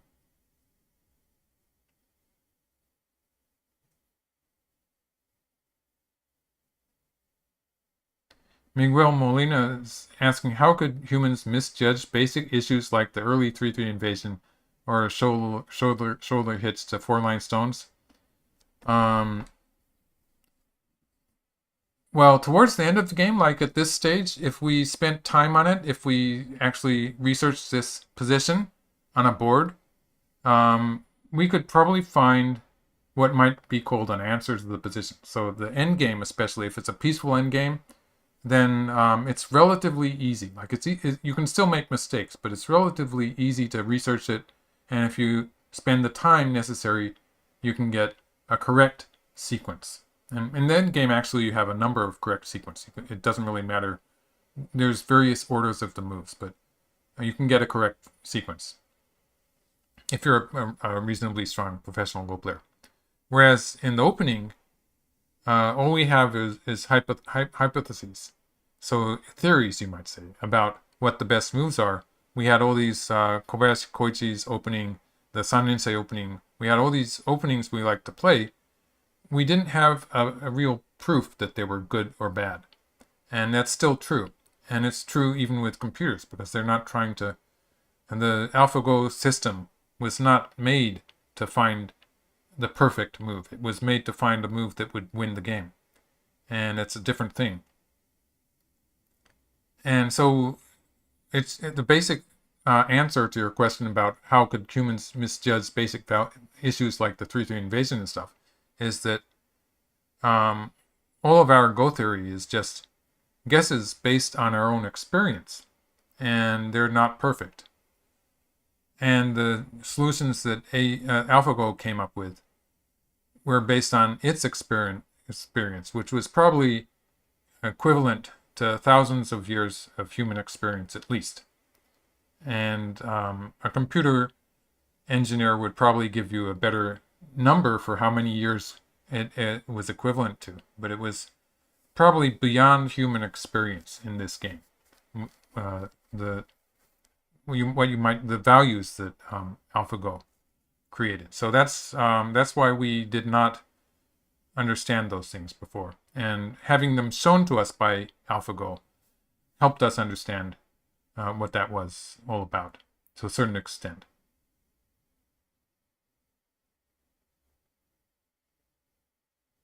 Seth is asking, do you find your opinion of a move ever changes a day or more later, or is it always obvious in the moment?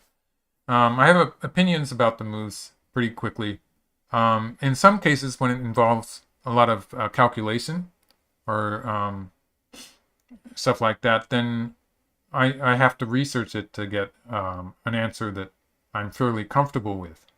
Or nowadays, I would then, after researching it on my own, I would then research it with an AI, and I would get an even better answer. So it does change because of that.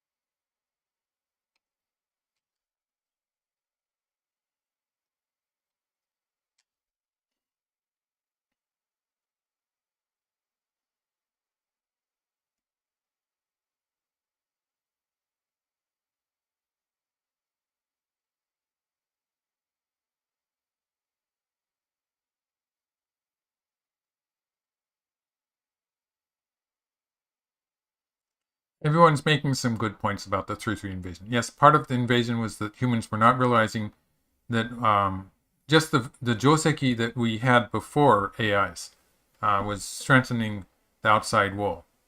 And so we did not realize that the invader could keep Sente without strengthening the outside. And we were using the 3-3 invasion in different board positions. So in a position where it was okay to play that Hanetsugi on the second line. And that's not how the AIs are using it.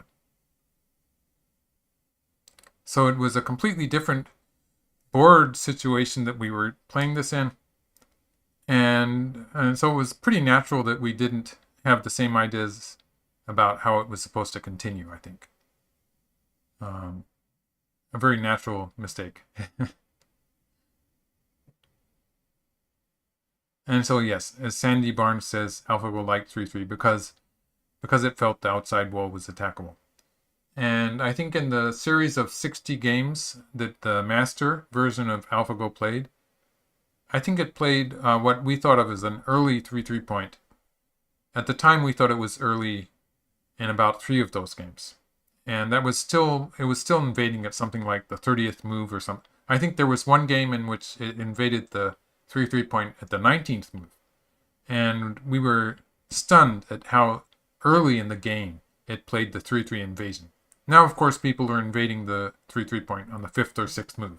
So it's even at the master level, the where it was beating, it beat 60 professionals in a row. Perfect record. Even at that level, it was not playing the 3-3 variations the same way that people do now. And it was only after AlphaGo became AlphaGo 0 that it started playing 3-3 point invasions that are similar to what we have now. So the master version was sort of starting to get the idea that sometimes the 3-3 point invasion could create an attack. And it did use it very effectively when it did, but only 3 times. But of course, AlphaGo 0 came to place 3-3 invasions that was independent, actually. It was a completely different evolution. It wasn't an extension of the master version, as I understand. So now black is asking white to start the ko in the upper left corner, and white does not really have a very good white's ko threat. White needs one ko threat, which is sort of an issue here. White doesn't seem to have a good ko threat for that ko. We might yet get a fight in the center of the board. So what's happening here is that this might look like a double ko, but if white plays this ko and plays this ko, this actually gave black an opportunity to settle the upper left corner, and it's still a ko on the upper side. So this is a success for black, relatively.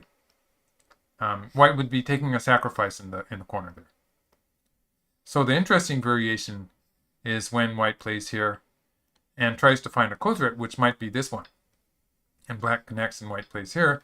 This is actually dead, but there's still the issue of this ko here.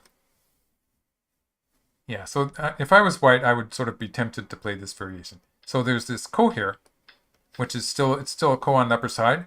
And also there's this situation where white has a position in the center that could in some cases be a living shape.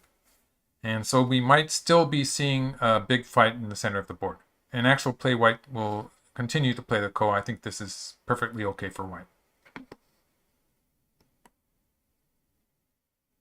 So at this point, I think white has an opportunity to do that. I would actually seriously consider playing this ko and playing this ko threat.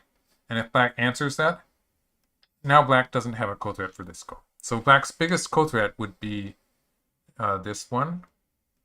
I wonder what this is like. So this way, and maybe like this. I have to count it again, I guess.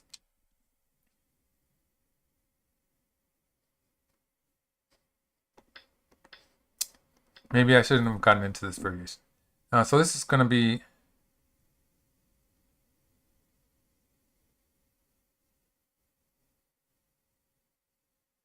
Oh wait.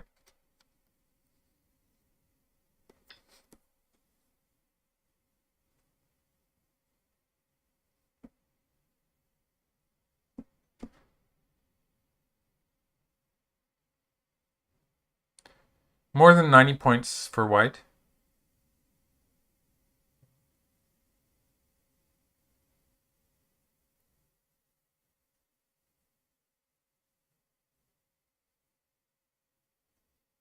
Yeah, actually pretty close, but I think it's okay for white. So it's a very rough diagram anyway. So something like this could happen. Oh, what? Okay, white's made the ko threat even bigger. White wanted to play it safe. So white's going to play the ko here. Just pushing through there in the center sort of indicates that white's going to go for this ko. And is going to play a ko threat here. And black has to answer that. And white's going to win the ko. And it looks like white's going to go for this trade here.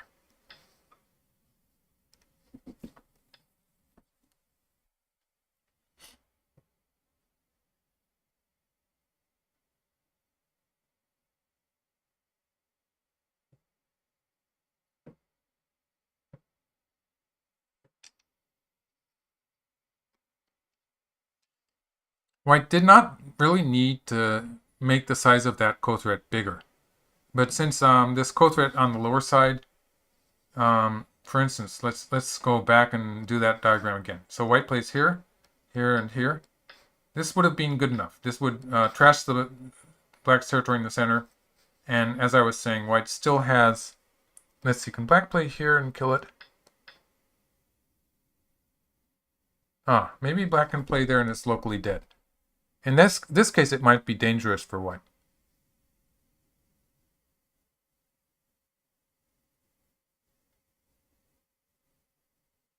Yeah. So that's a bit dangerous, yeah. So I was wrong there. So white had to increase the size of the ko threat.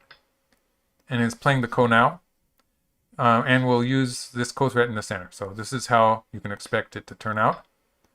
And white is saying black has no ko threat at all. Black is going to use this ko threat. This is only one black can use. one of these Ataris, and maybe here and here, and yeah. So this is going to happen. A bit of a question whether white does it this way or not, and this should be forcing, yeah. And white's going to capture the upper right corner. Black's going to do stuff like this.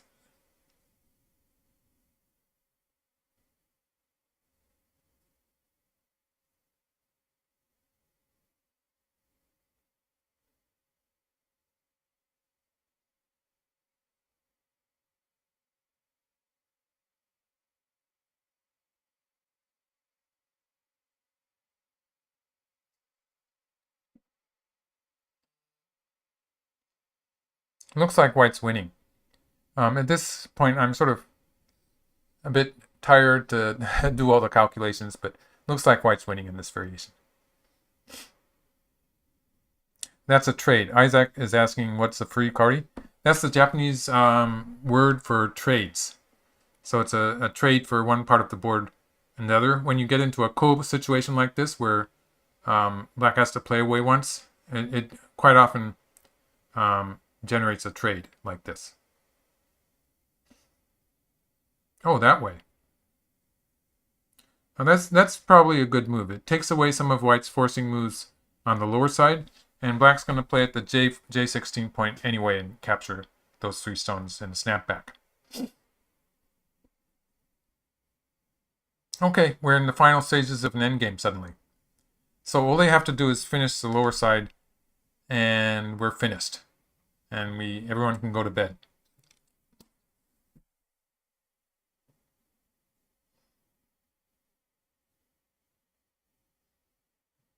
Yes, they still have some codes to play on the upper side.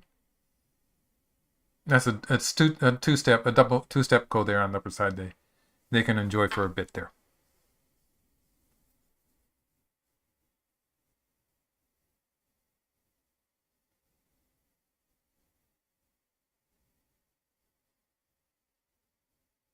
Okay, they're finishing the game.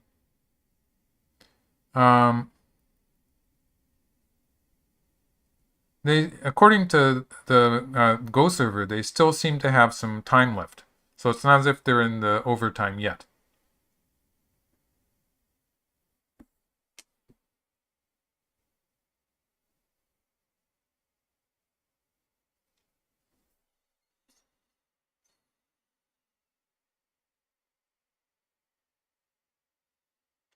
So it's not really clear. Maybe it's pretty close.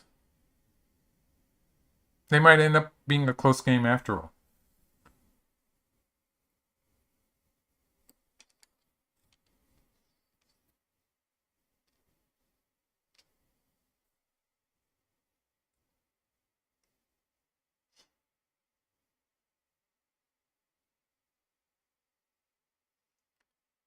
Oh, the bottom side is pretty simple now. So if we just look at the bottom side of the board, yeah, that's the big move. And white's going to play the Hanetsugi or maybe down to the first line. It's probably not a big difference. Oh. I think he should have played down to the first line, but never mind. It could be a fraction of a point difference.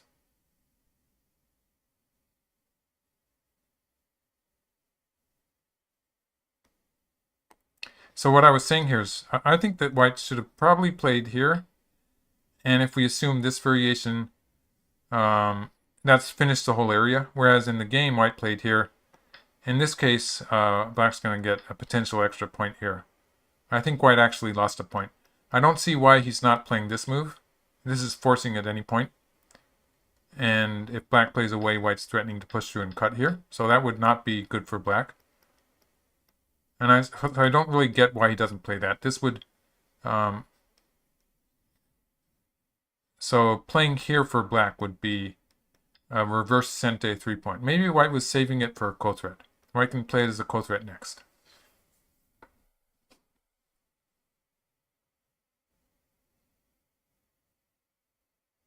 It's sufficiently close, I think, that the players could be pretty tenacious in fighting this ko on the upper side.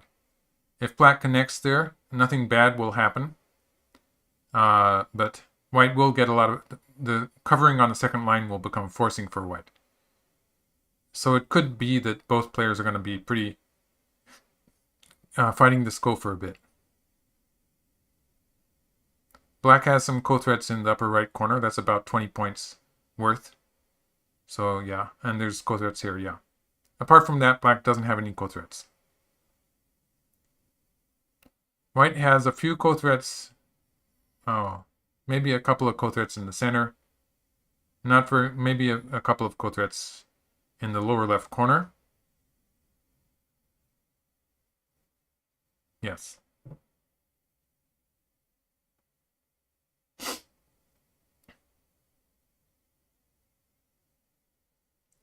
The whole variation starting with black R5 and sort of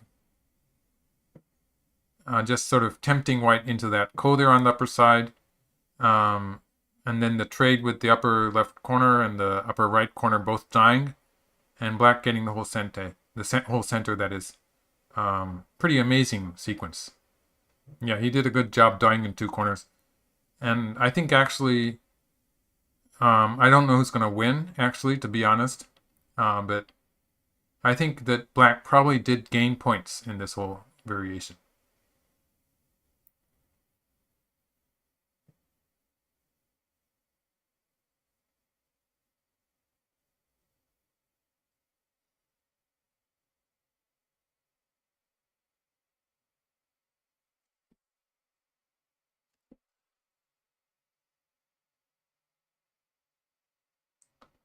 So the lower side is pretty much finished. And once they finish this ko on the upper side, once that is settled, then they will be pretty much finished with the game. There's just a few 1 or 2 point moves left. Connecting on the left side, that's a fairly big move, I guess.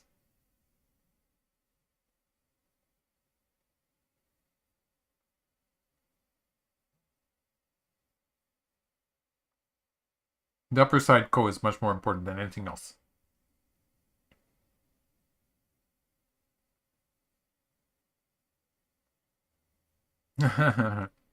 That's one way to put it, 87. Do I think the ability of top players to make a complete mess in in-games like this is part of what separates them from other pros? And I think in this case, it was Xie Ke just showing his judgment of the position in which it was actually fairly close, but he felt that the normal endgame play would just not be good enough to win the game. And the ability to assess that is what makes it possible for him to play these moves that are so dangerous, because he knows that if he plays the normal moves, it's not going to be good enough. And so that is special to just a few players, I'd say. It's just a few players who can do that without when their judgment is correct. Like most, you can play an overplay and lose because you misassess the position. That's easy to do, but to do it for the right reason is sort of reserved to some of the top players. It's something that they can do. And you might recall that I was making a completely different diagram there. So just to go back there.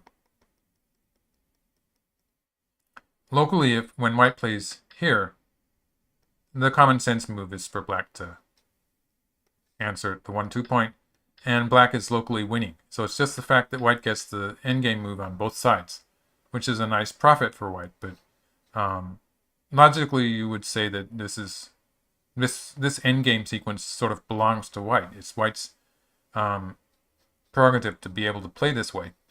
So the ability to, at this point of the game, when there's still a big point in the middle of the board, there's still an unfinished position on the lower side, to be able to judge that correctly and say that black has to play here, and 2 points difference. He's trying to gain something like 2 points there. And so that 2 points is pretty important. 2 points would make the difference between, in some cases, it would be a 1.5 point loss and a half point win, or it would change a 2.5 point loss to something that was only a half point, something like that. So I get the feeling that that's what was happening here. It was that close. And as a result, he allows white to get this ko. And I think it was, I was thinking that it was just an overplay, but it seems to have worked fairly well. in general. So we're just to catch up with the game. We're fighting this ko here, and white has played ko threat here. They stopped playing. It sort of bothers me.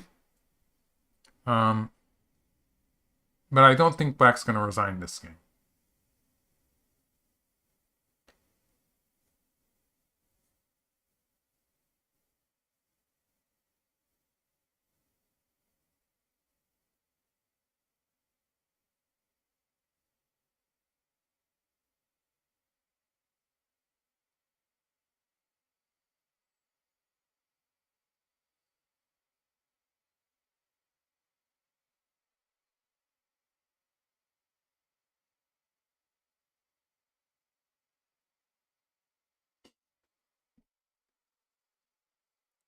A. Solomon made a good point. He says it's characteristic of top champion players to do this kind of thing, except for Lee Chang-ho. Lee Chang-ho was sort of special because his calculation of the score, basically, when he was a world champion, he was doing that calculation very early in the game. So he was taking control before other players were even counting the territory. Like at a point where we would not be calling it territory. He was already making the calculations of territory. And so he didn't have to do the wild stuff that these people are doing towards the end of the game. He had already resolved his wins usually. When he was winning, he did that early in the game. And I think that made a pattern for him in that when he was losing, he did not do anything unreasonable either. It was just not something that he wanted to do. And I shouldn't really be speaking in the past tense here because he's still an active player.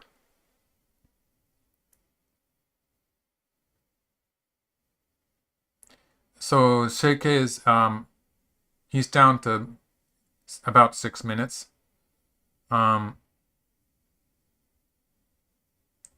Getting close to overtime, I suppose.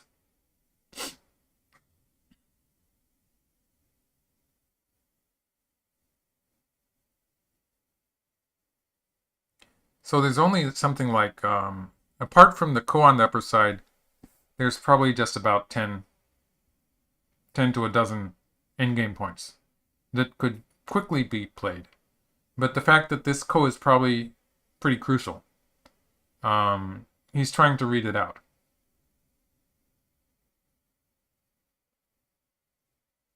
So one thing he can consider is connecting here and use the ko threats on the lower side as his ko threats. Because losing this ko in the lower left corner, that's a loss of 5 points of black's territory, and it's 18 points for white, so it's a 23-point difference. So let's see.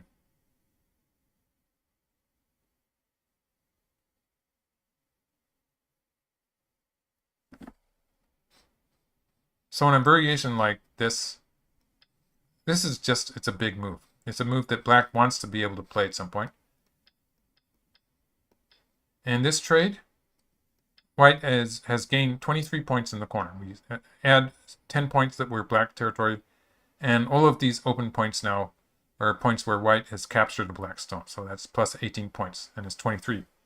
Black has gained something like 20 points here.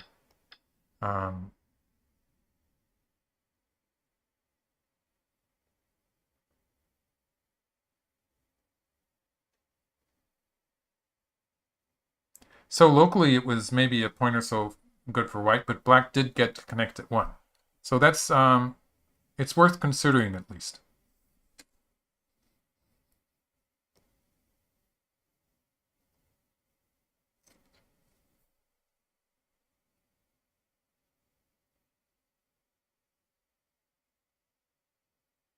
I'll do that. Sandy asked me to post my Patreon link. That's a good idea. Thank you. I don't see how that would be called rude. Yeah, but I think for some people with some of the devices used, it can be difficult to get to that. So just another chance to show that. And while I'm at it, let's see what I can do. I should have had this ready. But yeah, I do daily videos on my channel. And so, first of all, I'd like people who are interested in Go problems to sign up to my Twitter, because on Twitter, um, I give the diagrams something like 12 hours, half a day, just about half a day before I put out the video, which has the answer to a problem. I give the diagram to people who watch my Twitter. So you can get the diagrams and think about the problems before you actually see the video. Doing Go problems is a great thing to do. And so, yeah, you could do it with my videos. And I might as well, well, anyone here is probably watching my channel anyway, but just in case you need an address for my channel, let's put that one in too, yeah, while I'm at it. So that's my channel. And they're still playing the Ko here. It's going to last for a while.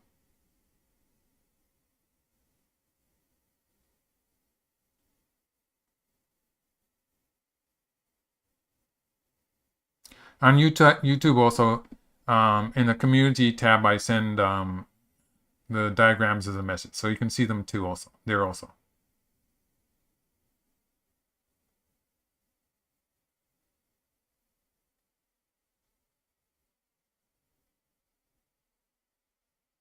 They're actually playing this Ko fairly quickly. Some players would just be trying to get as much calculation in as possible, and they would be spending some time on the Ko. I think the fact that they're probably not in their overtime yet means that they're trying to save their time for later, and so they're not using it up.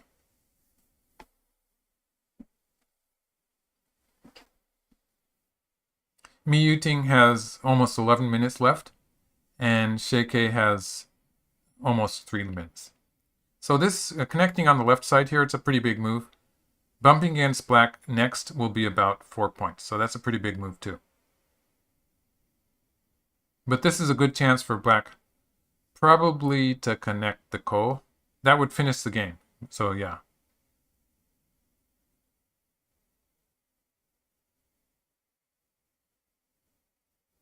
Rick Rubenstein is asking an interesting question. He wonders, when I record the problem videos, are you actually talking through it, which you then replace with music? My videos are replaced with music. Why would I be talking through the... I don't make any comments, no. I just add them as text later. So I'm just playing out the moves when I make the videos.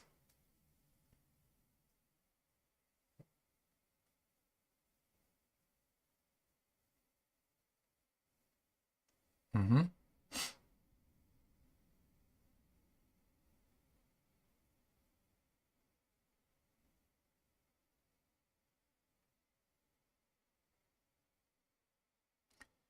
Marcelo Carpinetti says he likes my Smigmo videos, but he's always uncertain of the level.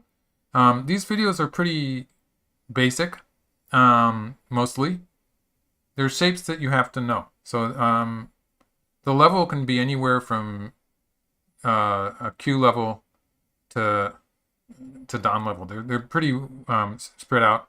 But even if they're difficult problems, if you were doing them the first time, if you see them and you see them again, then you will learn them. So they're problems that you can remember and have an easier time. They're problems that you have to know. That will come up in your games if you just recognize them. Oh, when I hover with the mouse when doing those problems, that's just showing you moves that people might be thinking of playing, actually.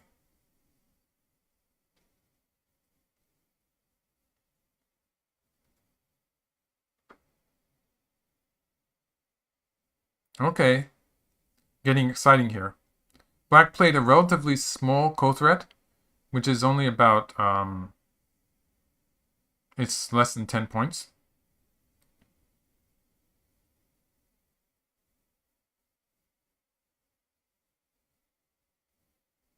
Yeah, slightly less than 10 points. So white took the ko once and probably going to answer the ko threat now. Yes. Mm-hmm.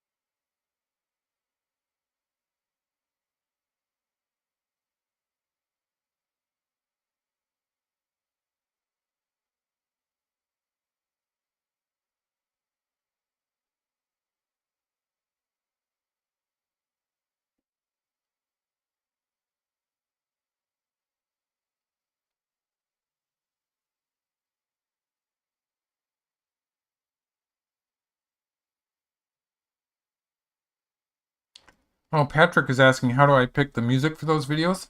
Um,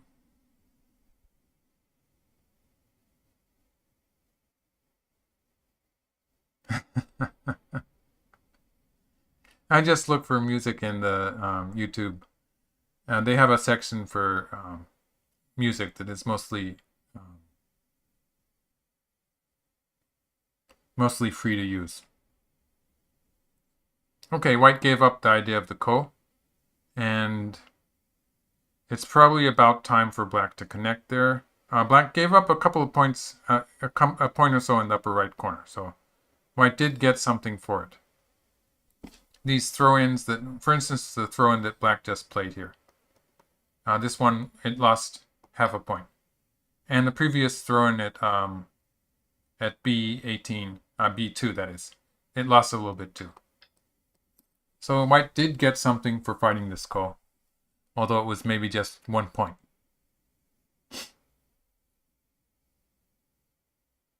Now if black connects the ko, then the game is going to be finished.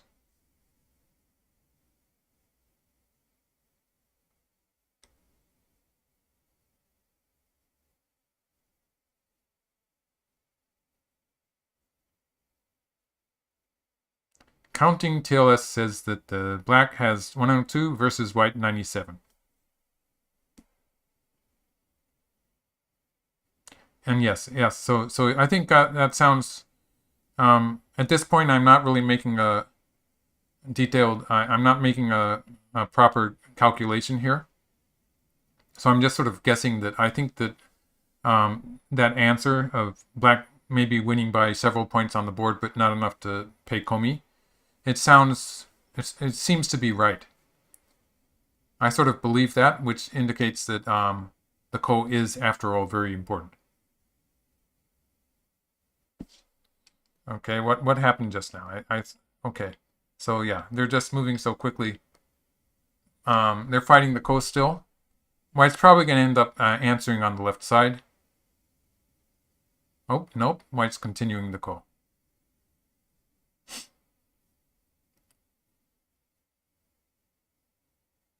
Let's see how confusing they can make it.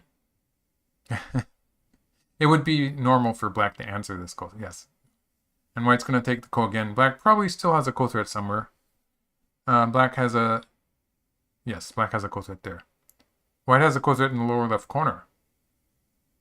Maybe black has run out of ko threats here. So that was bad. That would be painful. That's not a ko threat. But black's going to get a ko threat now. So yeah, this is pretty typical of the way they do it. But I think even if white connects once on the third line, this is going to be just slightly painful for black. White lost 3.5 points on the lower side. But black is losing some points on the upper side. And it's still a pretty dangerous call. Black's going to have enough ko threats on the left to win this call. Yeah.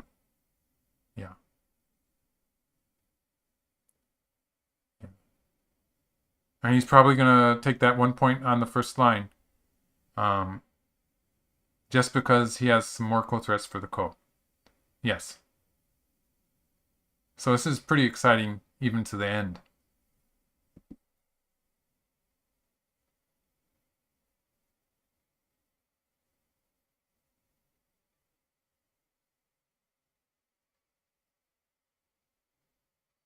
And white has one co-threat playing an Atari on the third line. That's 003. That's a co-threat. But black has two co-threats on the left side. So black's going to win the co.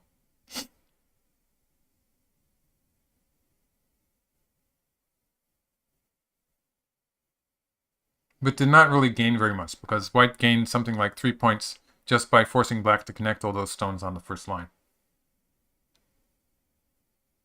Black has gained 3 or 4 points on the left side, so it's probably a pretty even trade. It could have changed it by 1 point or so. Maybe black gained a point. Something like that. It's sort of hard to judge at this time.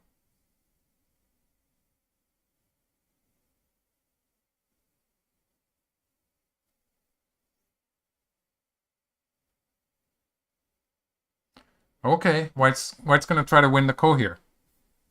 So this was a challenging ko threat. This is going to be a 4-point gain for white compared to not playing it.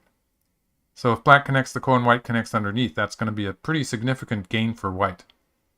If black, on the other hand, if black answers this ko threat, black has a ko threat on the left side, which is 12 points, a difference of 12 points, but it's not as big as the upper side. So that would not be good enough for black. I think black will have to allow white to connect on the first line here. And so on the whole, the whole thing here was just bad for black. So just a diagram for that. So if black pushes through here, basically on the left side, pushing through at B12 and trashing that white territory was 3 or 4 points, depending on whether white plays the final 1-point move. And on the upper side, white has gained 3 points, but black has played that move on the first line. So maybe 2 points? Yeah. So on the whole, black had gained if we had assumed that white played something like this and black connected here, then I think maybe black was gaining a point in this whole by not connecting the ko and pushing through on the left side. But when white played here, now if black plays here, black's biggest ko threat is this, which is a difference of 12 points. But then white gets to come back to here. On this side, white's lost a point or so and lost 12 points here. But on the upper side, white has gained something like 16. More than that. More like 18 points. So it doesn't add up for black. So black, well, at this point, black resigned. But black's only reasonable move would be to connect here. White gets here. So all of these points, the L1, L19 that is, L19, P19, Q19, where all of these were points that were not white's territory to start with. So white gained 3 points there, plus the 3 points white gained on the upper side, and whereas black is only getting 3 or 4 points on the left side. So in this case, pushing through on the left side, in the end, it's the net value is black has lost something like 2 points. So back to the game position. So they finished here, black resigned. And so that's Yuting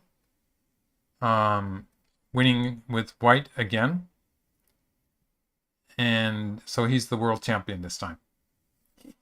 So that was a wild game. It started off so simply, but yeah, it got very exciting towards the end. Just about everything that was living seemed to change hands. So there's a lot of areas that were blacks that became whites. And black was getting a lot in the center too. So he, a very entertaining player. I'm looking forward to seeing more of Xie Ke in the future. But he didn't get to take the world champion this time. Right, so, yeah, so white was the world champion, maybe.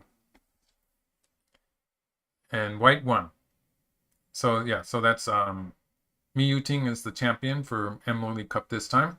His second world champion. And thanks, everyone, for staying to the end. I realized that for some people it was deep into the night. So, yeah, thank you all. And sign up to my channel and Twitter for the diagrams and stuff. And I will be making announcements when I do more live streams. Thank you, everyone, and goodbye.